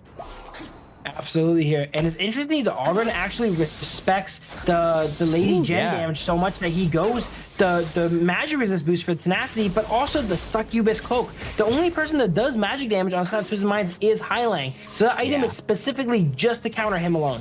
Yeah, just so he could walk through the Disrupted Deluge, right? That's why he built that, because he needs the extra magic shield in order for him to move forward. Now Dodo in position here with the Path of Passing, not even caring about the presence of Twisted Minds here, because Tyrant is just going to be taken for free.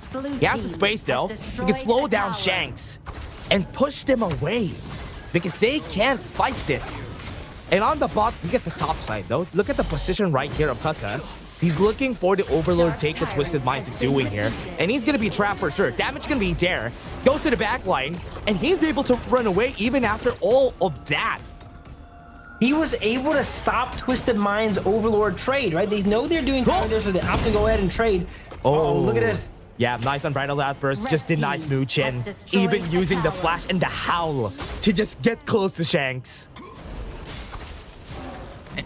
She's just set up in the jungle of Twisted Minds here. Again, this is how it begins. Once they control your jungle, they're gonna slowly accumulate up that gold lead, right? Keke being able to, going back to the previous point, Keke being able to stop that Overlord trade is so impressive. He was the only one there up against 4 members of Twisted Minds. Not only did he stop them from doing the objective, he got away unscathed.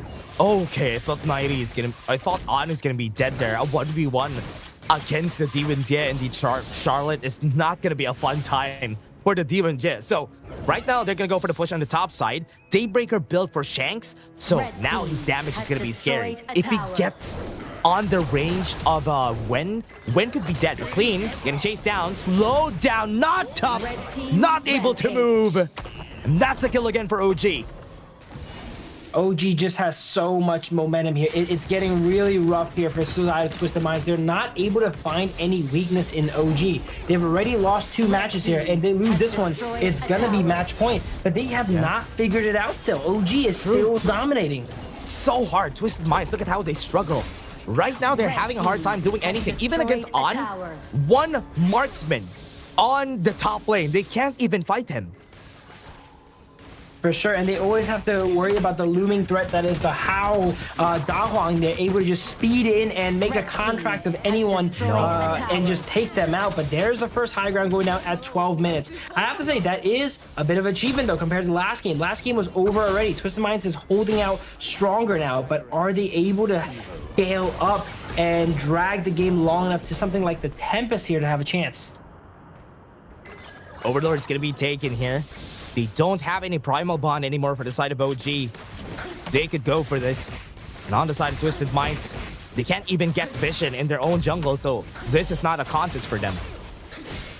Because Keke is always there getting vision for his team, calling out where the enemies are, as well as holding up a lot of people's time here, right? Allowing the other 4 members of OG to basically just do whatever they please here. They're going to farm the jungle. Ganamo's going to go get blue. They're all doing their different stuff. While look at Keke here, always keeping an eye on the enemies there. And if they see him, if he sees them go past a certain point, he's going to go ahead and pull the trigger.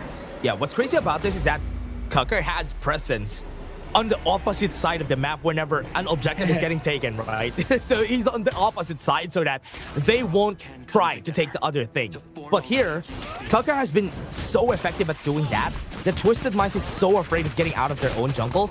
And even Shanks here, the damage is there, but not enough to even push An away. An is just gonna take this. That's a tower bot side. An is melting towers from afar here, and it comes down to vision, right? OG has great vision control this game, so they always know where the enemy's at. They know how to position themselves. Twisted Minds, as you saw there, Knightley could have potentially killed An, but they didn't know what was behind him there, so he opted to go ahead and retreat. Yeah, they just don't have the information in this game. True, they can't even. Howl is available. Muchen has the flash too, but they are gonna opt to go for that Tyrant first before they finish this game. For sure, all 3 high ground towers are down for Side of Twisted Mind. That is usually the death sentence for a team here. OG gonna play it a little bit slow here, opt to take the Tyrant first, but then next push should be it for the Side of Twisted Mind, unless they make a miracle happen. They need to get, really honestly, they need a big miracle here to win Usually, whenever you're at this point, you definitely will lose the game. You need 2 big clashes. If you win 2 big clashes, that's the only time that you win. But the first step is hard. How will you do the first step? The second step is way harder. Basically, all the towers on the side of OG are up, so they're going to minimum need to drag this out to Tempest, right? So they need to be able to survive for 5 more minutes, and that is no easy task when you're staring down a team that's up 7,000 gold on you. They have a Howl, a Da Huang to be able to run at you, right? Keke, Dowda, all these super fast characters. Here we go. Yep. That is at the back. They already flashed. They got the hit on the back line. They go. Oh no, Shanks, you have been stung and taken down from far away. But at the back line, 90 is doing some miracles here for the team, but it's not working out for them. Not enough magic for their side. OG has the dream, has the clouds, and this is game number 3 taken by OG. OGs, they're making it look easy right now. This is the grand finals. They're making it look like rankings week so far.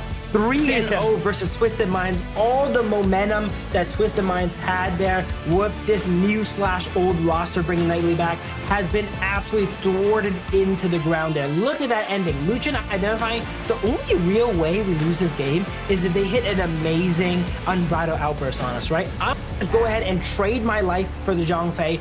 He trusts that his team can go ahead and win the 4v4, and they very handedly win the 4v4 there. And it is now 3-0 in favor of OG.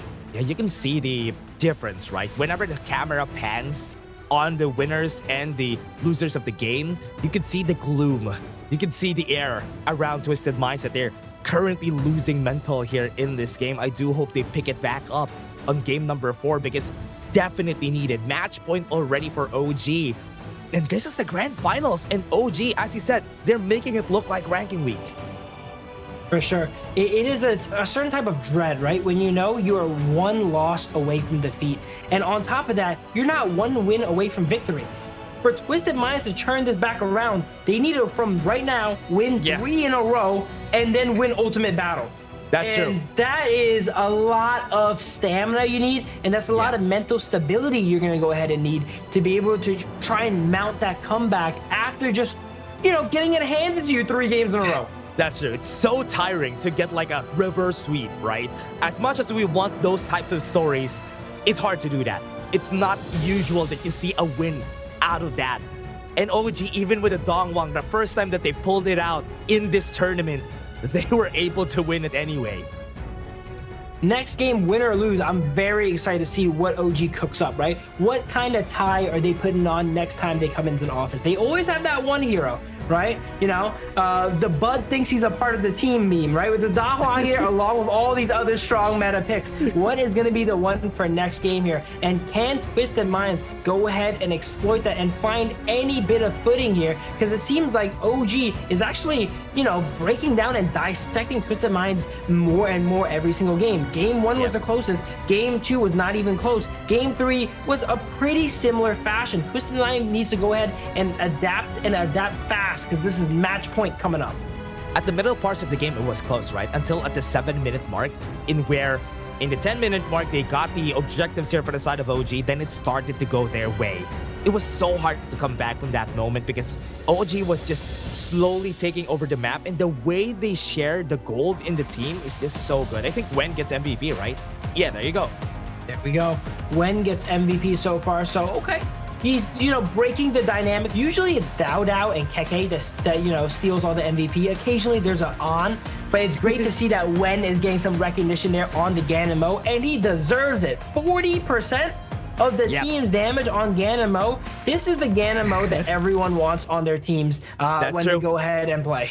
Yeah, 110k damage in the game. And it's also because, just to add though, Mu Chen helped him out to get that damage, because he is the reason why he's hitting those couple plays easy, like this one, right?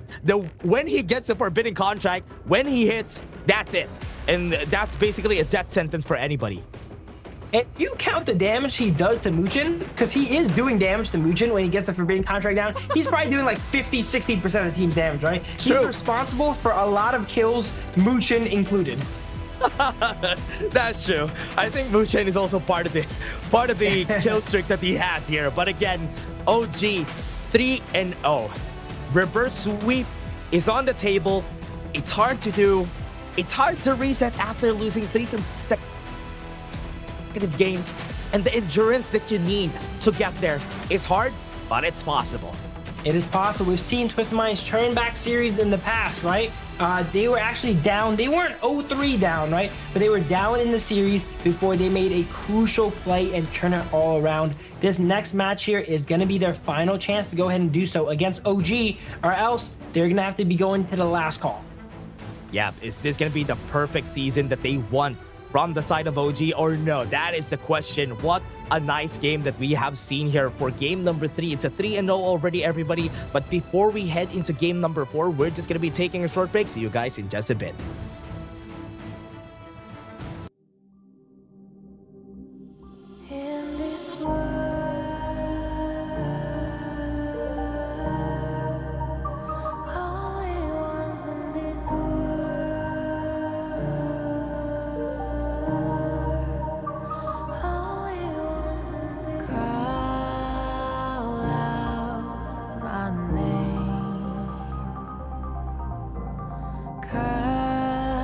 The sound of the rain.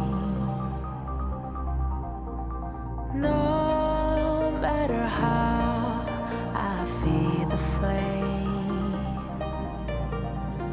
you know I feel the darkness and the pain. All of the ways we tried to break free from the night, you know we made it out, we found the light. I fly so high, light up the skyline. Let's do it this time, like it's a whole new vibrant world.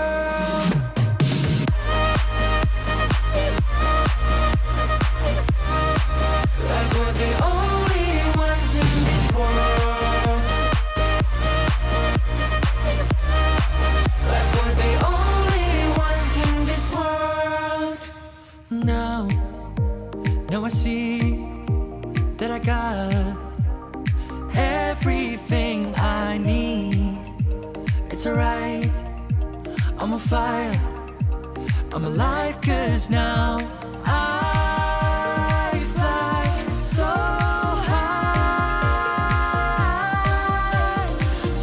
high, light up the skyline. Let's do it this time, like it's a whole new colorful world.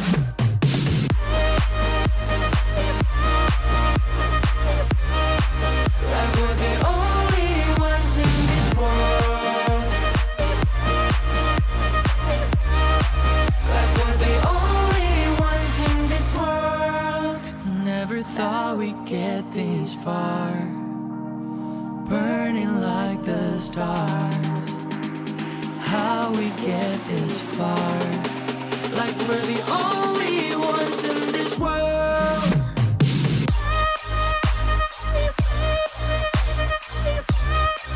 Like we're the only ones in this world.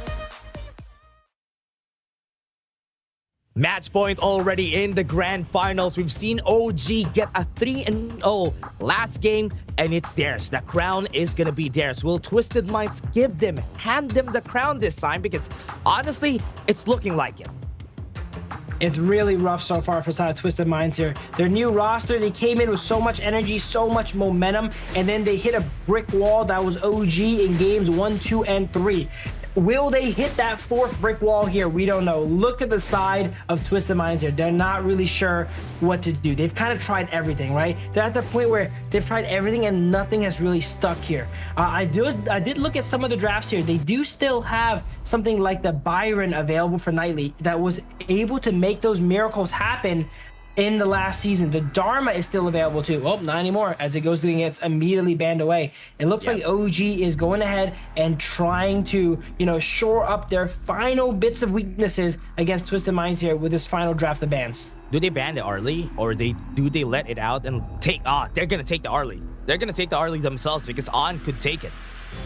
There's no way Twisted Minds allows the Arlie to go through, right? They rather give anything, but just not that Arlie as it goes and gets removed. Again, if you want to see the Arlie, we gotta go to Ultimate Battle. That's gonna be the only way. OG has first pick here. Diadea is still on the table here. A lot of solid picks still on the table because, as you mentioned, OG, you know, they always kind of flexed, you know, a more non-traditional pick into their games here. So that saved them a bit of gas in the tank going into game 4 here. Diadea getting first pick here for OG. Very flexible pick. Could still do a good job even with a lot of the marksmen that we have in the roster. Now, as you said, Arlie's not going to be out. Maestro Inui is on the table here for win. So he could actually pick that up. But the Yuhuan Chano, strong first picks here for Twisted Minds. That's good. Mai is almost assuredly going to be locked in for side of OG here, right? The Twisted Minds has not banned it. They did draft in a way that gives Mai a lot of trouble. The Yuan and the Channel both have very good matchups against the Mai. They're saying, we're going to give you the Mai, but you're going to have to, it's going to be challenging to play potentially here, right? As you see, the Fatih being considered here for the side of Keke. Keke plays a lot of Clash Raiders, but you don't see him on the Fatih too often, right? So he might actually bust it out here for the finals here. We're not too sure yet. They're thinking about the Mai here because they don't pick it now. It's probably going to get banned over. But Dune, oh, maybe they're going to make him ban. No, Doliak is not an option now either. The idea is picked, right? This is just a raw Dune pick. Yeah. Dune, Fatih. They're not going to get a lot of things here, but there you go. That's going to be the foods available right here for Twisted Minds. They could go for this on 90 because against the Fatih, I do believe that the Futsu survives. Yeah, the Futsu, it's a close match, I would say, right? But if in a pure, flat-out 1v1, the Futsu does have an edge. Will OG and Keke give him that? It is going to be unlikely here. Twisted Mind option now, second wave ban now, the Mai. It's interesting that OG feels like they did not fall for the bait, right? They were baiting to go ahead and give OG the Mai there. They have the Yuan, they have the Channel to counter it out already. OG just taking a backseat saying, okay, we'll assess how things go later on, right? We're going to pick some of these heroes here. And I don't think they wanted the Mai anyway, even though it was banned out by side Twisted. We're likely to see when on something a bit more high range here to supplement the Dune being the frontliner there, as well as the Fatih. Yeah, especially with the Sage's Might or the Futsu. I do think the Lady Dun is going to be good here. Drop the Sage's Might on somebody, you also drop the Destructive Delusion on there so that he doesn't do anything. I was just about to say the Nua could have been a really strong pick for side of OG to give him that range, but Twisted Minds is way ahead of me here as they go ahead and ban that out. Nua has a very solid matchup against the Futsu as well too, because once he locks you guys in that cage there, Nua is able to, you know, kind of help you cheat in the 1v1 and fire that Annihilation into the Thunderdome there and help you out. But they remove that option as well here too. So now it's going to be interesting what OG opts to go ahead and go for in that mid lane. Ooh, goes for the Princess Frost. So that is going to be a Princess Frost without the Liang because the Liang has been banned. So it's good at least against the Dune and the Fatih because they need to move forward from the Winter is here. Now they drop the Flowborn Marksman on their side together with the Xiao Tiao. So even without the Arlie, they even picked us out Xiao Tiao. So this is interesting. Yeah, the Shasha, one of those picks that's been really seeing a resurgence here. To be fair, OG has not many options left there. For the fade, too. Yeah, that's a good pick now.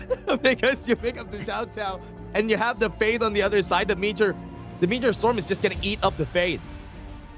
For sure here. And once Xiao Xiao gets that Splendor going there, Fade is going to have a really tough time surviving that. I do really like the Princess Frost pick here. I would say the Princess Frost pick is more to, once again, deny Wen, right? They already removed so many mid laners. They know he played so many mid laners already. They went ahead and gone ahead and tried to remove one more. It has some synergy with the Futsu as well, too. It's no Liang, but whoever's trapped there in the Thunderdome against the Futsu there is also going to be having to brave the storm that Princess Frost is going to be summoning up on them. Yeah, right now OG has a draft, a Bear Dun without the Dolia on their side. But Twisted Minds, I do like that they have a lot of counters here, a lot of counter measures on what OG wants to do. But are the counters enough to get them 1 point here? I would say draft-wise, 4 games in here, both teams feel like they're a little bit out of steam, right? Looking at the compositions, they are definitely far from top tier. This just goes to show if you go ahead and pull out all of your strongest cards in the beginning, once you get later on into games, you're gonna have drafts like this, where we have the Fade, Food Soup, Princess Frost, right? Versus the Dune, Nodolia, Xiao Xiao. Very middling drafts on both sides here. So a relatively low power level game. Yeah. Not going to be as high octane as the other games that we have, though. But OG and Twisted Minds looking to go for the finish or looking to get that first ever win. You can see here that both of them are just going to be doing what they can here in the early game. Especially both of their junglers are just going to be at the stable phase. ACC playing very aggressive on the Yuan here. Already getting Wen down to half. As Muchen, you know, kind of comes in, was on the opposite side there to try and get a catch on the high line. Didn't quite happen here. Channel versus Flowborn Marksman here. And Twisted Minds, they got to give it all they got right now. Right now, the top side, 90. Had to force a flash out of Wen. And another flash out of Kaka. All out of that fight. And that's just 2 people on the 2v2. And Twisted Minds is winning a early game skirmish there, right? That's not something they were used to here against the roster here on OG. But this could spell, you know, the tides of change here. This game is going a little bit differently. Twisted Minds is taking a bit of an early game lead. Yeah, they're doing a good job at just stalling the fight right here. And with the better farewell, almost getting the kill on Shanks. Force the flash to be used. And clean here on this Fade too. The first few fights Fade goes in is going to be a real a decider here, right? Fade, one of those heroes that are either feast or famine, so you need to go ahead and get ahead early. Look at this. Fade already has a level advantage on Dao Dao here. Not by much. Bro, that was another bait. I've seen it on the map, the better farewell. They were waiting for him to just move forward again because he doesn't have any flashes. They knew that they could win the fight. And there we go. That's OG set up the bait and hook, line, and sinker. Twisted Minds false right here. Now that lead that they had, I was talking about prior, gets erased away as OG are slowly trending ahead. Yeah, they're doing good job here of OG and winning the lanes. And this is the power of the Diadea, right? She has a lot of kill potential in the early game, which is why she's strongly paired with the Arlie every time because they can both die pretty fast. And now Shanks at half HP didn't even start the fight yet. That was just Arrow Storm used. Absolutely here. The idea is also solid on their composition because it's easy to set up the Dunes, Wind Slash potentially, right? When his combo is also easy for her to go ahead and set up there. That really reliable crowd control is a great reason the idea gets picked so much in the past. And I'm surprised it took into game 4 for it to get picked up. They go for the bait though. Goes in with the knockup. Flash is available for 90, but he's not gonna go anywhere here. That's gonna be a kill. Nice bait from OG. Wow, not much Nightly could have done there, right? From out of vision when full combos him there as he goes ahead and gets that ultimate off on Keke. But again, they were not stuck in there with him. He was stuck in there with them there as he gets evaporated, basically. Yeah. Now they have to look at it. Look at the vision score here. I think Twisted Minds were doing a good job getting vision. But for now, with 30 seconds on the clock, Twisted Minds are just clearing up some waves just so they could get ready for this Tyrant. I think Twisted Minds knows they need this first Tyrant, right? Every other game, OG gets the first Tyrant, and they basically just snowball the game from there. But I say that, but we see Fade trending upwards here. He needs to... That's a great timing there. That shutdown onto Keke there means they have a numbers advantage for this Tyrant. Will they go ahead and take advantage of that as we see Tyrant coming up here in the next few seconds? Only problem is they don't have the Winters here. They don't have the Sage's Might. They can just push the top side though. So Dao Dao can start this right now. From far away, Clean could still steal this. Hunter's Sweet Breeze denies them. The push right there. What a good timing.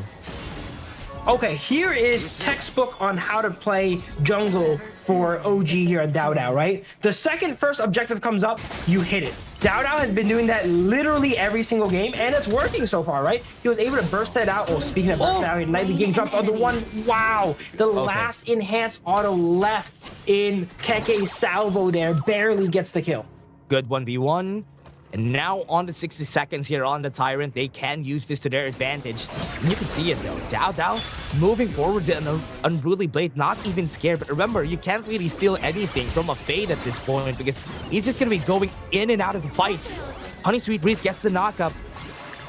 Almost getting the kill in Shanks. So later on in the games, it's going to be a lot tougher to secure those objectives, as you mentioned, right? He's able to in-seal his targets in Jade. Here we go. Here's a target he has spotted already here. Keke at half HP. Clean is looking for him. He's going to flash for it. Look for the fight. Shanks is going to be dead. What an aggressive play. He knew that he's going to die anyway, so might as well buy some time here. He's going to be dead, yes, but he bought some time. Keke is the hunter, not the hunted. It looks like he was, caught out of position there, but he actually still picks up a nice 1-for-1 onto Shanks there. When, again, getting a knockup on the best targets that they can go for. Now they're going to go for the chase down.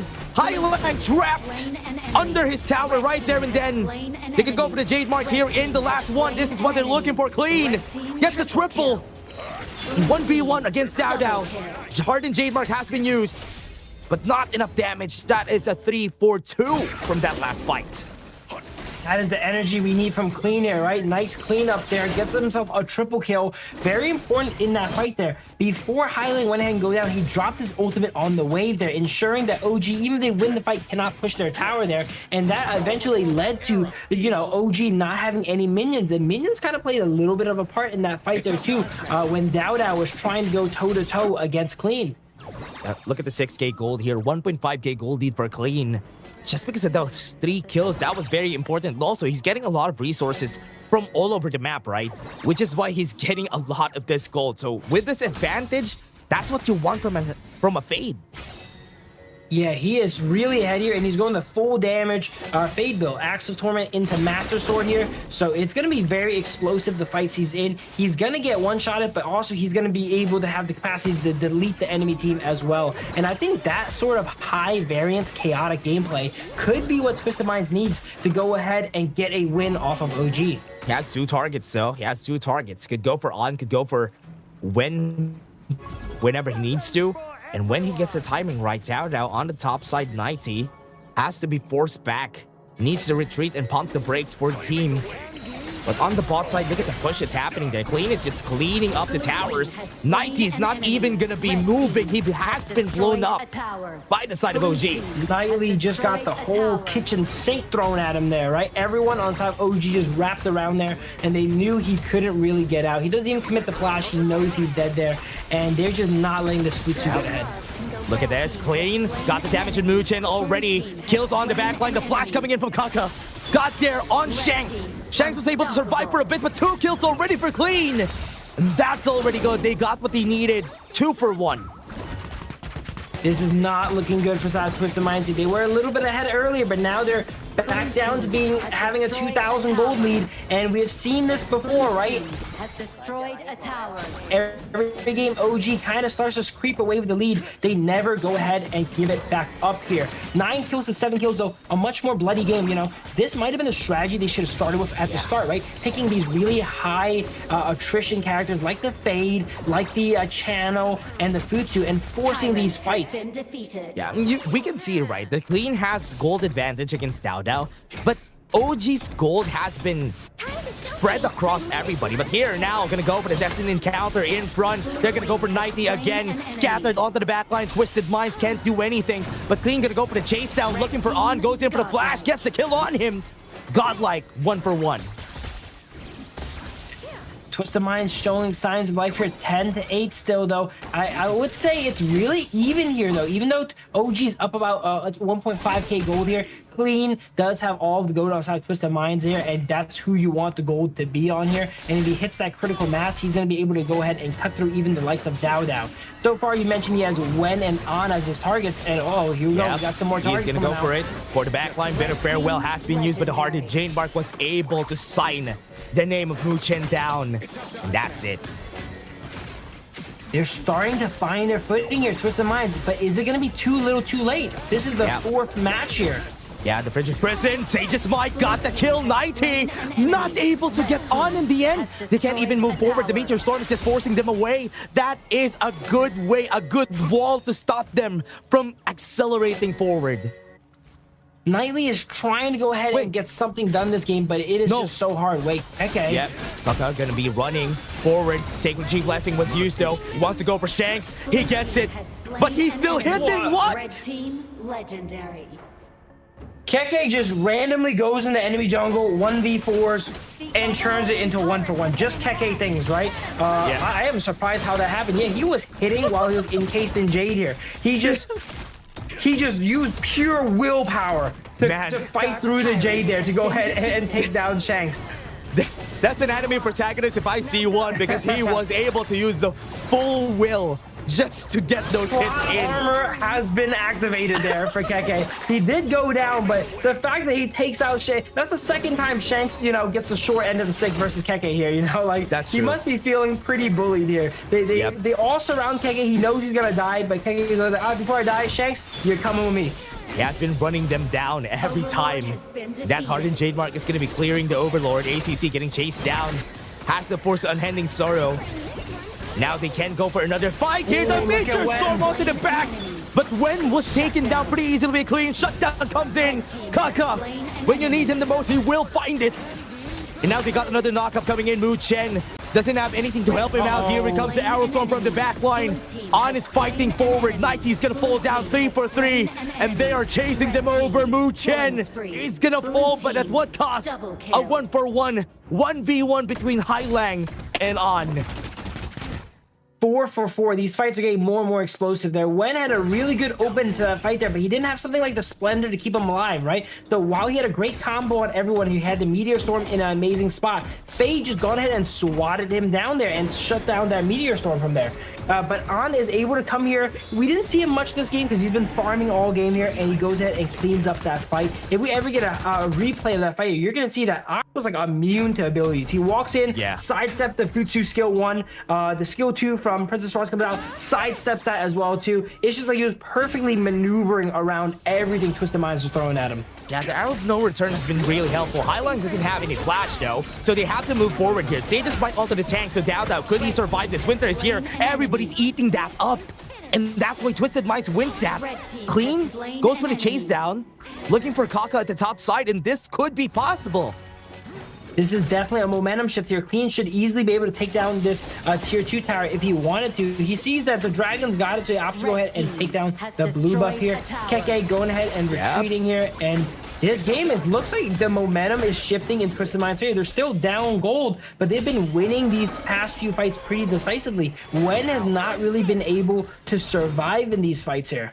Yeah, it has been good. Clean has been breaching the back line every time he needs to. And Wen is a primary target because he's the best counter against him. And the Meteor Storm, he can't even stay alive for the Meteor Storm as much. Clean falls down. And that was big. And now they can go for the chase down and really play forward. Knock up with a wind slash. And on the back, Kaka looking for the flash again. Gets Hailang on the back. And Nike tanks it up because he knows that he needs to, because Shanks needs to survive this. That was so brutal there. Muchin there catching Clean in the wall, and while he was stunned up, a full arrow barrage lands onto him there, and 100 zeros him down. We were mentioning how Clean was really high damage. Oh, this could be the end. This could be game, set, and match. They're playing for the end. Yeah. This could be it. This could be the end. Last match, last fight. OG looking for the finish, going for the chase down onto the backline. Shanks is going to be chased, and he's not going to survive. This could be the end of the fight. They can't clear the wave. This is done right now. They did it. He needs to smite it. He needs to smite it. No. Denied before. Doubted no more. OG are your undisputed kings of the Major West, and they are now the champions. OG definitely made up for last season there with an extremely decisive, all right? Extremely decisive match here. 4-0 versus Twisted Minds, showing that they are far and above. And everyone on the side of OG is quickly pointing it out. They might be talking about who wants to be FMVP. I don't know how that's calculated, but since they are the finals winners now, there is going to be an FMVP crowned on the side of OG. Yeah. You can see here. So Wen is like, when they're like, it's got to be you, Down, all right? Look, you were carrying all these other games. And then Alan's like, yeah, you too, man. Look. And then Down was trying to be like, no, man. He's trying to give it back up to someone else. I think they're arguing about the last fight, though. I think they were kind of thinking about who got the hit on that crystal.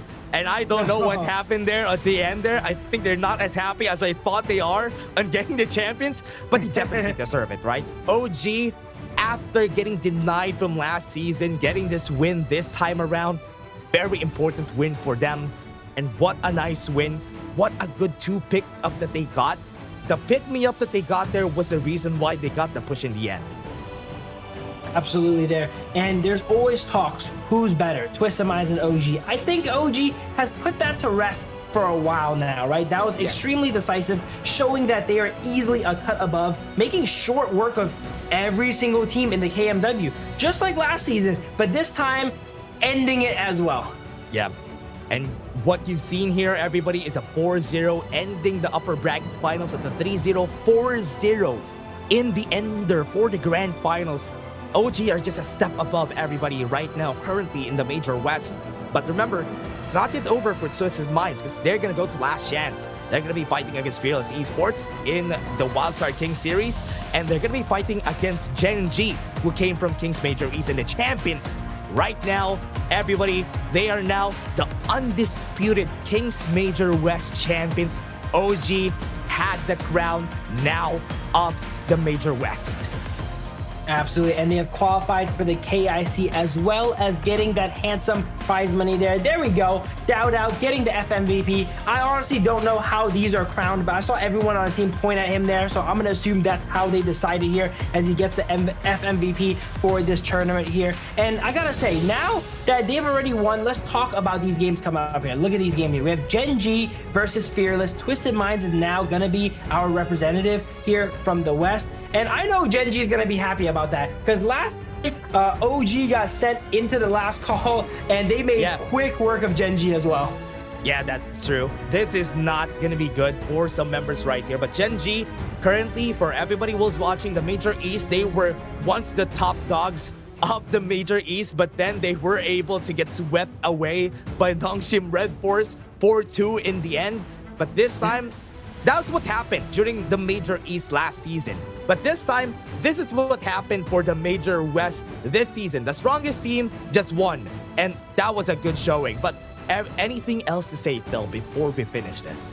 What an amazing event. That's going to be the last time I'm casting here, so I really appreciate everyone for tuning in here and watching and supporting not only us, but all the players, right? Drop a like on the broadcast here, make sure to support it here. And if I'm correct, Dash has some amazing closing words for us. Oh yeah, for everybody out there who watch together with us, we still have the last chance tomorrow, so don't miss that. Put a reservation on your schedule. Put that on your schedule, everyone, because we still have the last chance. We have one slot for anybody who is going to be going forward to the KIC. But again, congratulations to OG for getting to KIC. We'll see them here in the Philippines once it comes down in November for the KIC. But again, everybody, thank you very much for watching together with us. It's been an awesome night. It's been an awesome time here in the Kings Major West. Phil and I have been honored to be here, and it's been so fun. Thank you very much for watching with us. See you tomorrow for the last chance. I'm Dash, and I was here with Phil. See you guys tomorrow for last chance.